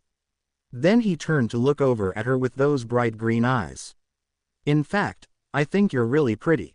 Hermione stopped walking, and seconds later, Harry stopped, too. She looked up at him. Thanks." The words rolled around in her head but she couldn't make sense of them. "In fact, I think you're really pretty." Nobody outside of her family, especially not a boy, had ever called her pretty, or even anything minutely close to it. So it was strange to hear those words directed at her. Part of her wanted to turn around and see if there had been a really pretty girl tagging along with them the whole time, and if Harry had been talking to that girl. It seemed impossible that a boy like Harry, admittedly, he was rather handsome, although she never really thought him that way before, would say that to a girl like Hermione, plain, boring, ugly. The universe just didn't work that way, unfortunately. Although, a small part of Hermione wanted to squeal in excitement, because someone had called her pretty. Her heart raced on its own accord just from thinking about the compliment. "I want to go to the Ollery. You know, to send a thank you letter to my parents," Hermione said timidly. Harry nodded and said, "Lead the way." The weather was chilly, At the very beginning of the year, the warmth from summer had still lingered in the atmosphere. But now the autumn equinox was upon them, and they couldn't escape the cold that bit their skin. "I should have brought a jacket," Hermione said stupidly. They finally got to the Ollery and she pulled her reply letter out of the pocket of her jeans. She'd opted for a long-sleeve shirt that hugged her waist a little too much, but she'd been rushing and hadn't had time to pick out anything else. After warning Harry that she was going to perform magic, she whispered, "Lumos." Light emitted from her wand's tip. She wondered briefly how Harry was doing on performing magic himself, but she refrained from asking. If he hadn't made much progress, it might have been too embarrassing for him to admit. "It'll only take a minute," she promised. Hermione scanned the owls and picked out a medium-sized dark owl. Its big eyes focused on her. She summoned it over with small cooing noises. As she tied her letter to its ankle, a thought struck her from the last time they'd visited the Ollery. "Did your friend ever reply to your letter?" she asked Harry, turning away from her letter in order to face him. "Oh, yeah," Harry said. "Good." There was a small silence that was occupied by Hermione's work on tying the letter together. "Oh, darn it, could you hold the wand up for me while I tie this? I think I wrote a little too much, and the more parchment I have to tie down, the harder it is."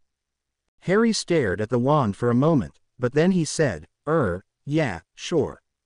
Hermione felt that trusting Harry with magic was kind of stupid of her, but this might have been good for him.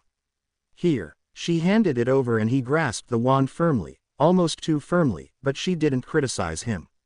His hand was shaking. What happened to make him that way? For a moment, Hermione thirsted to know what had happened to him.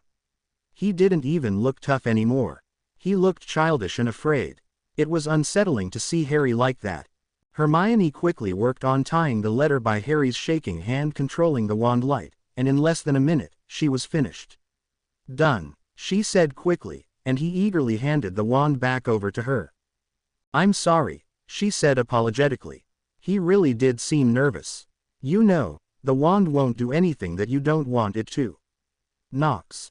The light went out as the owl next to her took off from the Ollery and pounced into the night. Its dark wings batted against the equally dark sky. "I know that," Harry told her as they left the Ollery.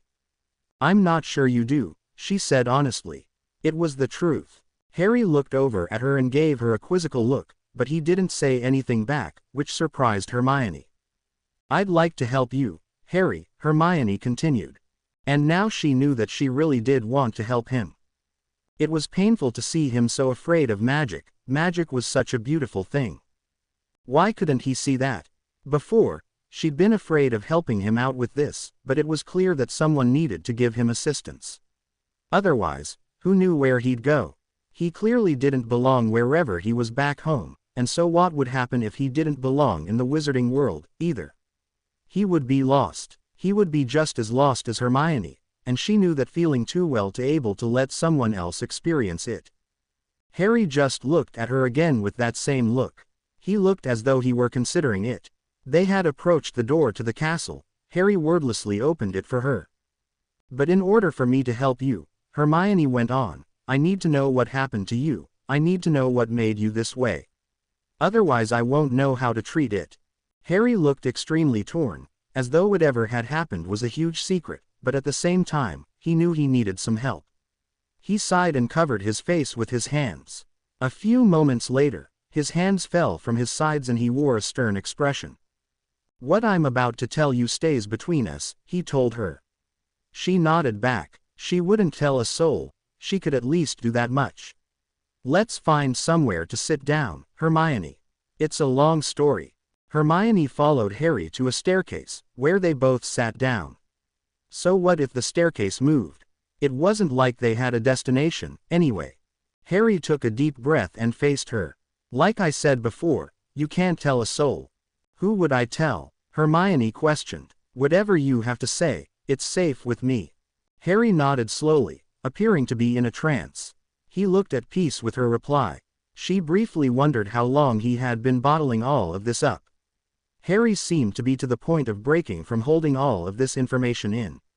For a short moment, Hermione wanted to tell him to never mind and that she didn't want to know. With that look of dread on his face, It seemed that this story was going to be worse than she'd expected, but she knew that Harry needed this release. He ran his fingers through his hair nervously and began. I lived my whole life not knowing about magic at all. There were legal issues involved that made me unable to attend Hogwarts when I was 11, just like everyone else. Guardians' rights laws, Hermione whispered. He didn't get permission, as the prophet had said. At least they got something right. But then I was introduced to magic. Everything changed. But how? She asked. She had to know what made him so nervous around it. I'm getting to that, he told her in a cautious tone. She shifted a few centimeters away from him. A few days before term started, I was walking back home. A man by the name of Peter Pettigrew was disguised as an elderly man. He dropped his hat, but it was a portkey. Of course I didn't know that at the time. I didn't even know what a portkey was. So, anyway, the old man asked me to get it for him. So I did. Hermione gasped and covered her mouth with her hands. Already, she knew that whatever she'd been expecting, it wasn't anything close to this. Where did the portkey take you? She asked quietly, her eyes wide. Harry paused, as though very, very torn on deciding what to say and just how to say whatever he needed to say. He exhaled and said, Hermione, I'm assuming you've heard of Lord Voldemort. The world around Hermione froze. She knew that Harry must have learned about Voldemort, but to hear that name being referenced right now sent a chill down her spine. Goosebumps emerged on her skinny arms. Her stomach performed twists and turns and sunk to her knees. Whatever Hermione had been expecting, it certainly was not this. She wouldn't have assumed, in a million years, that Voldemort was actually involved in this. Hermione had a dreadful feeling that this was going to be more tragic than she'd expected. Why yes, I've heard of Voldemort, she said in a shaky voice. She was one of the few students who actually dared to say Voldemort's name out loud. Harry, why are you mentioning Voldemort? What happened? She asked quickly.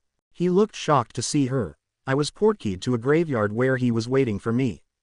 Oh God, oh God, oh God. Hermione grasped the railing of the staircase. It shook and the staircase moved. Hermione remained sitting there, not sure how to grasp this information. Every part of her being turned to ice. The normalcy of that staircase moving made her sick. How could anything around her be normal when Voldemort was back? She wanted to scream at that staircase for acting so normal, for doing what it was supposed to do. Why hadn't the entire world stopped and screamed in fear? There were people sleeping in this castle, unaware of what was going on at this very moment. She wanted to shake them awake and yell at them for being so normal and average while an evil man still existed, was still out there, planning devious, unimaginable things. Voldemort was back. Voldemort's back. She asked so quietly that she wasn't even completely sure that the words actually came out of her mouth. What? How? Harry nodded. He wants to return to power. He thought that getting to me first would deal with one of his biggest problems. Him defeating the one person who had defeated him would have been a perfect beginning to his return, he said slowly, in a low voice. According to him, he's been slowly regaining his strength all these years. He wasn't ever really dead. Oh, Lord, Hermione said.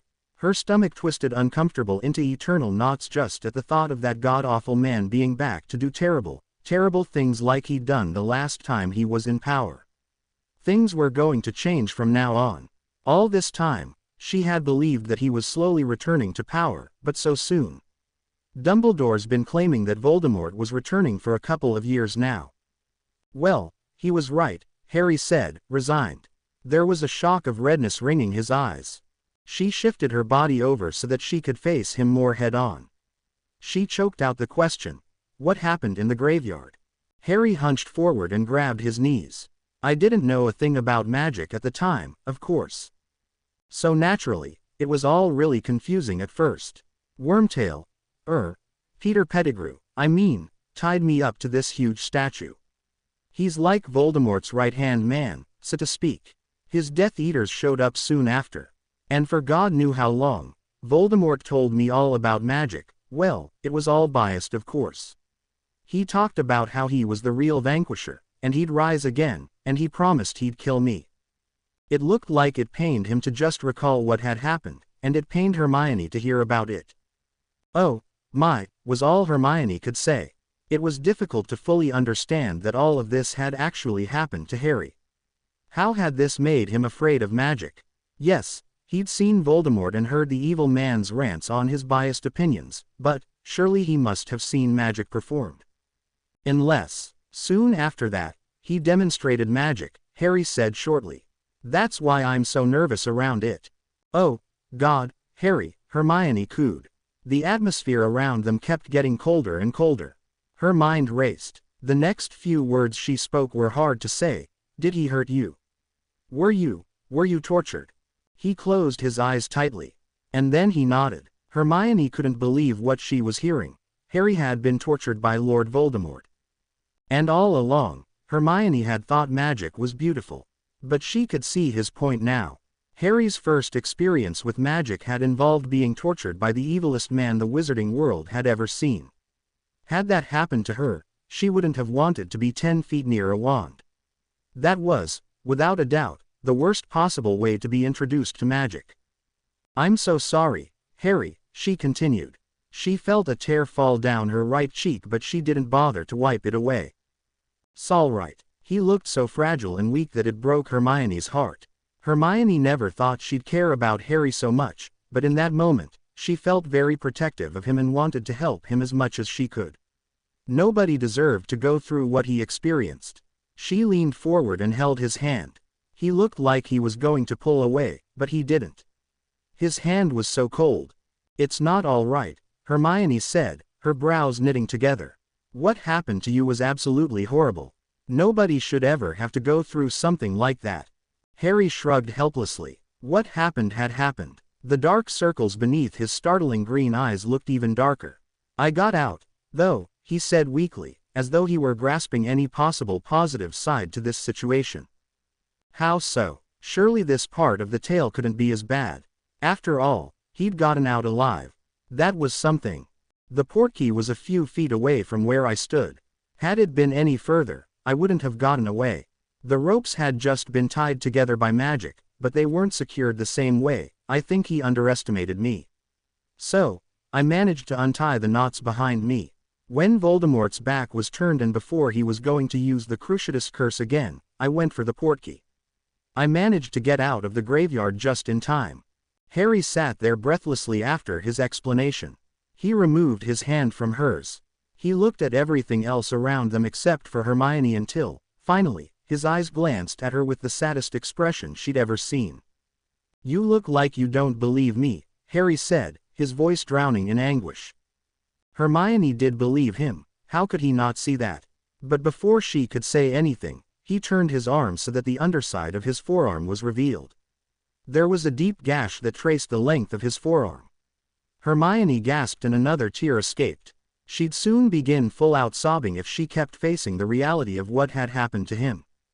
"I thought he just used magic," she whispered, her lips barely moving. "This was a mark of Muggle-like torture. His servant, Pettigrew, took my blood to restore Voldemort's power," Harry explained. He looked down at the injury with hurt eyes and a frown. "I couldn't have done this myself. I would have passed out, or not even reached the depth that this did." He looked away from the gash and focused his green eyes on her. Hermione knew he was trying to convince her that he was telling the truth. She already believed him. She didn't need to be convinced of anything. She reached forward and gently touched the gash. His arm trembled when she touched him. Her thin fingers traced the wound as gently as possible. It was raised in some places from healing, and there were small remains of stitches putting the skin together. "I believe you, Harry," she whispered. "Good," he said, relieved. He looked at where her hand blessed his wound with her soft and gentle touch. "Dumbledore's afraid that if this gets out, nobody will believe me and I'll be made a joke. We need solid evidence before warning the public that Voldemort's back." Hermione pulled away from him, surprised. "But wouldn't you want people to be aware of what's going on?" "There's an organization out there that's helping the cause," Harry explained. She knew that there was more to this than what he was telling her, but she didn't press him for more information. "It's basically made up of the people that Dumbledore trusts. They believe me." "Is Professor McGonagall involved as well?" she asked. Harry had told Hermione that Professor McGonagall had been helping him out when it came to getting him used to magic, more so than any of the other teachers. Harry paused. Yes, she is. Does Ron know, too? Harry nodded and coughed. Yes, you and the Weasley kids are the only other students in the school who know. I plan to keep it that way for now. I won't tell anyone, she promised for the second time. Good. This is a lot to take in, Harry, she told him with a sigh.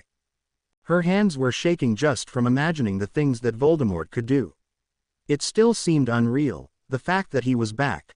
Somewhere in the world, Voldemort existed, just as powerful as he was before. He'd made Neville have to visit his parents in a special ward at St. Mungo's. He'd made Harry an orphan, and God knew how many other people were affected by his wrath. Everything was going to change from now on. I mean, I knew that Dumbledore had been right all along, she continued breathlessly, but I always imagined Voldemort returning years from now, not so soon. Her voice lowered to a whisper when she asked, "Are you scared, Harry?" Because she surely was. Harry shrugged and nervously sunk his teeth into his bottom lip. Well, he had me in that graveyard with the intentions of killing me, and I know that he'll come back one day, he'll return and try to kill me again. And he'll keep attempting until he succeeds. His voice was wavering and cracking. So, yeah, I guess I'm a little scared. You need to be prepared, then, Hermione said as confidently as she could. She had to be the strong one, for Harry's sake. She sat up straight, as though that would do anything. Now I can help you since I know what happened to you and I know why you're scared.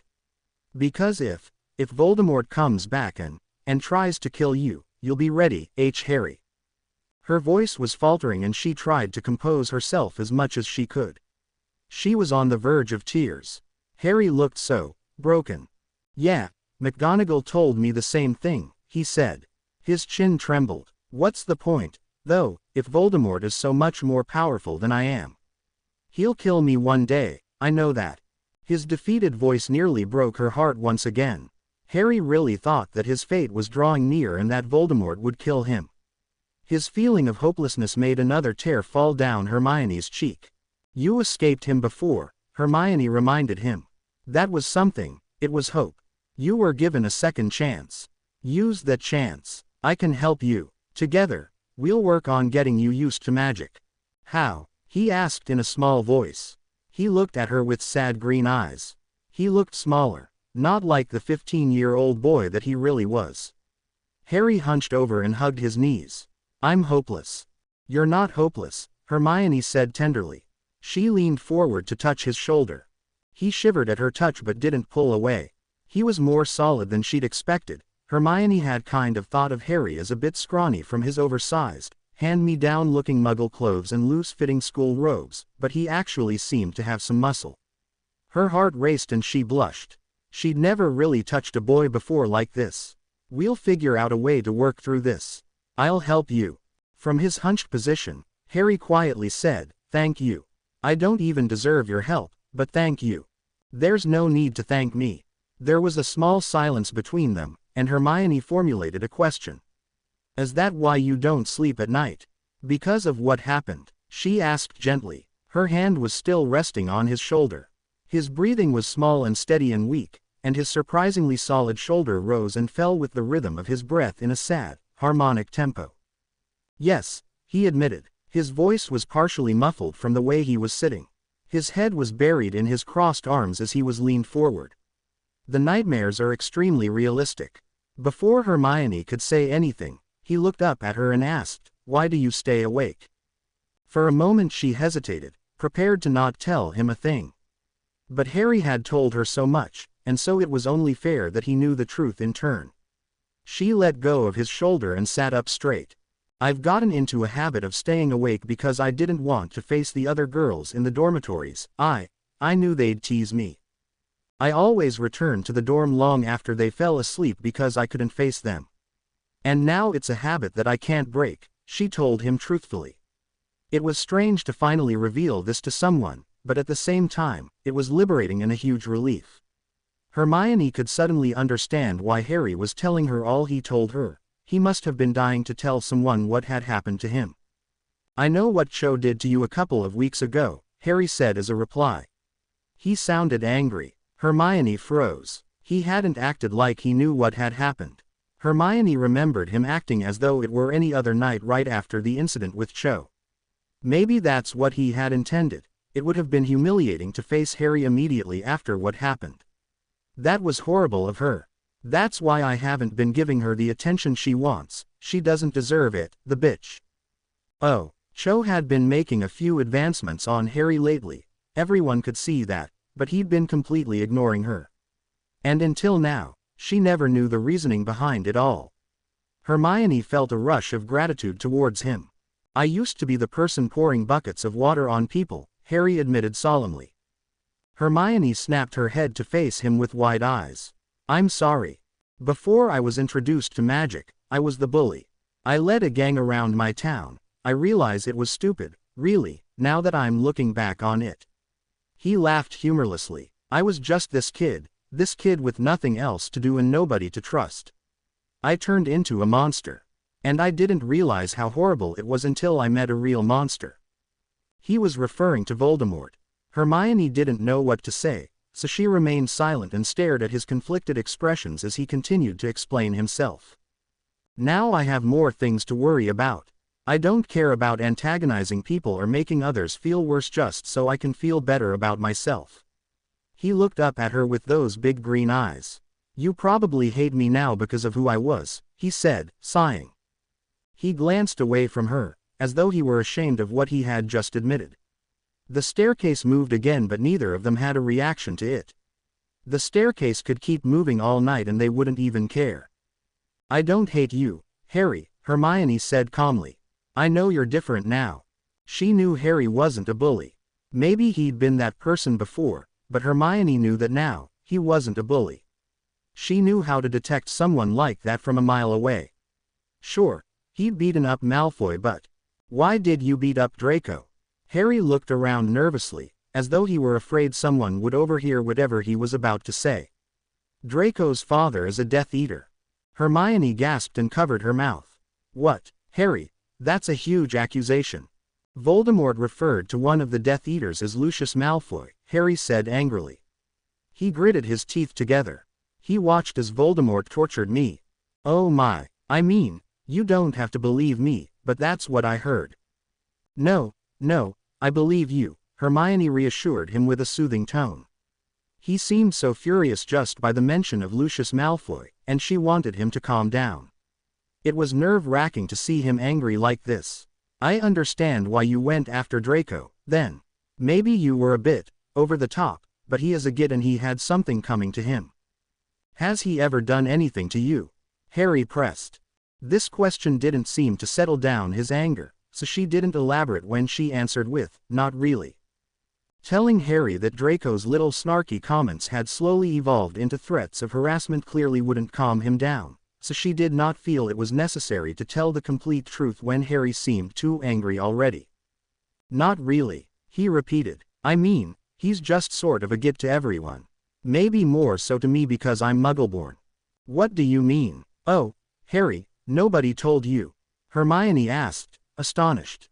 How could he have gone a day without hearing that sort of prejudice aimed at someone? Mudblood was a common part of the Slytherin's vocabulary. He'd ought to have heard it by now. Well, I think Voldemort mentioned something about Muggleborns, or that my mum was one, or something. I know what they are, it's just, why would he be more of a git to you because you're Muggleborn? It was refreshing to have Harry's open-mindedness amongst the prejudice that roamed the school. She almost didn't want to tell him what made her different from him, a half-blood, and Malfoy, a pureblood, and others, because his mind almost seemed too pure from those things that she didn't want to mess with it. Muggleborns are seen as inferior because we don't have magical blood, Hermione explained to him regrettably. Well, that's bullshit, Harry said plainly, as though it were the most obvious thing in the world. She half smiled at him. You seem like a really good witch. I mean, you get all of the answers right in class. From calling her pretty to calling her a good witch, Harry was suddenly really anxious to throw compliments her way. Hermione felt heat rush to her cheeks, which was kind of embarrassing. Thank you. So, people will really be mean to you just because you're Muggleborn? He seemed very surprised. That's one of the reasons. Yes, Hermione said painfully. Her eyebrows furrowed together when rushes of memories of being teased came at her. Harry sighed. He seemed deep in thought. You know, I should have said something to Ron when he snapped at you on the express, he told her. That was a few weeks ago. Hermione hated thinking back to that moment. It was humiliating. She had thought that she would become immune to feeling embarrassed after experiencing that feeling so often, but it only got worse as time went on. She shook her head. You didn't even know me then, she justified quietly. It was true. What was Harry possibly supposed to do? Step up and be a gallant hero and save her from Ron's torments? Nobody would ever save Hermione. She wasn't stupid, she knew that. But now I know you, Harry replied. He gave her the same look that he did when he had called her pretty. Another rush of heat climbed up her neck and to her cheeks. Maybe he could see her flushed cheeks, but if he did, he didn't act like he had. Ron shouldn't have treated you like that. It's all right, Hermione reassured him. She pushed a piece of hair behind her ear and bit her bottom lip. It felt good to just have these things out in the open, to discuss stuff that had been previously unspoken. Hermione hadn't had much closure in her life, but she finally felt like this was a new beginning, a new start with Harry. Everything was being pushed behind them. Hermione had never felt so open with another person before, not even with her own mother. Are you all right? Harry asked. He looked at her with an expression of concern flashing across his pale face. Yeah, I'm fine, she said, flustered. It's just that this is a lot of absorb and get used to. Sorry, he muttered. She almost laughed at his childish apology, but she stopped herself, because nothing at the moment was funny at all. Don't apologize, I'm guessing it's a relief to tell someone. Oh, you have no idea, Harry said gratefully. He massaged the back of his neck tenderly and shook his messy hair out of his eyes. Thanks for listening. No problem. Hermione gave him a small smile. She looked down at her watch. It was 1 o'clock in the morning. Who cared? So, do you really think that you can help me? Harry asked her, as though her offer to help him was too good to be true. I want to be able to defend myself. I need to prepare. Voldemort won't stop anytime soon. Of course I can help you, Hermione said. She rubbed her eyes. You know, out of all the people I would have told about Voldemort, I never thought it would be you, Harry admitted, almost in a joking fashion. I can see how you'd think that, Hermione replied honestly. Harry stood up from the staircase, looked her right in the eyes, and smiled. Friends. He held out his hand for her to take. Hermione smiled back at him and took his hand. He helped her to her feet. They then shook hands. Friends. Trust me. But do you trust me, Harry? Harry stared at Hermione with his wand pointing at a pillow that sat on a stool. He swallowed nervously, and then nodded. Of course he trusted her. Out of all the people in this castle, he trusted her. Harry had told her everything about Voldemort, and it was such an immense relief. Yes, Sirius knew as well, but Sirius could not see Harry daily. Hermione was literally right by Harry's side, and to be able to talk about his fears about Voldemort freely every night was such a blessing. He wasn't even sure how to thank her just for existing. Then point and say, Wingardium Leviosa, Hermione ordered. There was a rush of determination blazing in her eyes that startled him. He nervously aimed and repeated the incantation in a shaky voice, and the pillow began to levitate. Keep holding on, Harry, Hermione instructed firmly. It wasn't that soft, gentle voice that he'd enjoyed listening to. It was a completely different and stern voice that almost made him scared of disobeying her. It was certainly motivating, to say the least. His heart raced just seeing the pillow floating above the stool, and he grasped the wand with both hands as Hermione continued to tell him to hold on. And the seconds passed and that pillow remained in the air, and Harry tried to grasp reality and convince himself that nothing bad was going to happen. Hermione's words swirled in his head, telling him that everything was going to be okay. But he could only handle it for a few more moments before the wand dropped to the floor and the pillow fell as well. Hermione sighed. That's 10 more seconds than last time, she noted, clicking a button on a Muggle stopwatch with an air of finality. Every night for the last week, They'd been practicing simple spells that Hermione had learned in her first year at Hogwarts. Harry had certainly made progress. He could hold a spell for a record of 1.5 minutes. It was an improvement that he was only too happy to share with Sirius. Sirius asked questions about Hermione, the mysterious girl who'd come from nowhere to Harry's aid, and Harry replied with answers. She'd certainly gotten Sirius's approval, if only she knew that Sirius Black was Harry's godfather. Harry had told Hermione many things involving Voldemort, but he had yet to tell her about Sirius. It seemed like the tale of Sirius would be far too dangerous and put Sirius at risk. And so Harry kept his mouth shut. He knew that he could trust her, and maybe in time he would tell her one day. But until now, it was a secret he'd keep. Another secret he had refrained from revealing to Hermione was his situation back at number 4, Privet Drive. He felt that she didn't need to know things like that. He saw the way she had reacted just to a gash given to him by Wormtail. He couldn't possibly imagine her reaction to his lifetime of similar torments. A part of Harry desperately wanted to tell Hermione, just to feel the sense of liberation by letting go of bottled-up secrets. What would she do if she found out that he'd been kept in a cupboard? That the marks on his shoulders were from Uncle Vernon's belt? That when she touched his shoulder the other night, he shivered because he wasn't used to being touched in a comforting way? "Can we stop for today?" Harry asked breathlessly. "We've been at this for a good 3 hours." Hermione looked at her stopwatch with hesitation. Her brows furrowed together until she looked over at him. Her face softened. "All right," she said finally. "Just for today. We'll start up tomorrow again." She moved the pillows to a corner of the room with her wand. Hermione had been insistent on performing little bits of magic in front of Harry, so as to get him used to it. Harry didn't even flinch as much as the pillows moved across the room in front of him. Hermione had gone to Professor McGonagall and asked her for permission to use a private, unused classroom to help Harry out with magic. The professor doubted that Hermione could help, but she'd gotten a classroom together nonetheless. "You're doing better every day, Harry," Hermione said proudly with a smile that lit up the entire room. "You're even getting used to magic more in class. Maybe next week we'll move on to second-year spells." "You think?" Harry asked. The thought scared him, but excited him at the same time. Hermione nodded. "Of course. I wouldn't make you do something you weren't ready for. But I think you're nearly ready."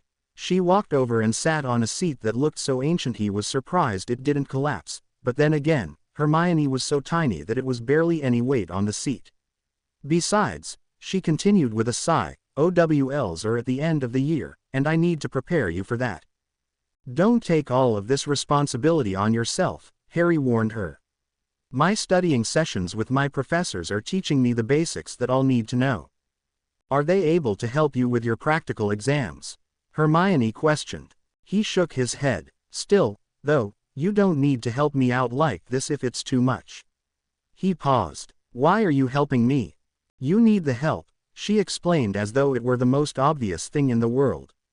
"And it kind of was. And I can see that you're really hurt from what happened to you.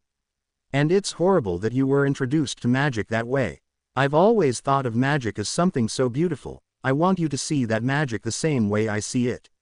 My desire to learn more about magic is the only thing that's keeping me here, really." "Well, thanks," he muttered. Harry had never been very good with thanking people. He'd never had anything to really thank someone for. "You're welcome," she said, smiling. Hermione stood up from her seat and approached the door. Her tiny hands grasped the handle and she turned around to face him.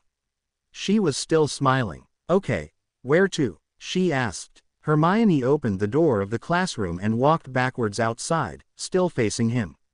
"Anything goes." ... Hermione was waiting again. Harry was always late. She wasn't sure why, and she never asked, but he was always late. Maybe it was just a guy thing.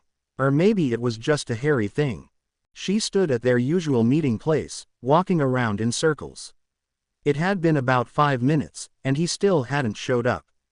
It would probably be another 5 minutes or so until he got there. Hermione twirled a strand of her hair between her fingers lazily. "Granger." It wasn't Harry's voice. Harry never called her Granger, unless he was joking around with her. Hermione turned around. It was Draco Malfoy. She froze. It doesn't seem like you're doing much work. You're supposed to be on your nighttime patrols, aren't you? At least, that's what I'm doing. I might just have to take a few Gryffindor points away for laziness, Malfoy smirked at her. Please go. Hermione choked out from where she stood. She really wasn't in the mood for this. Hermione wished she had guts like Harry. She wished she could just call him out and say things that had been bottled up for years. But her insecurities pulled her back and haunted her and wouldn't let her defend herself. She felt incredibly vulnerable around Malfoy. As always, she was already crumbling to pieces in front of him. Why don't we start to walk together, Granger? Seeing as you're not doing anything, and I can be very motivating, Malfoy mocked. It could be some exercise. Although, with a body like yours, I doubt you need a lot of exercise. His eyes traveled down her body and she shivered. Hermione certainly didn't think that his teasing would be mounting to something like this. She was wearing a t-shirt that stuck to her skin more tightly than usual, but that was because she felt more comfortable around Harry and her loose-fitting clothes made her look smaller. Hermione hadn't imagined that anyone else's eyes would be on her. She felt like Malfoy's gaze was a microscope that could see her chest, her tiny waist, her curvy hips, her legs. Hermione crossed her arms over her chest. Tears were meeting the waterlines of her eyes. She wanted nothing more than to put on her school robes and shield her body from those piercing eyes. Hermione hadn't been determined to lose weight over the summer only to be looked at like this. Go, Malfoy, she told him in a shaky voice. You know what, I don't think I will, he said plainly. Malfoy began to take a few steps towards her and her heart began to race. Tears fell from her eyes and met her cheeks. Please, Malfoy, she begged. Malfoy wouldn't stop. His footsteps were drawing closer and he was now a few inches away from her. Her heart was about to beat out of her ribcage, and her breaths were short and scattered. His hand reached out and touched her left hip. She slapped it away. Get away. You know, you're not too bad for a mudblood, Malfoy said. He brushed a strand of her hair away from her face. You could prove to be useful, in some ways. Hermione tried to back away from him, but her footsteps only led her to a wall behind her. Malfoy was pressed against her. She was shaking from fear. What was about to happen was slowly dawning on her. Malfoy, please, she pleaded. She kicked his shin, but he wouldn't move. Malfoy, I have to go. Just let me go. I won't tell anyone, I swear. Just, please. His hand met the hem of her shirt and his fingers slid underneath the fabric, meeting her flat stomach. Stop, she yelled, trying to slap his arm away, but he wouldn't budge. Please, she repeated over and over, and over. Hermione had never been touched like this. She felt disgusted and ugly and weak and vulnerable as his hand reached up her shirt and the tips of his fingers met her bra. No boy had ever seen her in a bra, nonetheless touched her bra. Her entire body turned cold and her heart pumped ice instead of blood. Hermione tried kicking some more, and she even shoved his shoulder, but Malfoy was remaining solid. Oh God, she shook as his head leaned down and he keyed her neck. Please, she said weakly, one last time. Hermione tried to shake her way from his disgusting and terrifying embrace, but it was no use. She looked around desperately, but there was nobody there. Nobody was going to save her from this. More tears poured out of her eyes. This couldn't be happening. Things like this happened to other girls, not Hermione. She'd never thought she'd be in this situation. His lips trailed up her neck and to her jaw, and one hand remained under her shirt while the other worked at undoing her belt. His teeth bit her neck and she shivered. Hermione kicked some more, but it was useless. He unhooked the button of her jeans and his fingers met the zipper. Hermione tried to shake away from him again, but it did nothing. This was really happening to her. She tried to reach for her wand, but she was stuck in her frozen position as she was touched in unspeakable ways by the most vile person that had ever existed. Get off of her, a voice demanded out of nowhere.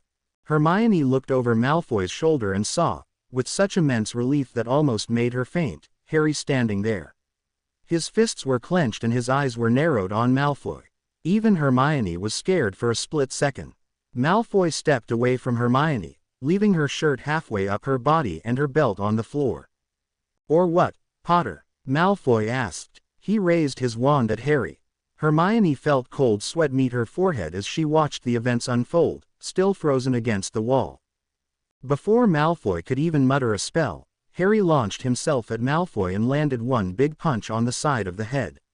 Malfoy landed on the ground in an unconscious heap with a loud thud. Hermione let out a breath she'd been holding during the entire ordeal. Tears stained her cheeks as they dried against her skin. Her breathing was still unsteady and shaky. Harry stared at Malfoy's unconscious body for a moment, and then he looked straight at Hermione. His expression, that had previously been twisted by anger, softened. Hermione pulled her shirt back down and redid the button of her jeans. More than anything, in that moment, she felt embarrassed. How was she going to explain to Harry that she just let all of this happen? It was her fault for letting herself get taken advantage of like that. "Are you okay?" he asked her. Hermione nodded wordlessly, even though she was not okay. She could still feel Malfoy's touch on her skin, his lips against her neck and his fingers touching the material of her bra. Hermione cringed at the memory. "We'll need to get Professor McGonagall," Harry told her. He was out of breath. He looked down at Malfoy with pure disgust. She nodded again. Hermione couldn't even imagine what would have happened if Harry hadn't shown up. She knew that he was supposed to be there anyway, but what if he had showed up 5 or 10 minutes later? "He should be out cold for another few minutes," Harry continued. "We'll get McGonagall and come back." Hermione didn't move. She felt frozen where she stood. "Unless you want to stay here?" he asked, confused. She shook her head and moved from her frozen position in desperation. Hermione walked over slowly to Harry's side. He didn't smile or hug her. He just began to walk. The anger in his expression had returned as they silently walked to McGonagall's office. Hermione felt as though none of this was even real. She'd never imagined Harry saving her like that. She guessed that she was supposed to thank him, but words couldn't be formed. Her thoughts just tumbled into one big panic that wondered what would have happened if Harry hadn't saved her, if Malfoy had gotten license to continue touching her like that. "You sure you're okay?" Harry asked again. Hermione nodded. She was lying, but she nodded anyway. "I'm sorry I was late," he said quietly. "It will never happen again. I promise." She nodded again. That was all she could do. She was surprised that she wasn't crying and falling into Harry's arms, thanking him for saving her. But not even tears would form anymore. Harry was walking quickly and she had to struggle to keep up with him. She'd never seen him so determined like this. It almost scared her. Hermione hadn't even realized they'd met McGonagall's office until Harry knocked on the door fast and hard, with urgency. "Professor," he called out. "It's an emergency." "All right." A voice called out from behind the door, and then Professor McGonagall herself opened the door and was revealed in the doorway. She was still in her day robes, but her eyes were half open from sleepiness. "What is it?" "Just follow me, and I'll explain," Harry said. Hermione thought that McGonagall wouldn't take orders like that, but she did. She also kept up with Harry's fast pace as the three of them made their way back to where Malfoy would be. "What's wrong with Miss Granger?" McGonagall asked. Her eyes were beginning to open wide at the sight of Hermione. She must have looked like a wreck. "I think she's in shock," Harry explained. "From what?"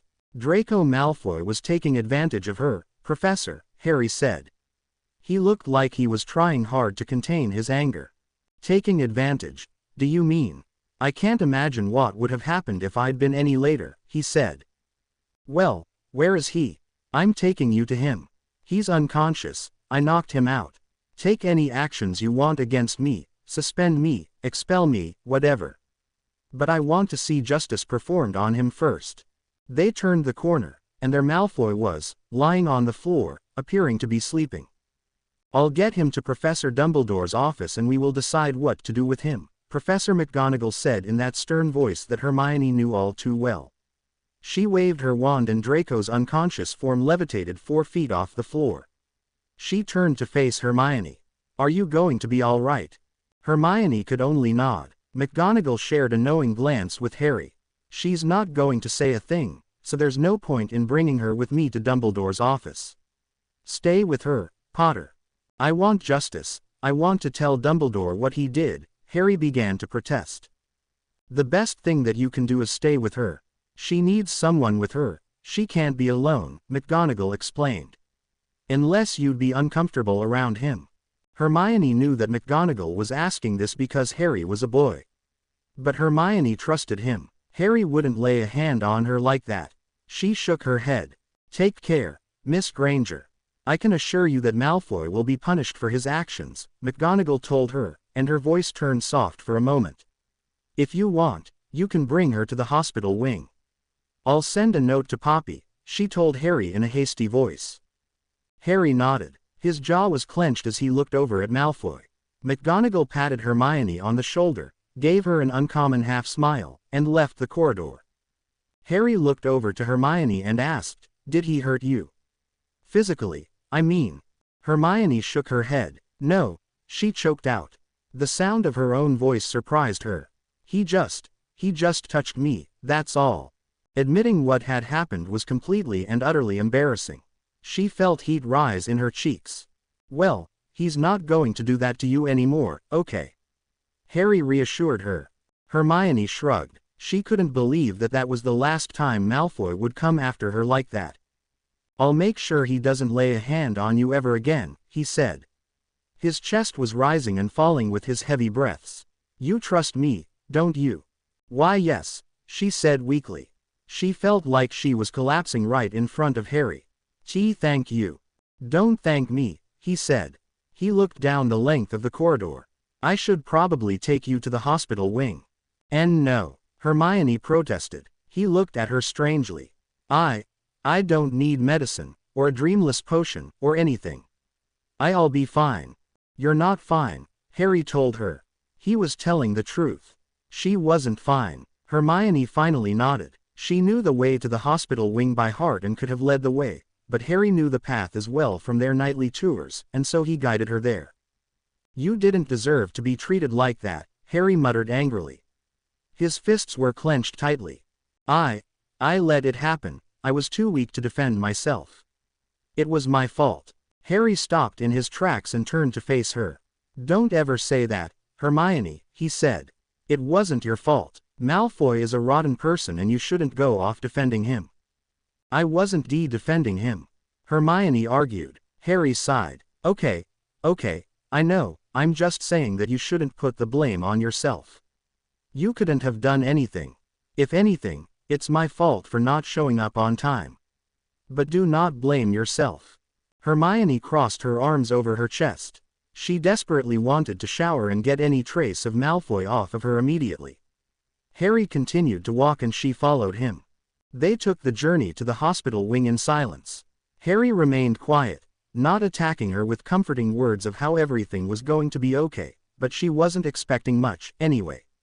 Harry just was not comforting type of person. And after their conversation a couple of weeks ago about Voldemort, she knew why. She'd learned to accept that that was just the way he was. When they reached the hospital wing, Harry didn't even have a chance to knock on the door before the door whipped open and Madame Pomfrey was standing before them with watery eyes. "Miss Granger, over here, please," she instructed. She ushered Hermione over to a bed and gave her a small vial filled with a red liquid. "It'll calm you down. Mr. Potter, you may go now." "No," Hermione protested. "I want him to stay here, if that's okay with him." Harry nodded. "Of course I'll stay." He grabbed a chair and moved it so that he could sit right beside her. She drank the red liquid. It burned her throat but she didn't complain outwardly. "Professor McGonagall wrote a note telling me everything. It was awful. What happened to you?" Madame Pomfrey said soothingly. Out of all her years at Hogwarts, Hermione had never once seen Madame Pomfrey care about her like this. It was unusual and comforting at the same time. "Let me know if you need anything." Hermione just nodded as Madame Pomfrey walked away and back into her office. Harry sighed and ran his fingers through his hair. Hermione closed her eyes in an attempt to keep her tears at bay. She felt Harry's hand grasp her own small hand. It felt odd and wrong to be touched, so she pulled away and opened her eyes. "Sorry," Harry muttered. "No, it's nothing against you," Hermione said shakily. Her chin was trembling. "It's just," she paused, wondering if she could tell Harry what was on her mind. And then she wondered if he would even be able to understand just what she was feeling. She took a deep breath and said, "It's like I can still feel Malfoy touching me." "Oh, God, Hermione," he said. His eyes widened. I didn't know you still felt that way. God, I'm so sorry this happened." Hermione bit her lip. She looked up and tried to blink as quickly as she could so as to keep tears away, but it was no use. And then just like that, she broke down. Hermione began to sob. She covered her face with her hands and tears poured out of her eyes uncontrollably. Her shoulders shook from her heaving sobs and her breaths were uneven. "I was so scared," she admitted shakily in a muffled voice. "I know," he whispered. She removed her hands from shielding her face and wiped her tears away. Thank you." "Like I said, no need to thank me," Harry said. He looked around. "Do you want me to leave? If he made you too uncomfortable around guys?" No, Hermione said immediately. She might have shied away from Harry's touch, but it was only because she still felt Malfoy's touch there. "It's okay. I trust you." She knew that Harry wasn't going to do anything. She almost hated herself from shying away from him like that. Hermione sniffed and looked away from Harry as more tears poured out of her eyes. "This is just so embarrassing," she admitted weakly. "I'm such a prude, I've never even been key-ed before, and now this happens." Harry's eyes widened at her. "You haven't had your first key yet." She shook her head. Her cheeks turned pink. "Never had a boyfriend or anything," she told him, shrugging. Hermione knew that she wouldn't have a boyfriend for a very long time, or even ever. She'd come to terms with that already. Harry raised his eyebrows. Oh, clearly, he'd had a fair share of keys and possibly even girlfriends. She could believe that. After all, Harry was very handsome. He had messy black hair that was effortlessly attractive, and not to mention those eyes. Even if he wasn't famous, he'd still have a line of girls chasing after him. "As if I couldn't feel any more embarrassed," she said stupidly, sniffing and trying to keep herself composed. "It's not embarrassing," Harry reassured her quietly. "I just thought." He paused. "I don't know." "You thought what?" she questioned with raised eyebrows. A part of her almost didn't want to know whatever he was thinking. "It's nothing. I just thought that since you were pretty and all, you'd have your first key already," Harry admitted. It was his turn to blush this time, which confused her. "Don't be stupid, I'm not pretty, Harry," Hermione said, shaking her head. She looked back up to face him. He'd called her pretty before, and it was strange to hear her being called that a second time. He looked like he was going to retort with an argument, but she cut him off by saying, "Why do you think he did it?" They both knew who and what she was referring to. "Because he's an ass, simple as that," Harry said. He still looked furious. I can't shake that image out of my head." "What image?" "The image of him touching you like that," Harry told her. "And I remember that look in your eyes. I could tell you knew what he was going to do. And it disgusts me that he'd do something like that. It really does." "He's not here, Harry, he's not going to hurt me," Hermione said. She felt compelled to be the one comforting him now. He looked so angry, and it frightened her to see him like that. Hermione reached out and touched his forearm. At first she wanted to pull back, but she knew that he needed to be calmed down, and this seemed like the only outlet. "Okay." Harry looked at her hand touching his forearm, then right at her. "Right. Calm down," she said calmly. "I'm trying," he told her impatiently. I just feel very protective of you, that's all," Harry mumbled. Hermione finally felt at peace for the first time that night. Hearing him say that meant more to her than he'd ever be able to comprehend. She had never heard anyone tell her, aloud, that they were protective of her. Maybe Harry really did care about her. And she smiled at him, because the feeling was mutual. To be continued. I hope you enjoyed this story. Also remember to subscribe and like this video. See you in the next video.